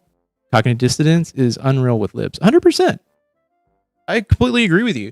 I was joking about that on the last stream. I was like, Bush is one of these people now that I look at him. I'm like, I'm so glad someone handed him a fucking paintbrush. So I don't have to like fucking look at him and go, I fucking hate you.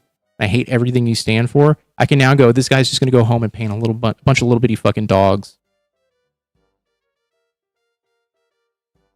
Get this guy fucking out of here.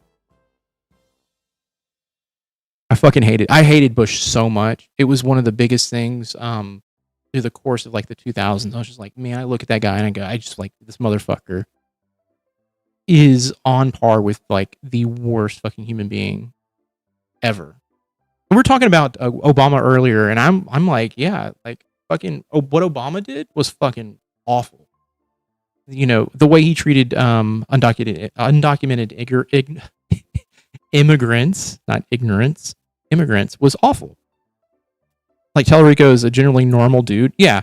And here's the thing. I like Tallarico. I was talking to Suzanne about it, and I was like, Tallarico is like one of the few people, like when I watch him, it doesn't feel like he's filling me full of bullshit and he's doing a bunch of talking points. It's like he wants to talk to people. He wants to do the right thing. Yeah, immigrants and drones were rough under Obama. Now they you know what? Now it's even hardcore.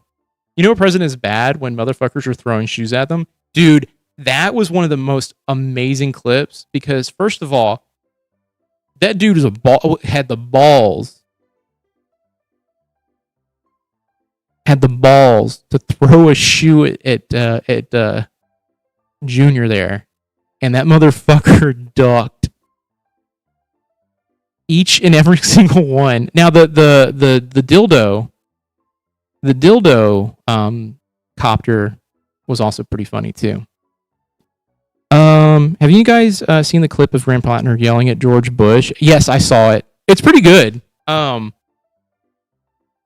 They ushered him out of the room.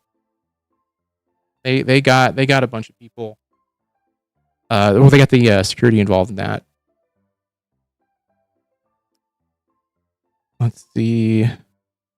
But Amanda, did I skip anything? Sorry, I feel bad if I did. Run your top 5 policies. Hassan calls it the Zoran method. Yeah. Can we get someone to throw a shoe at Trump? Oh, dude. No. Here's the thing, Crivens. Don't do anything to Trump because the thing is, the fucking right, the MAGA right, will fucking turn that into some sort of bullshit, fucking martyred bullshit. They will pretend like he got shot in the ear again, which he didn't get shot in the ear. You'll die if you throw a shoe. Exactly. No, they'll pretend like you shot a gun at him and be like, yeah, there was a sniper, and it was actually just a fucking shoe. They'll fucking AI it out of the fucking footage. I don't know, man. I don't think that's possible. Like, I wouldn't recommend it. Trump can't dodge either. No. Here's the thing, though. I'm actually one of the few people, and I was mentioning this earlier. I don't want Trump to pass away in office. I just don't. I don't want him to pass away. Someone throws a shoe at Trump, and we're going to get tariffs on Nikes. Yep. I don't want Trump to die in office. And you probably like, well, why not? I'm like, because they're going to turn that shit into like him being a martyr. Like legitimately, he's going to be a martyr. He's going to be martyred. Like it's just going to happen. And I don't see anything good coming from it. Honestly,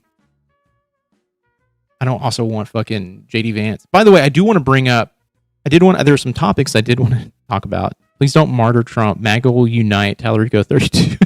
So here's the thing. I was going to bring this up earlier, but I did not put together a little package of like things to look out for in terms of like the video stuff lately.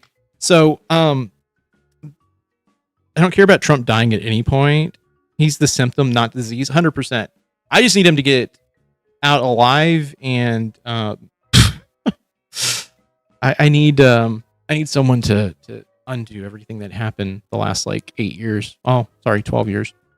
So I was gonna say this. There's a couple of like honorable mentions I want to point out to the like clickbait awards lately. First of all, I just want to say this. I am seeing way too many people talking about Trump being sick, ill, and it's bullshit. I don't know why they want to keep... I don't understand why they want to keep harping on him being ill, because it doesn't make sense to me. I don't know. Like, I will only care unless he like passes away. Like, I need to see him being wheeled out. And this is the problem with like left leaning media right now. It's like they just want to focus on him being sick. And my thing is like, is that like trying to give people hope? Like, what is this? I'm also tired of being the superpower of the world. Me too. Asif is a sneaky 2028 pick. There's something happening. There's something happening in Georgia's speech from a couple days ago felt special. You think so? I don't know. Asif comes off as there's something about Asif that I like, and then there's like certain things like when he's interviewed that I pick up on that he will fight tooth and nail on. And I feel like he might be in the back pocket of Israel still too. I haven't watched it. I'll watch it though. Oh, Trump fell asleep. Trump has bruises. Trump looks unwell. No shit. He's a fucking billion years old. He's not even 80 yet. And look, Trump being tough is so important to him. I think they're trolling him. Yeah, but there's only like enough. There's only like so many times that you can actually post that headline. And like even Kyle Klinsky today did it, and I like Kyle. I like him a lot. He posted a video like Trump's not looking good. I was like, all right, yeah, but there is a few people on my timeline that post every other fucking day. Trump is not looking good. Trump shit his pants. Look, we have the footage of him shitting his pants. I'm like, no shit. We know he shits his pants. We know the motherfucker wears a diaper. We got it. Make it funny. That's what I want. I just want someone to make it funny. Make it funny so I can laugh. Okay? Don't make it like, oh, there's some hope here. No, make it funny. I want to laugh. La chancla isn't deadly. No, it's not. Unless it's a...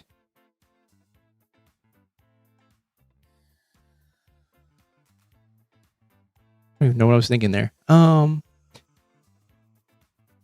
They do it every day, not other. You're right. I was being kind. I was literally being kind because, like, I don't know. I'm so over it. Like, there is this since there's not a whole bunch of people here. It's like, if I talk about this, I have an idea for like a video series where I just do the news in short, and I just basically give you fucking. I just give you the news, like just hey, here's what happened, and that's it. It's a minute. It's a minute of just like, here is all the fucking news. And at the end of it, I would just end it with, and Trump is still alive, so let's stop fucking worrying about this, okay? He will die, but he's not dead yet, so let's stop fucking worrying about it. Kyle usually does. Make it funny, yes. Kyle usually does. Yes, he does. Is our boy slacking? Haven't watched him in a while. I watched the first like 2 minutes of it, and it was just like, I was like, okay. I mean, this is just like, this is just the same stuff that's being just repeated over and over and over again. And I'm like, I get it. You know, if you're making daily content like he is, look, you're going to have to do that shit. I get it. I understand it. That's the liberal news cycle, unfortunately. Hassan makes it funny too. Hassan is legitimately probably one of the few people who I look at, and he even says shit like, yeah, no shit. Yeah, he's been sick for fucking ever. Yes. Like, I see him say that shit like, why is this news? Hot take. All the Dems on YouTube are repetitive and exhausting. I like Sam Cedar the most out of the bunch. I like Sam Cedar too. I can only watch Sam Cedar once in a blue moon though, because I hear Sheldon from Home Movies. Anyone who says the chancla isn't deadly has never had a Hispanic mother-in-law. I have one, but she's never thrown one at me. And for weeks, they were going on and on about it was time for his annual physical. Then as he went to it, they made a big deal about him going to have another physical. I know. That's the thing, though. It's because he's repetitive and exhausting, too. Yeah. That's the thing, though. This whole, like, focusing on him, like, visiting a doctor, all that shit, I'm over it. Like, I'm like, call me when they're when they're propping him up and using him as a puppet at this point. I don't care. Like, I don't fucking care. I just want to know what dumb shit is coming out of his administration. That's it. That's all I want to know. I want to know what bullshit they're pulling. I want to know about the $1.8 billion he wants to give to his fucking, his allies. I don't know what other however way to say that. He's not going to give it to a Dem. Tim Cedar is funny because you can see him visibly ass mad every time someone on his show is funnier or smarter than him. He makes such a little piss baby face and then quickly changes the subject every single time.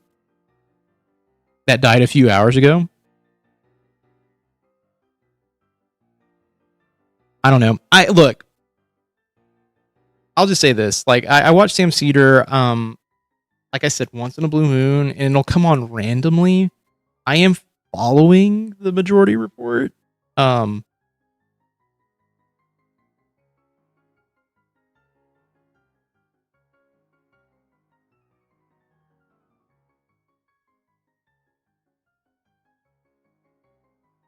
Hold on, I'm going through and reading something. Hold on.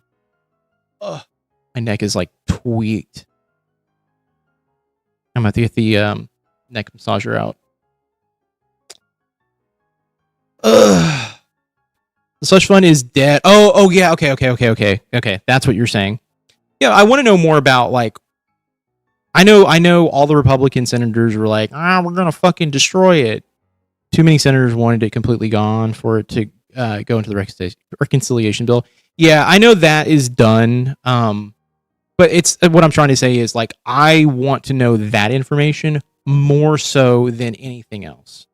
And the reality is this: like, I get way too many fluff pieces. I get way too many. Should I just say the name of the fucking person who I absolutely fucking despise on YouTube? I don't despise them as, like, I hate them, but I despise the content because it's all fucking clickbait. I'll just say it. Hold on, let me pull him up because I actively try to forget his name. He fucking Dems get distracted because Trump is way too good at flooding the zone. See, that's the thing though, and that's what I'm so I don't like Adam Mockler. Adam Mockler is a fucking let me be honest with you. He's a young guy. He's a young guy who is a debate bro. And my fucking problem with debate bros is they want to win an argument. When he did that fucking bullshit thing with like debating Hassan, I was like, dude, get the fuck out of here. But blue, yeah, exactly. Trump talking head type, but blue. They flood the zone, yeah. I want to hear more about the unification of U.S. and Israeli armed forces, not Trump's shit stains and bruised hands. Exactly. Mockler is Kirk for libs, 100%. I when he got on and like I have had that thought about him for a very fucking long time. Keith Edwards is one of my people that I'm like, he will post something of some sort of importance, and then we'll have 20 videos where it is just clickbait. Kirk had a funnier finale. Jesus, man, that's dark. Instead of listening to watch Lawrence O'Donnell on MS Now because he'll call Trump stupid 100 different ways over and over. But Lawrence O'Donnell at least has no qualms with being like, fuck you. Because I don't think he has anything to lose. It doesn't feel like he's got anything to lose. I don't know what Trump is using Axios for, his own personal mouthpiece, and nobody's calling them out on it. I think after that one interview he had with Axios, he immediately said, never again will I let Axios do what they did. That dude who fucking started calling his bullshit. God, what was that guy's name? But hold on, let me pull up the guy who I was thinking about here. Hold on, let me pull up a different window. Aaron Parnas is the only one I'm still sub to. So then they bow and just publish whatever he says. Yeah.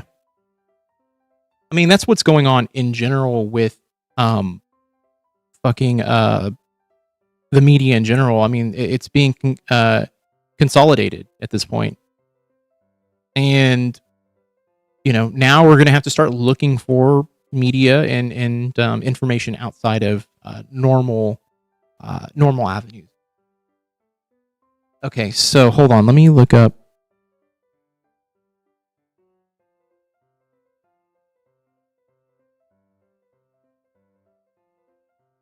God, I cannot remember this guy's name. It's going to drive me nuts. Luke Beasley. Okay, I'm going to say this about Luke Beasley. I don't dislike Luke Beasley, but I don't watch his content. He spends 30 minutes getting to a point, and that's my issue with Luke Beasley. And I understand they're mainly cutting from a podcast, and that's fine, but here's my thing. Like, if you're going to cut from a podcast, cut it down significantly. Give me a video that covers the topic in under like 5 minutes. God, there's one guy who used to really like, and now I watch only the first, like, I skip ahead in his videos. And Pondering Politics was the guy who I used to really like, and then he was putting out like 20 videos a day, and I'm like, fuck.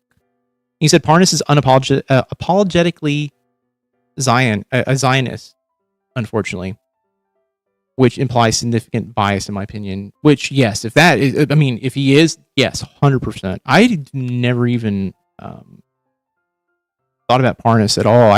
Aaron Parnas. But man, I said the guy's name, but I was joking in one of the comments on one of the blog posts or the community posts. And it's going to bother me because I actively... Yeah, but talking head fatigue is legit. Oh,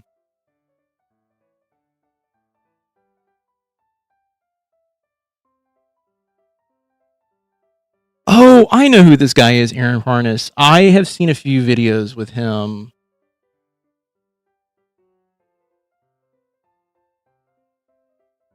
God, what is the name of that dude? It's going to bother me now.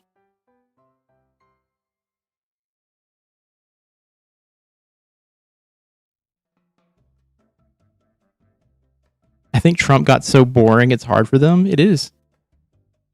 His ballroom bunker will be his situation room on election day forward. Yeah, I actually kind of agree with that.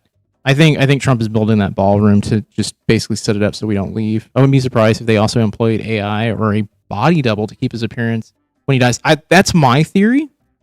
Hey, welcome back, Liz. Back finally. Welcome back. Parker, get a job. Okay. I don't like Dean. I don't hate Parker. I don't like Dean. I think Dean is overly dramatic and what is the word that I want to use? He's theatrical in his delivery of shit, and it drives me nuts when I watch Dean. Now, Parker, he's a debate bro. There's things I don't like about him. There's things that I just look at him. I'm like, he's doing what he can to get his bag right now. Parker is genuine, though. I do agree with that to an extent. If you ever watched his long form, like, I used to put on while I was editing the videos, I would put on Parker debates. And my issue with Parker sometimes is he can get exacerbated.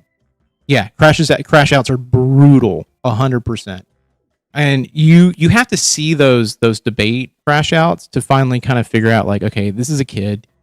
He's kind of like, he's doing the debate bro thing. Parker's at least somewhat funny. Yes, he is. I debated Dean in person, and they never aired the footage. He had me removed by security. I'm genuinely confused as to why they didn't show it. His streams are rough. So I need to now, oh God, Big. Now I have to ask you, what did you debate him on? What was it? I need to know. Okay, I'm gonna pull up my community thing because I made a comment about the dude's name and I switched out a few letters. Okay.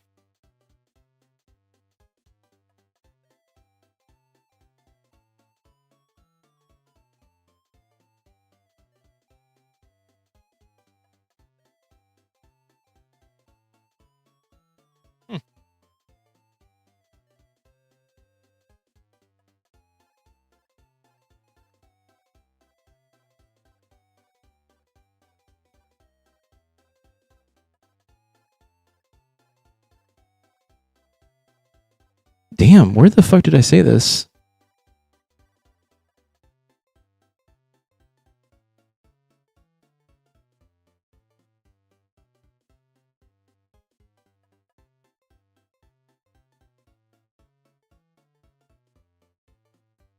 I said something about clickbait and I cannot find it.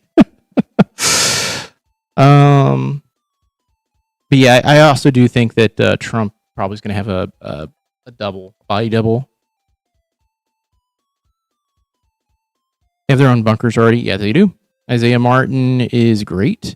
It was shortly after the Kirk thing where he cried like a weenie and said that he would side with conservatives every time. When it came to violence, because violence is always wrong no matter what. Big paraphrase there. Anyway, he was at a local college and a friend and I were there visiting his sister. So I called him out on that stance in particular. I'm very anti-violence in general. And when the thing that happened to Charlie Kirk happened, there's a level of irony involved in it that I was like, I don't want no part of this conversation because I have nothing nice to say about it. And then I think more about it and I'm like, the irony is like the reality of the situation is this dude was preaching gun control, right? And not preaching gun control. It was anti-gun control and then gets shot. Getting Kirk, yeah. I heard him getting kirked is why I can't speak publicly about my feelings. Exactly. And here's the thing, like no one should be shot. Like that's my firm stance on it. But I'm not gonna cry over someone who said that essentially, yeah, people are gonna die. I mean, he said for the price of freedom, there's gonna be gun deaths. Yeah, exactly. He was right. Things get rather heated. I asked if he was going to cry again. It's here, yank me. Jesus, man. Woo! This is why. It's extremely violent. Yeah. Conspiracy theory time. The elite will hide in bunkers while they're Terminators. Terminators population control us. I think it's going to be a little bit more sort of like greenish than that. In that I think these dudes are going to sit in their bunkers, let everyone else fight over the scraps, come out, and then be like, they're all dead? Cool. The Earth is ours. I think that's what they're planning on doing at least. This is why they're building bunkers on, like, doesn't Jeff Bezos, Mark Zuckerberg, and all those guys have like fucking like secret bunkers or bunkers in general on like private islands now? Hopefully I'm not misquoting that, but yeah, I believe that is the case. Okay, hold on. I want to find this dude's name. It's going to bother me too because like he was like, I think I memory hold him because I was just like, I don't like him that much that I would rather just not think about him again. But he has like I don't like being like mean about like the way people like. Here he goes. Never mind. I found it. I'm not going to say anything.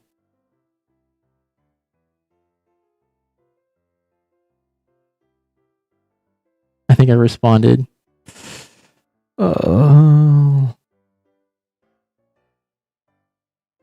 It's not this one. What is this? In the history of successful government resistance, most violent overthrows worked the best for the winners: Russia, France, U.S., 1930s, Germany, Italy. Yep, I'm 100% pro-violence. This is Pride Month. Look at Stonewall Uprising. Not exactly a non-violent affair, and it brought about significant and meaningful change. I will be honest with you. Oh, hold on. But the ruling class need the people. If we all die, they won't be able to partake in society. Even with AI, they still need us to an extent. They'll round up the rest to be our slaves. And you're right in that not like, non-violent uprising is not sorry, a non-violent uprising is not going to do anything, you know. This is not going to do anything. Bunch of coal miners fighting the army or something or something. Yeah. I mean, yes. I mean, that's how a lot of things got done, was people pushing back. Here's the thing though, the you talk about that stuff in general, people look at you and go, this guy right here is going to do something violent, and they're a terrorist at that point, and that's fucked, in my opinion. Like, absolutely fucked.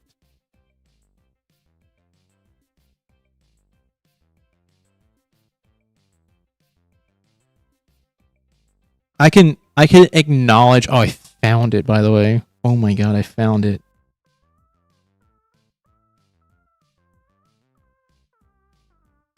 Hey, hold on.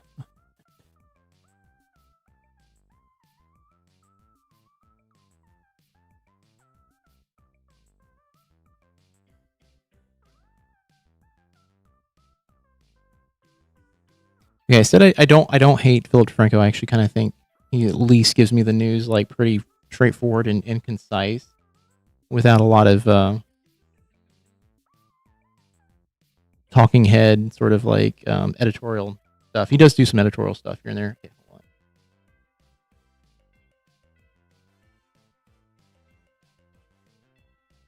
on. It's in here somewhere. Okay.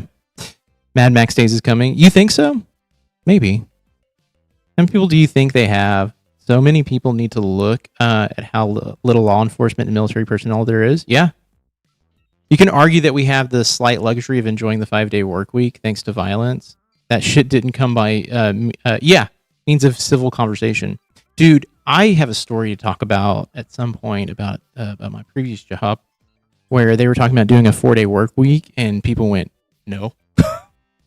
They almost had a fucking aneurysm when it was brought up. Oh, I have the name. I have the name.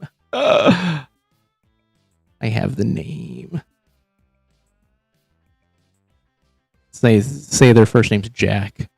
The revolution will not be televised. The revolution will be live. Yep. I'm gonna pull them up.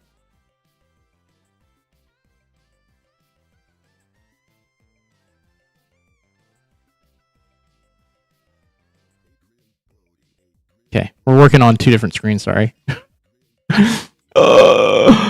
It's this guy. This guy. I have such a beef with, just in terms of like content, because it never is like 90% of the content that I see.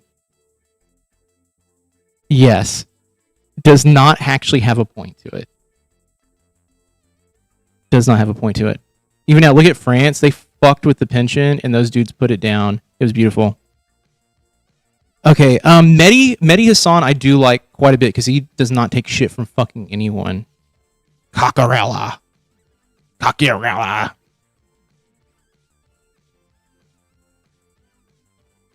pendulum must swing. It's going to at some point here. He has some shorts I'd love to show Mary Lou and Chad. Dude, you should send those over to Chad. See, here's the thing. Like, reaching out to Chad is difficult. I've tried to reach out to Chad after I sent the initial video that I sent to him. And it's just like it's dead silence there.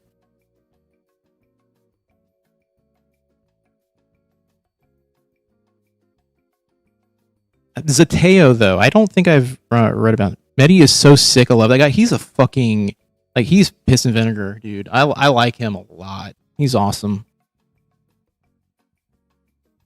No, not at all. Not at all. I would never compare Mehdi Hassan. Mehdi Hassan is like one of those dudes who I fucking, anytime I see him, I'll stop what I'm doing and be like, let's fucking go.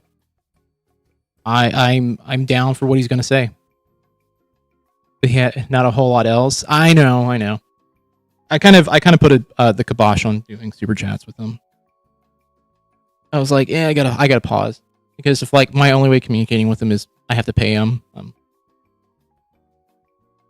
Oh, Medi's talking. Damn, hang on. Yeah, man. And when he's on Piers Morgan, I fucking love when he fucking tears that dude a fucking new asshole. A man who isn't scared of a follow-up question. Yeah. I wish I had the mental fortitude to be like a Mehdi Hassan. I wish I could do that. I am legitimately someone who, because I have ADHD, it's like they got like 30 things going on in my brain at once. One time Chad read my comment on Dudesy. It was about finding the first pair of Crocs in the bayou. Chad thought I was lying. Jesus, really? In Chad's defense, the dude's busy as hell, and podcasts are still mentally his side thing compared to his art stuff. I think. Yeah, no. The thing is, like, I had to like put a pin, on just reaching out to him that way. This is why I don't ask ML questions. Like, if you ever see my stuff, I might ask ML, like, how are you doing? Or whatever. But the reality is this. I'm like, I got to put a pin on this because, like, I make content that revolves around the show. I don't know. I feel it's weird to be like, yeah, let me pay you to pay attention to me. Which is not, like, look, he's busy. I don't think I'm entitled to his time either. That's the other thing too. I don't think I am. Did you see Stephen Miller's wife get ripped on Piers the other night? I was dying. No, I haven't watched any of that. I saw some of it, but I haven't watched like the actual clips. I need to sit down and watch it because anytime she is on, she makes such a fucking fool of herself that it's so good. Is your coming week going to slow down for you? This week, yeah, I have the next video done. I was gonna wait till tomorrow to release it because I wanted to watch this video, or watch this episode of Necessary Conversation before I finished it. And yeah, there's something I gotta pull from it to put into the video, so we're gonna do that tonight. But this week we're gonna try and get caught up on videos. I have like 4 or 5 videos that I have in the works that are in pieces of completion. The reality is this, and I'm not going to sugarcoat it, because Bob hasn't been on the show, and Mary Lou hasn't been on the show, or Mary Lou's been on the show, but she's been kind of like,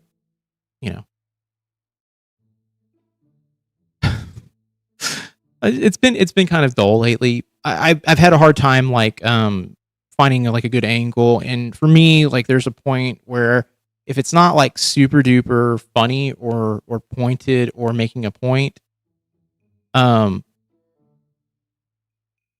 it's hard for me to be like, let me upload this. I've uploaded a few that I haven't been like super duper happy with, and like for me, it's like let me take a beat, let me find an angle, and let's figure it out. But like I said, I've said it a few times on this podcast already. It's not going to be the only thing that I'm going to do on the channel. I'm officially at that point where I'm like, cool. It's neat that like, Necessary Conversation stuff is part of the, it's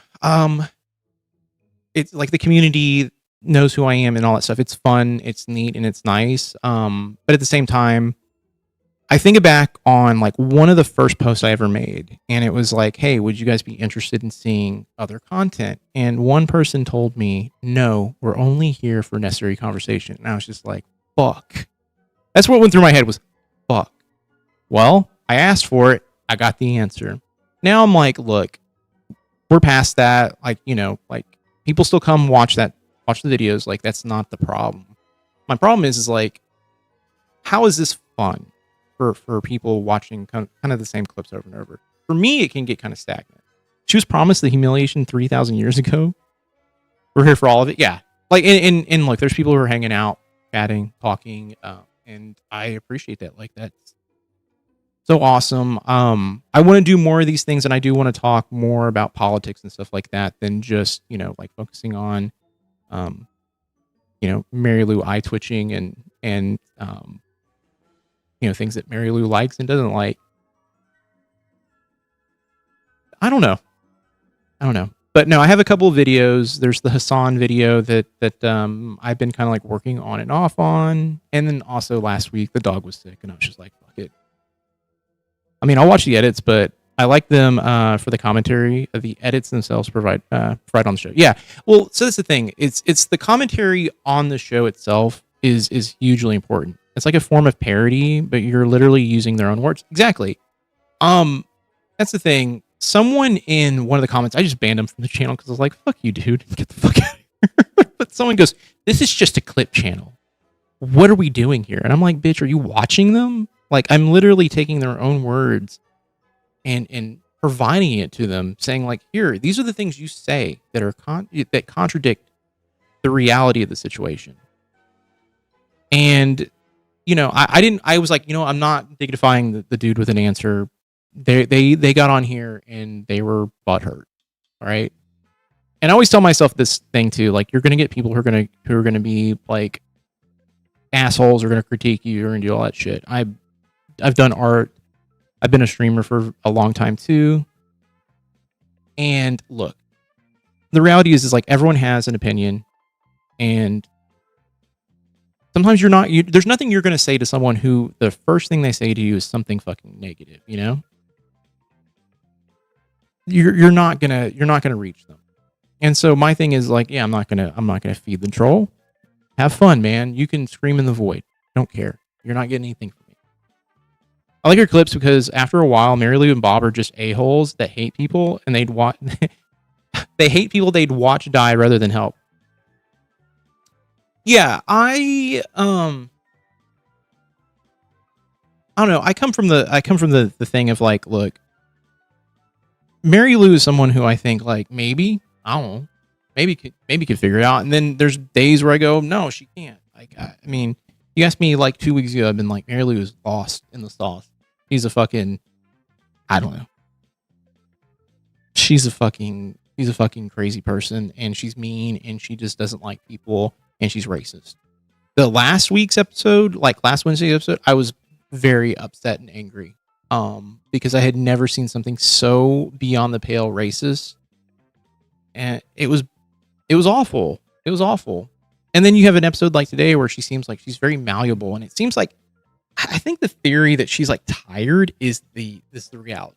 Like, she's super duper tired when it comes down to it. When she gets on some of these episodes, she's just like, Bob is probably wearing her the fuck out. I don't know. But Bob is unabashedly like angry, and I mean, Chad was visibly like, what the fuck? I mean, you should have seen me on the fucking last stream. I was like, what the fuck is this?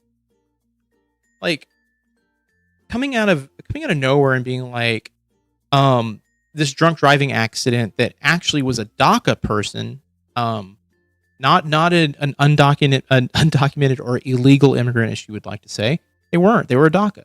And they had a driver's license out of Tennessee. It was just an unfortunate drunk driving accident that killed 4 people.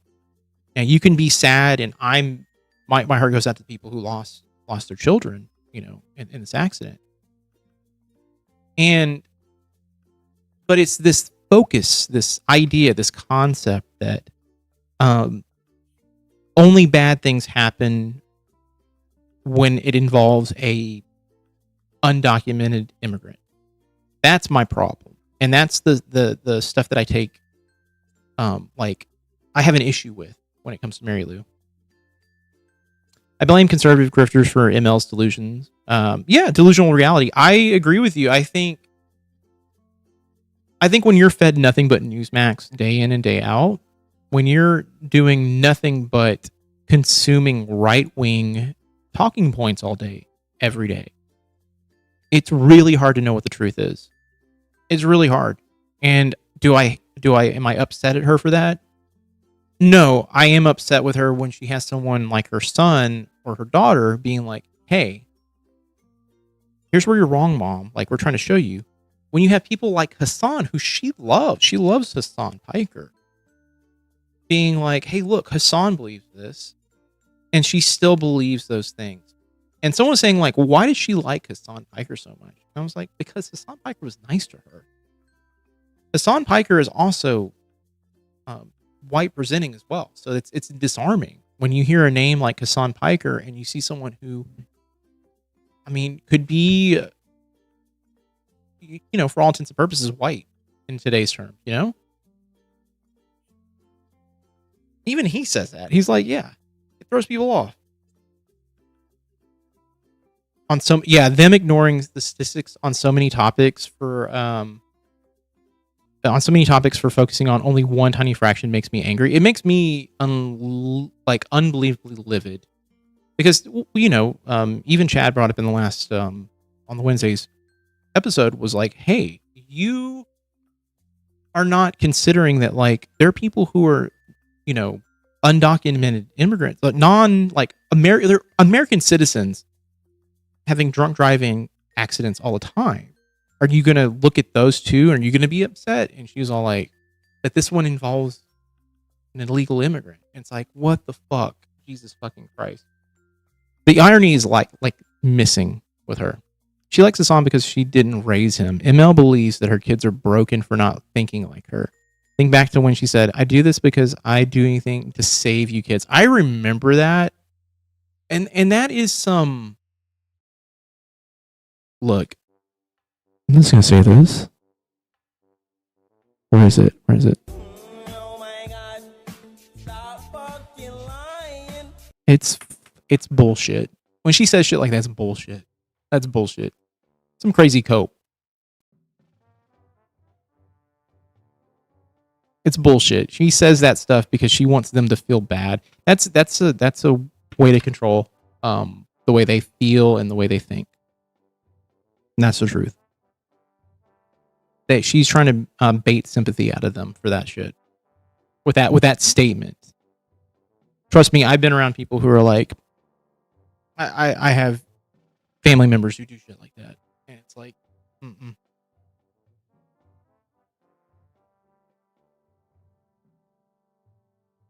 like, nope. I question all that stuff too. I'm like, oh really? So let's talk about that. How do you feel about that? My brother-in-law told me once after he saw me interact with one of my parents, he was like, I can't believe you said that to him. I was like, yeah. I can't believe you said that to him. I was like, yeah, I don't care at this point. Like, I'm going to... This individual parent was trying to tell me, like, we were talking about Luigi Mangione. And I was like, yeah, so you know why he did it? Like, can you understand where he's coming from? And he's like, well, I mean, I don't understand why they killed them. And I'm like, well, they killed them because it felt like it was probably their last resort. At least that's what I understand. Allegedly. Yeah, let's put allegedly around. He might actually get off, which is so fucking weird.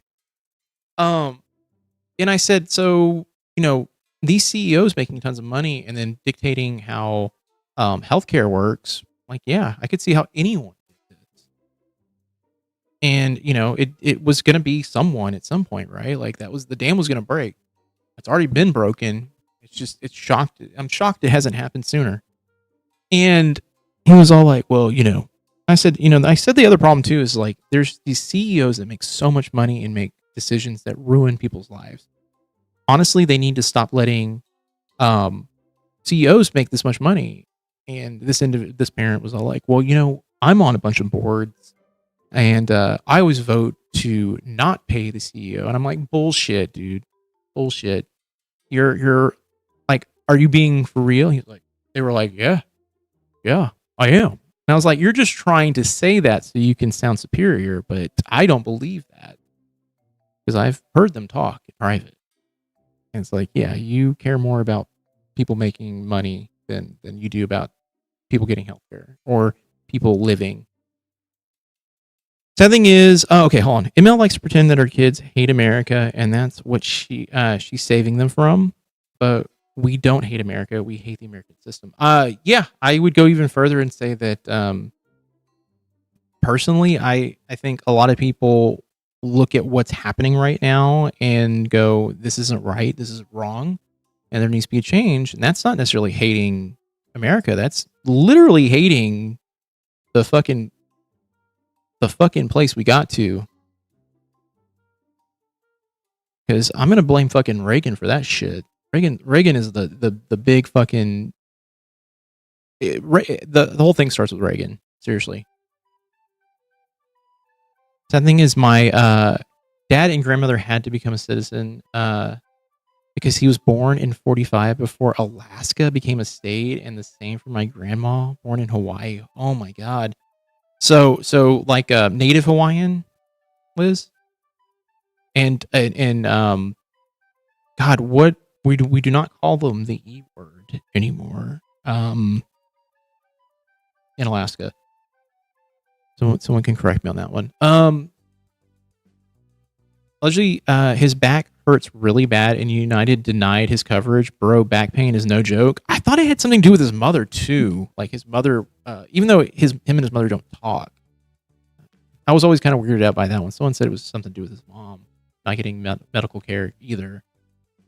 Mary Lou and Bob love Hassan because he gifted B a big old MAGA hat. Yeah, that fucking MAGA hat. I think disintegrated, right? Like Bob wore it out too much and just fell apart. That CEO personally implemented an AI system that was designed to deny claims. Yep, it led to the loss of so much human life as a result that if he had been he could have been one of the worst mass murderers in history. Dude deserved to eat it in the street. Yeah. They care about the people they know and like making money. But if it's not someone they can relate to, they don't give a half a fuck. Yep. I kind of see her logic. Any harm caused by someone who's not supposed to be here would not have happened if they weren't here. Yeah. Yeah. I'm trying to think of how I want to phrase this, because my thing is, like, I can see that and I can understand that, but here's the reality. That person was not an undocumented immigrant. They weren't illegal or anything. They were a DACA. They were here. So when she says stuff like they were an illegal, it's like, well, okay. First of all, you're lying. That's not true. So when she says something like that and she's equating it to that, like she doesn't have all the information and saying it, that's where my issue comes in. Yes, my dad's side is Athabascan.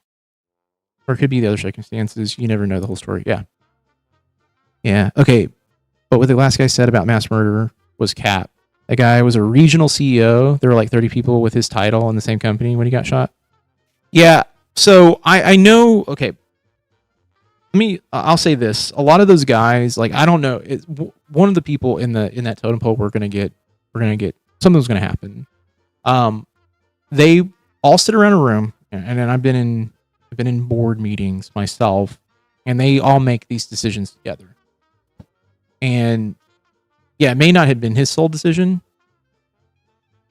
but it was going to happen to someone, especially at the, God, what was the name of the fucking healthcare company? I'm bad with names, so I'm not gonna lie.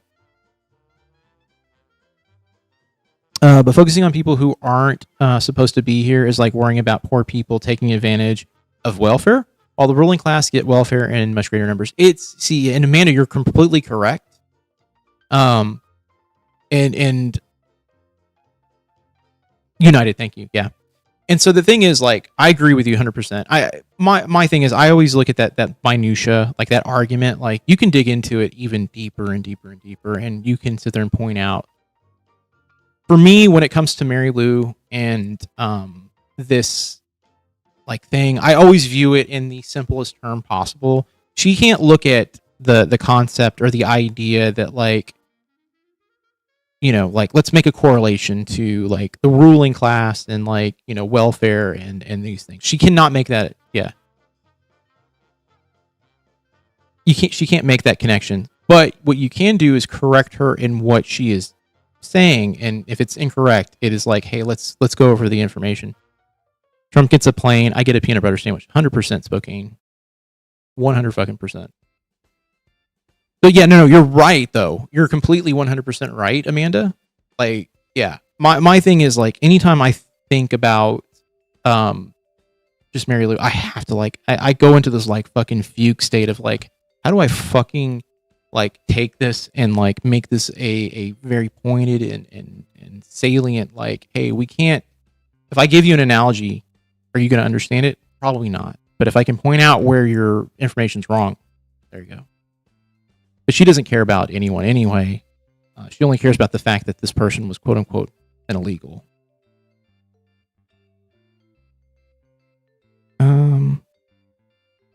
By the way, I'm not trying to say you're wrong at all. You're completely right. I'm giving you a little bit of my my ADHD brain thing that happens. Look at the cat who burned down the warehouse full of fucking toilet paper. National news. Kid gets life in prison. In the Epstein files, no big deal. Defrauding a child's cancer research charity.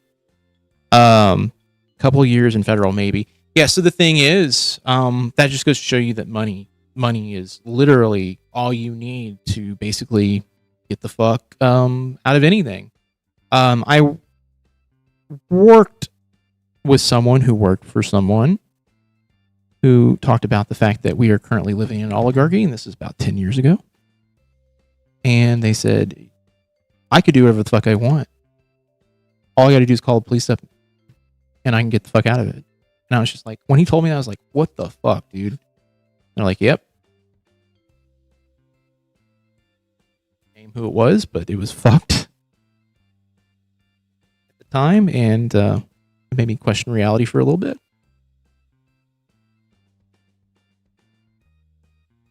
It was not good. That's why the Ossoff's something happening in Georgia speech was so good. In the first minutes, he frames it better than any mainstream Dem has. And he's tall and white, guys. And tall and white. He's tall and white. Guys got a shot. Yeah. Here's the thing. I want to like him. I love some of the stuff that he said. I'm just scared that he's going to turn out to be a career Democrat. Like, he's going to do the same shit that the other Democrats are doing once he gets in or does anything. I mean, I don't know. I don't know. I'm just so weary of like anyone who calls themselves a Democrat at this point. I like a lot of the guys doing the Find Out podcast because so many of them help connect the dots. Yeah. I need to check them out. The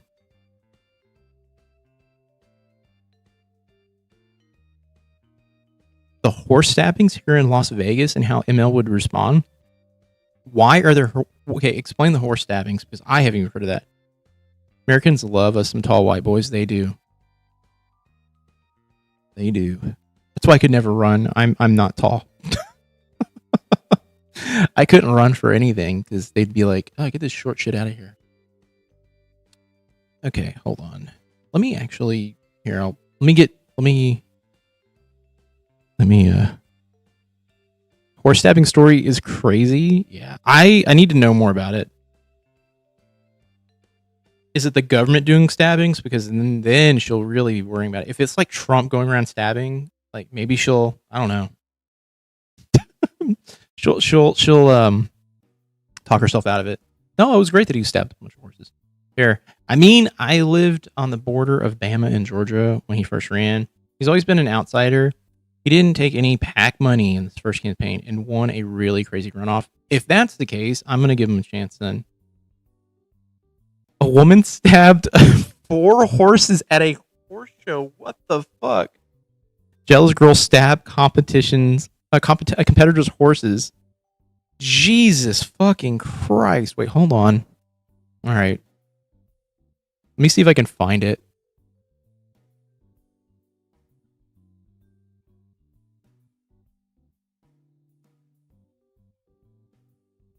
Now we're all going to watch this together. Okay. Oh my god. Okay, let's find something that's not USA Today.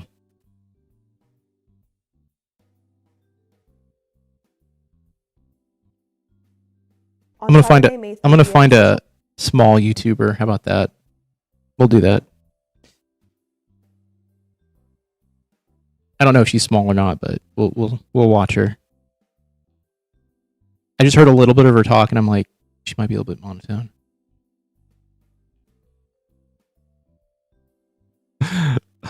On Saturday, May 30th, social media started blowing up with stories of horses being stabbed at the NBHA's Professional Choice Las Vegas Super Show, which is a high-level barrel racing event. As is common with Don't they ban for stuff like that?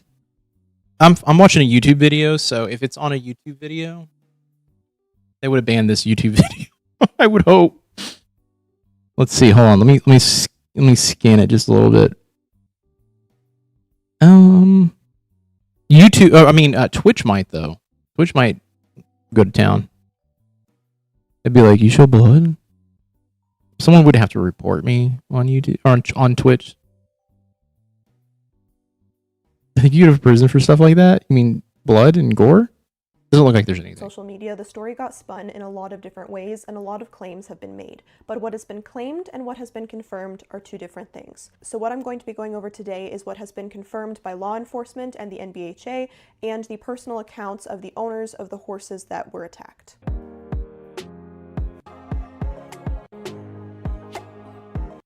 According to a statement released by NBHA, in the early hours of Saturday morning, an isolated incident occurred.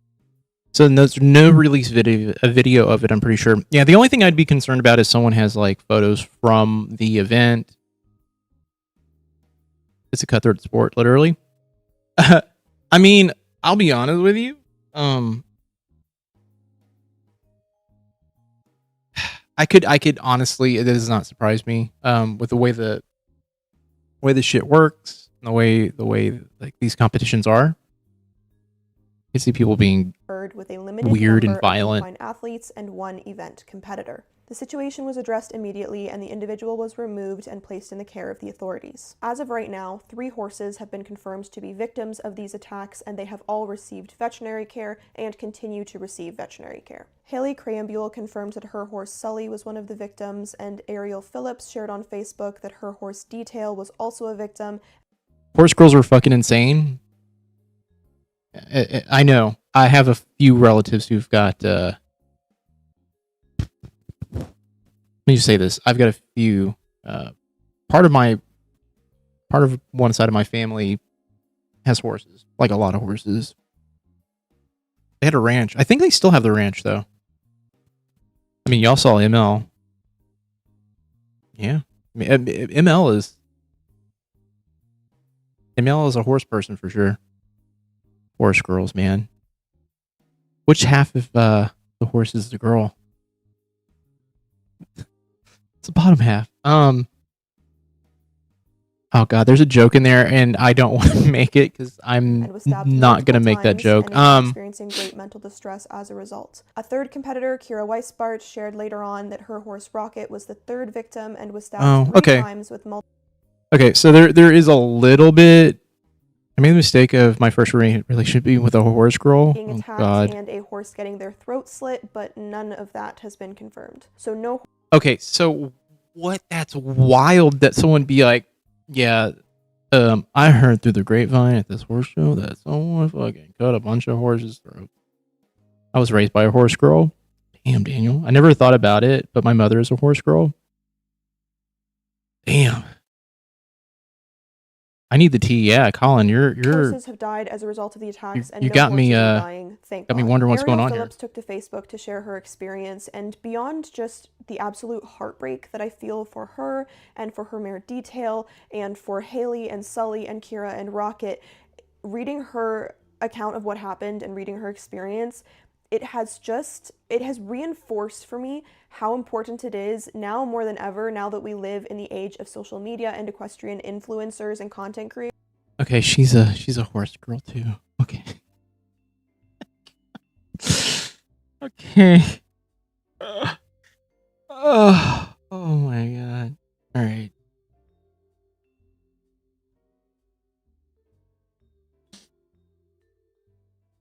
God, do I have something? Haters gonna hate. Oh. And ain'ters gonna ain't. All right. I'm a dog sledder, and even we think horse girls are weird. I mean, look, they had to be like equestrian, you know? Like, no more talking about horses. We are now part of the equestrian influencers, not the horse influencers. Horse girls have glossy eyes. Hold on, does she? On Saturday, May 30th, social media started. A little bit.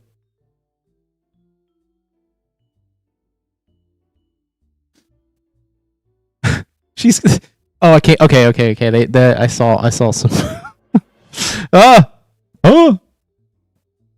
I saw some. Not gore, but I saw some wounds, and I'm like, all right, let's move on.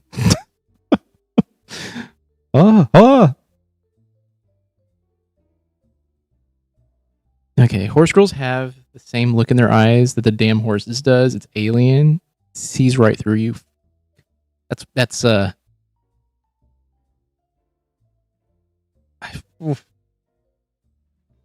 rough.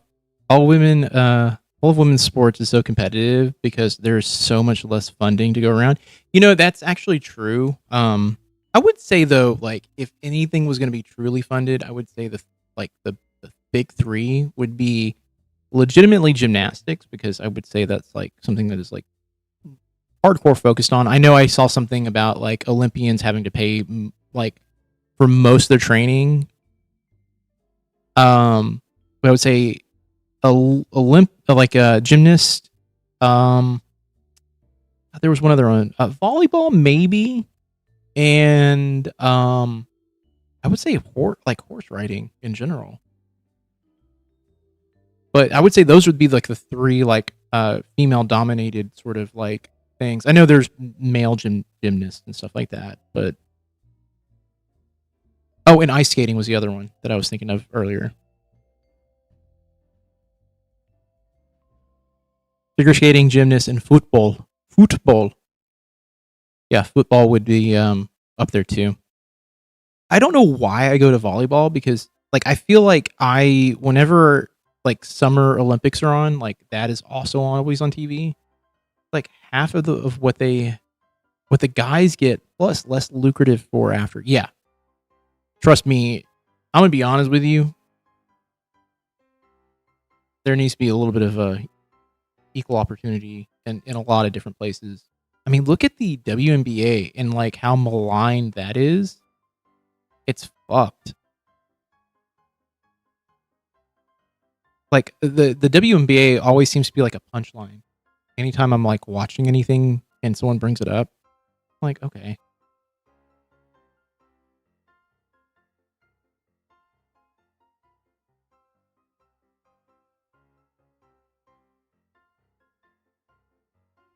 God, this music. The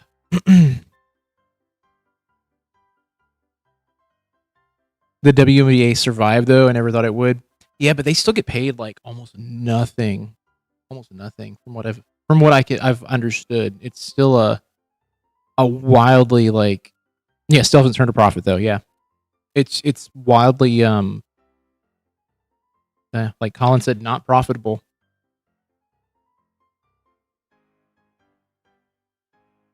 Unless Caitlin Clark did that and I missed it, in which case I apologize. I don't even think that. I think Caitlin Clark is a quote unquote superstar, and like her like memorabilia does go for quite a bit of money. But I don't think she is.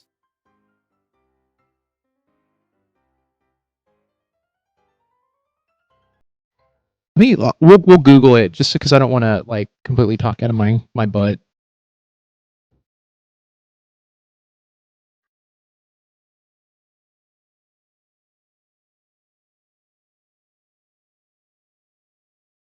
Let's fact check it. The NBA pays for the operations of the W. Okay, so all right, we're going to use the AI at the very top. AI overview.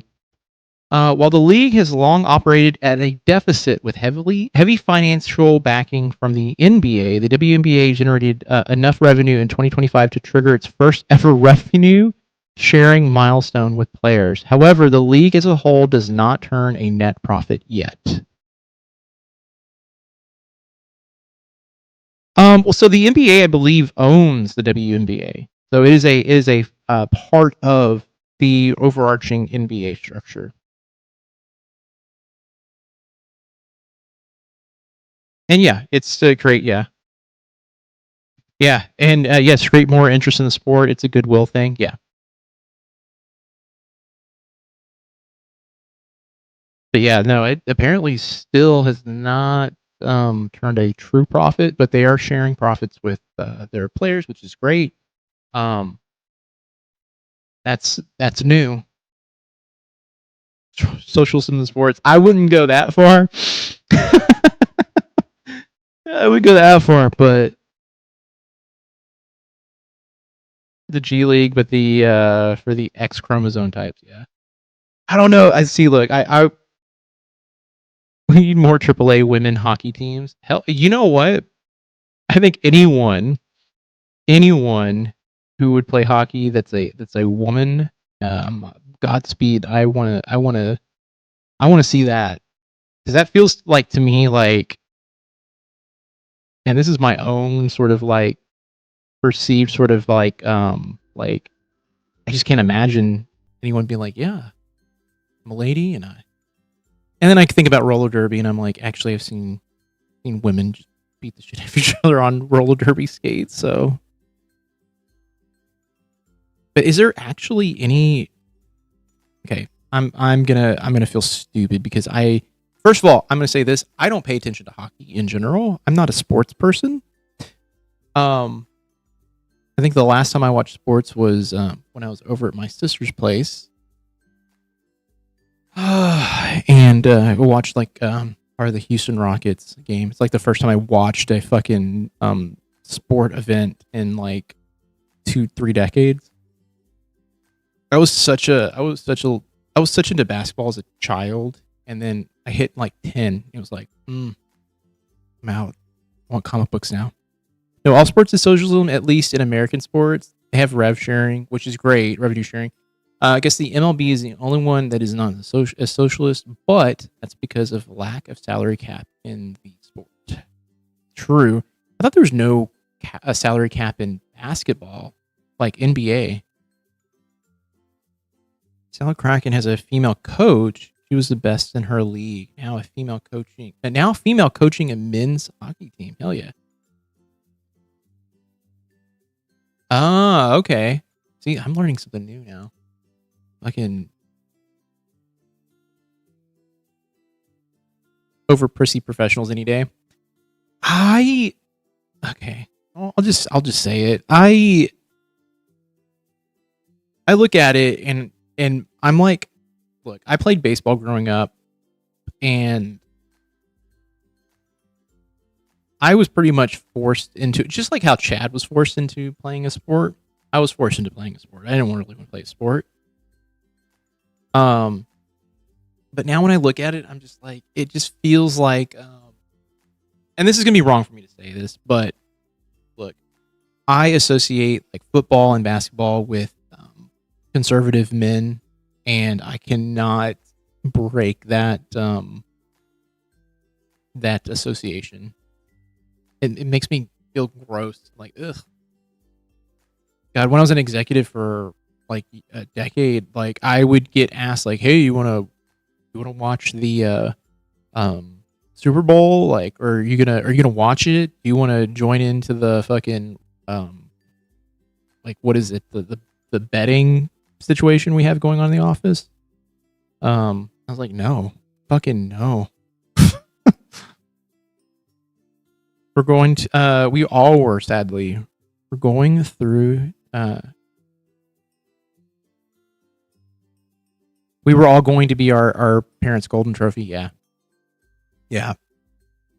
Players get half the money. The UFC, which will be on the White House lawn, only pays its fighters 15% of the profits. That's actually more than I thought they would. Fuck. But UFC, by the way, UFC though, Dana White's a fucking, almost said something so foul.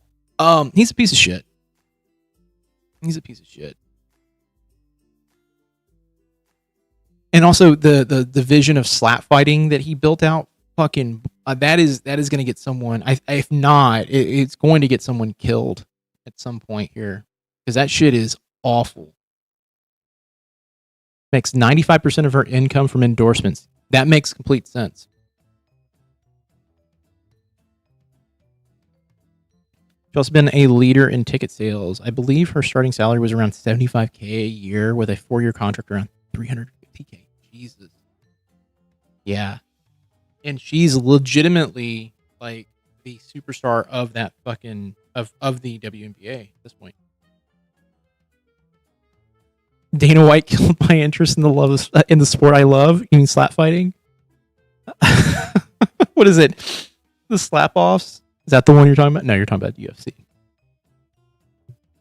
I don't know. I was around people who were like glorified UFC, and when I finally sat down and watched it, I was like, this is just fucking dudes beating the shit out of each other. Like, I mean, I literally, so I've been dealing with up like neck pain for like the last like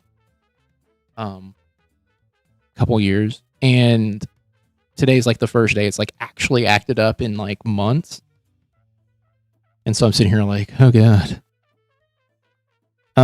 She's a damn powerhouse. Yeah, I've seen her play. She's pretty good.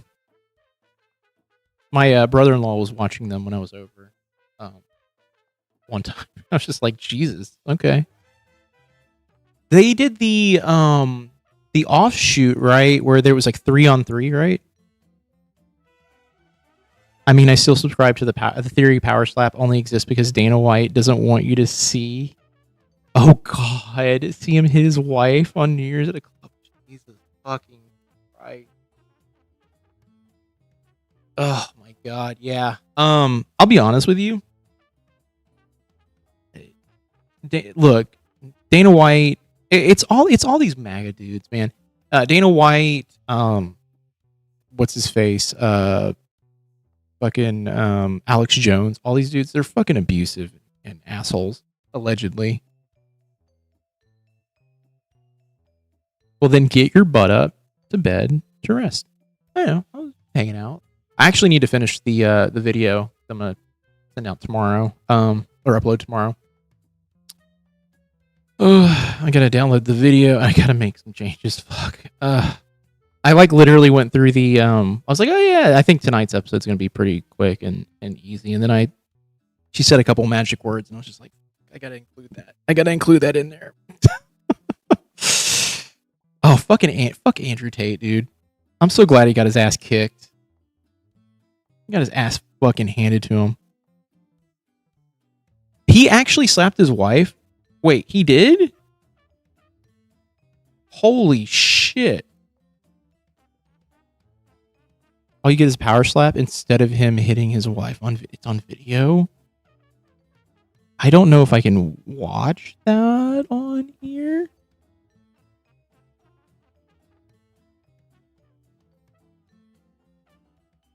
I'm Googling it now.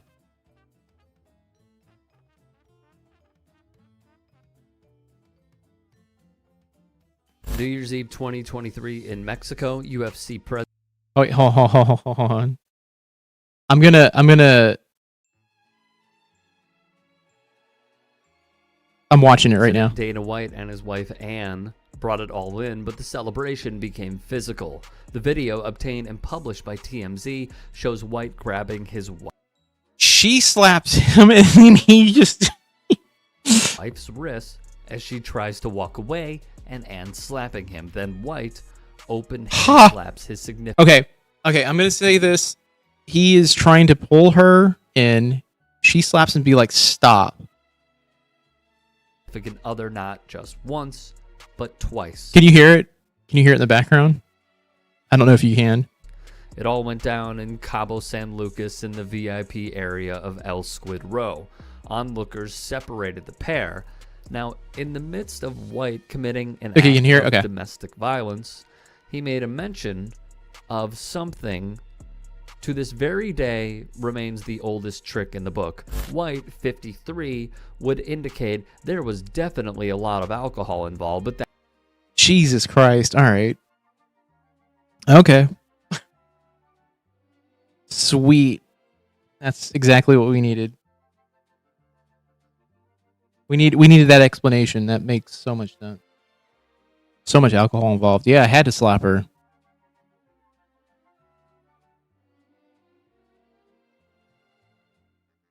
What a fucking wannabe alpha loser. He is a fucking loser in general. Like I said, not allegedly. No, it happened. I'll be honest with you. That correspondence dinner, you can get me if you want. I'll say my piece about this. That was such a fucking jack off situation. Joel thought no, I didn't think you were being essing. I was like, wait, hold on, it's true. At first, I was like, wait, that's a joke, right? But here's the thing: it was such a fucking like masturbatory fucking event, and you know, I'm of the belief that I don't think that person was. Look, I don't think the quote unquote shooting was an actual real thing, quote unquote, allegedly. Pro arm wrestling, yes, I have, and I actually think that is way, in my opinion, way more interesting because, like, look, at least there's some like skill involved. There's not just people just like ramming a fucking fist or hand across someone's face or choking someone out. To me, it's it seems like a decent, interesting sport. Then I also think about the fly in arm wrestling, and yeah. After Slap came out, after the slap, he came out with a video explaining that he and his wife had been together since high school and they're working it out. Okay. Look, I could jump scared myself. I just saw Leland Palmer in my window, and I just realized like I have a poster of Leland Palmer, on my staircase. So, real quick, I'll just say this: like, look, you can say that. Look, shit happens. People make mistakes. All that stuff. Unfortunately, you're Dana White. Your whole entire brand is beating the shit out of people. Like, you built you own UFC. I don't think you built UFC. UFC was its own thing, and then did something with it. Here's the thing. You cannot use that fucking excuse in today's day and age. Like, I'm sorry, but like we all know, like hitting is not something we do. You just don't do it. You're not 20. You're not 20. You're not even 30. Motherfuckers, I think in his 50s, right? And I'll look it up. But seriously, that is such a fucking cop out of a fucking joke. That's just shit. Dana White, how old are you? 56. And he's got the bubble guts too. That bubble gut that Joe Rogan has. At the White House Correspondents' Dinner, Dana was interviewed, and he was like, I live for this man.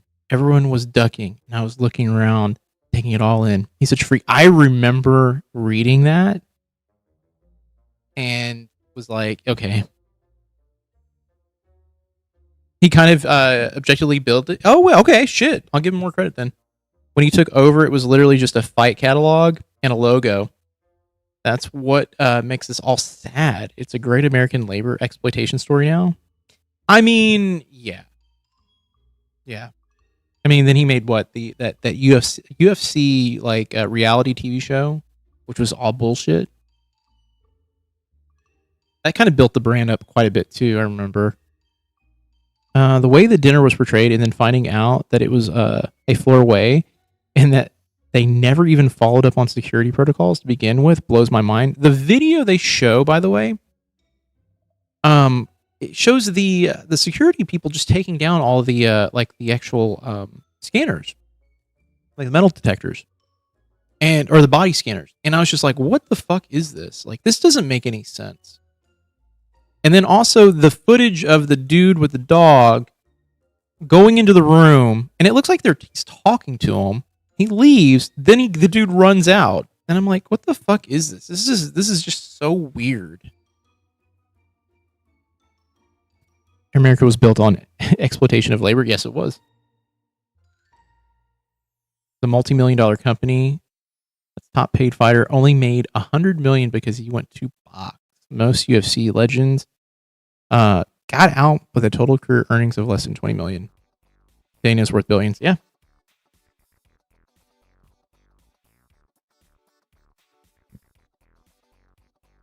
Like I said, I said this earlier. There's no fucking reason anyone should have that much money. I don't think anyone should be. I don't think anyone should have $1 billion, let alone multi-billions. Elon shouldn't have trillions, in my opinion. Like that's the shit that I'm like, yeah, that needs to be fucking nuked from space. Like I said, we're in late stage capitalism. Like we're on the cusp of like the shit's gonna break. What company are we building? That's all employee owned. Honestly, at this point, I don't know. Here's the problem. Here's the rub on all of this. You know, I was like, okay, well, what kind of business can you run nowadays? First of all, you know, I was an artist for years. You can't sell art. You know, the only people buying art are the vapid, sort of like wealthy. Most people want to buy stuff under 50, and if you hand paint or you do anything like I was doing, it's like, yeah, I can't sell it for what you're asking for.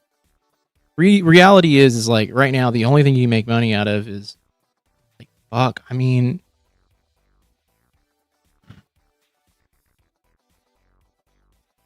can't make food anymore. Food is too expensive. Like all the, and you have to go through Cisco to fucking run a restaurant. That's fucking garbage.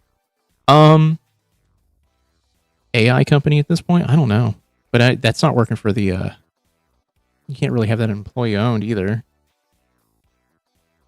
Trump helped Dana White's career because no one would give him a venue, and Trump let him have it in his casino because I believe this kept the casino up and running a little longer. You know, that's probably true.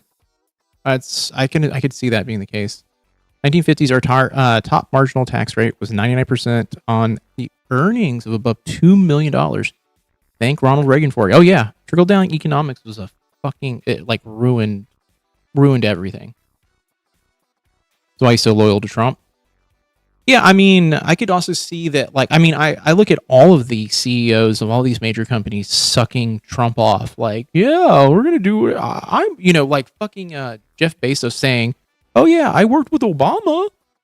Like, bitch, get the fuck out of here. No, you know what? Yeah, you might have because you had to. But you're really working really fucking hard for this dude, saying, "Don't fucking tax me more. It's not gonna make a difference." Fuck off, man. They have co-ops in Europe and Scandinavia. There have been trials here in America. It works. See, the co-ops, the co-op is interesting. I just, you know, like that's the thing though, is like food prices are so fucking bad right now. Do performance art like Reckless Ben and dabble in investigative journalism. Honestly, we're at a point where that might be a lane. That might be a lane. I'm just too much of a pansy though. I don't want to get arrested. I fear the government. And security guard at the White House Correspondents' Center is the one that shot the other security guard. So is that official? Fuck. It is. The UFC had a hard time getting sanctioned. Which was actually some bullshit. MMA is real. It was illegal in New York until 2018. Well, I mean, something good came out of Trump being in office, I guess. We need another league that pays fighters. We need, honestly, look.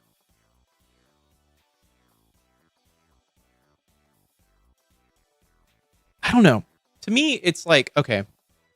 The question is like, are there people out there who are truly like, yeah, we need to, like, I need to do this because it's going to pay my, pay my family and get, keep us from being poor, or are they doing it for the love of the game? Don't fear, bam. Start looking into legally mine. Make the video I can. You're going to help me with that. We don't even try though, Liz.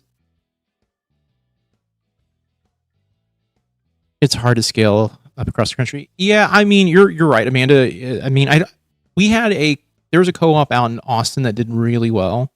I don't know how well it's doing now. I know Austin's been a little weird with a lot of people coming in and just kind of like buying up businesses and buying up like real estate out there. A lot of people are kind of getting pushed out for these like larger brands and shit. But I need to look it up and see if it's still doing okay. The old comic shop I used to go to is like no longer there, which I was like, oh, that's kind of sad. Those guys were really nice. I sold a comic book that I had done one issue of, and they were like, yeah, we'll buy it. I'm like, cool. Come up with an intelligent way to make workers' rights, wages centered. Yeah, I mean, Austin's actually building though. Housing is cheaper than Houston, still at least. I lived in Austin. We had a house out in Austin, and the house that we had like tripled in value in 10 years, and it was kind of concerning. Houston, you're right. I think depending on where you're at in Houston, if you're in one of the smaller like subdivisions, Sugarland and stuff like that, it can be a little bit cheaper. But if you're in downtown or near downtown Houston, Woodlands, that type of thing, yeah, extraordinarily expensive. It's bad. But I haven't looked at housing out there in a bit.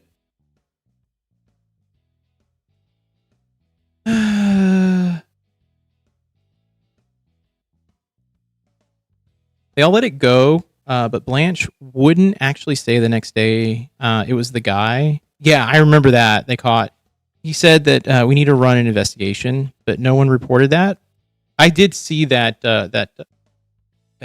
press conference he ran, and everyone was kind of like, what the fuck? But no one reported that, but you can see the guard shooting. Yeah, you can see the guard shooting in the non-AI video that they released. In Magnolia, shit's expensive in the sticks now. It's fucking expensive everywhere. I am out in the middle of a small subdivision right now, and it's crazy out here. The pricing for homes, especially in newer subdivisions, is wild. I don't know how or why it's getting that expensive. Building and everything is like, I'm going to be honest with you. Like the building is really poorly done, and they charge like 3 or 4 times what you would pay. Like you're paying $700,000 for like a 300,000 square foot home out in some of these areas. 400 for 150, and you're like, what the fuck is going on? TSA support agent that was there working the metal detector was shot by a Secret Service agent. You can see the suspect's shotgun doesn't fire. Yeah, so the thing is, like, we have not heard, this is just like the Charlie Kirk thing, where there's not a lot of information coming out about the person outside of what that was released, like, oh, he was a school teacher. But we've not heard anything else. They arraigned him, and that was it. And I have a sneaking suspicion, like, this is just going to be another one of those things where we gets memory hold, and it's like the dude who was firing outside of the White House a few weeks ago. Yeah, he was a registered Republican too, which they didn't report on. They kind of memory hold that shit too. I was surprised this past Saturday there wasn't another attempt. I was getting used to the ridiculous ops happening every weekend. Yep. I knew something was up when they're like, yeah, Trump was in the White House this weekend. His son was getting married. He didn't realize who his son was. And then, then all of a sudden an event happened. And I was just like, what the fuck is happening right now? Like the pilots we rescued in Iran. Oh yeah, that shit is crazy too. We don't even do we have the names of the people yet? Like that was something I had asked, like in a video. I was like, do we know the names? We lost an A-10 and a few other assets, so we're not talking about it. Yeah, I mean, and the rumor is that we were actually trying to blow up one of their stockpiles, right? We don't know the name of it. Yeah. Okay, we don't know. Cost of building materials in the past year and a half, it's extreme and never rolled back from C19 chain supply issues. Oh, that makes 100% like sense to me. I'll be very honest with you. The stuff happening with just everything in the United States, it just feels like people were like, oh yeah, prices had to go up because we were dealing with COVID-19. Should we drop them back down now that we actually have supply? No, they'll never notice the difference. I would think the media would parade these pilots around to build morale. 100%. Trump would be fucking being like, look at these motherfuckers. These are my guys. They did such a good job. He ran around with a broken ankle. Rumor says that they were on the ground actually attempting to take out nuclear material. Videos from locals don't corroborate though. Yeah, didn't Iran or people in the area release like them shooting down an actual plane at one point in time too? The fact that shots were fired outside the White House and no one was hurt means they don't actually need a ballroom because everyone did their job. Yeah, I mean, but that's the thing though, is like the rumor is like, yeah, he wants a ballroom so he can build a bunker and never leave. Do I believe that? I want to believe it. But do I? No. I mean, I do jinx it. There's a sick video of a KC-135 fueling two search and rescue helicopters that are off the ground by like 20 feet, staying below radar. That's kind of cool. That's the type of stuff that I actually enjoy, like especially when I see like neat things like, oh yeah, we have to do this because we don't want to be detected. Yeah, we have to do it like this. All right. I think it is 1:40 in the morning. It's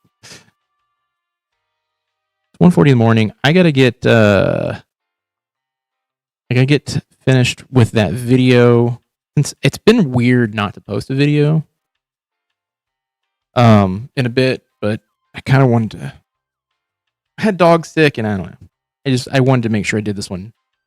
Bedtime? No, I'm probably gonna go take my nighttime medication and then just pull. I got this footage I got to pull for Mary Lou. And I got a video I want to finish tonight, and then I'll have it uploaded. I think tomorrow at like I want to say like maybe closer to the evening time because I got EMDR in the afternoon, so either I'm gonna get it done in the morning or in the evening. So, but now that I'm doing these like streams, it's kind of nice because this will be up for people to watch. Good night and have a rest of your week. May your neck chill and you get great sleep. Yeah, I'm gonna be back on Wednesday. So if you're around and you want to hang out, I'll be here. But Colin, Amanda, Hopeless, folks who are hanging out here, thank you so much for being here with me. I only have my old in screen, so you can deal with that. But I'll be back on Wednesday, where we'll probably, hopefully, if they come out with an episode, we'll watch it together. If not, we'll just hang out and chat. All right, everybody, have a good night, and I will see you then. Bye.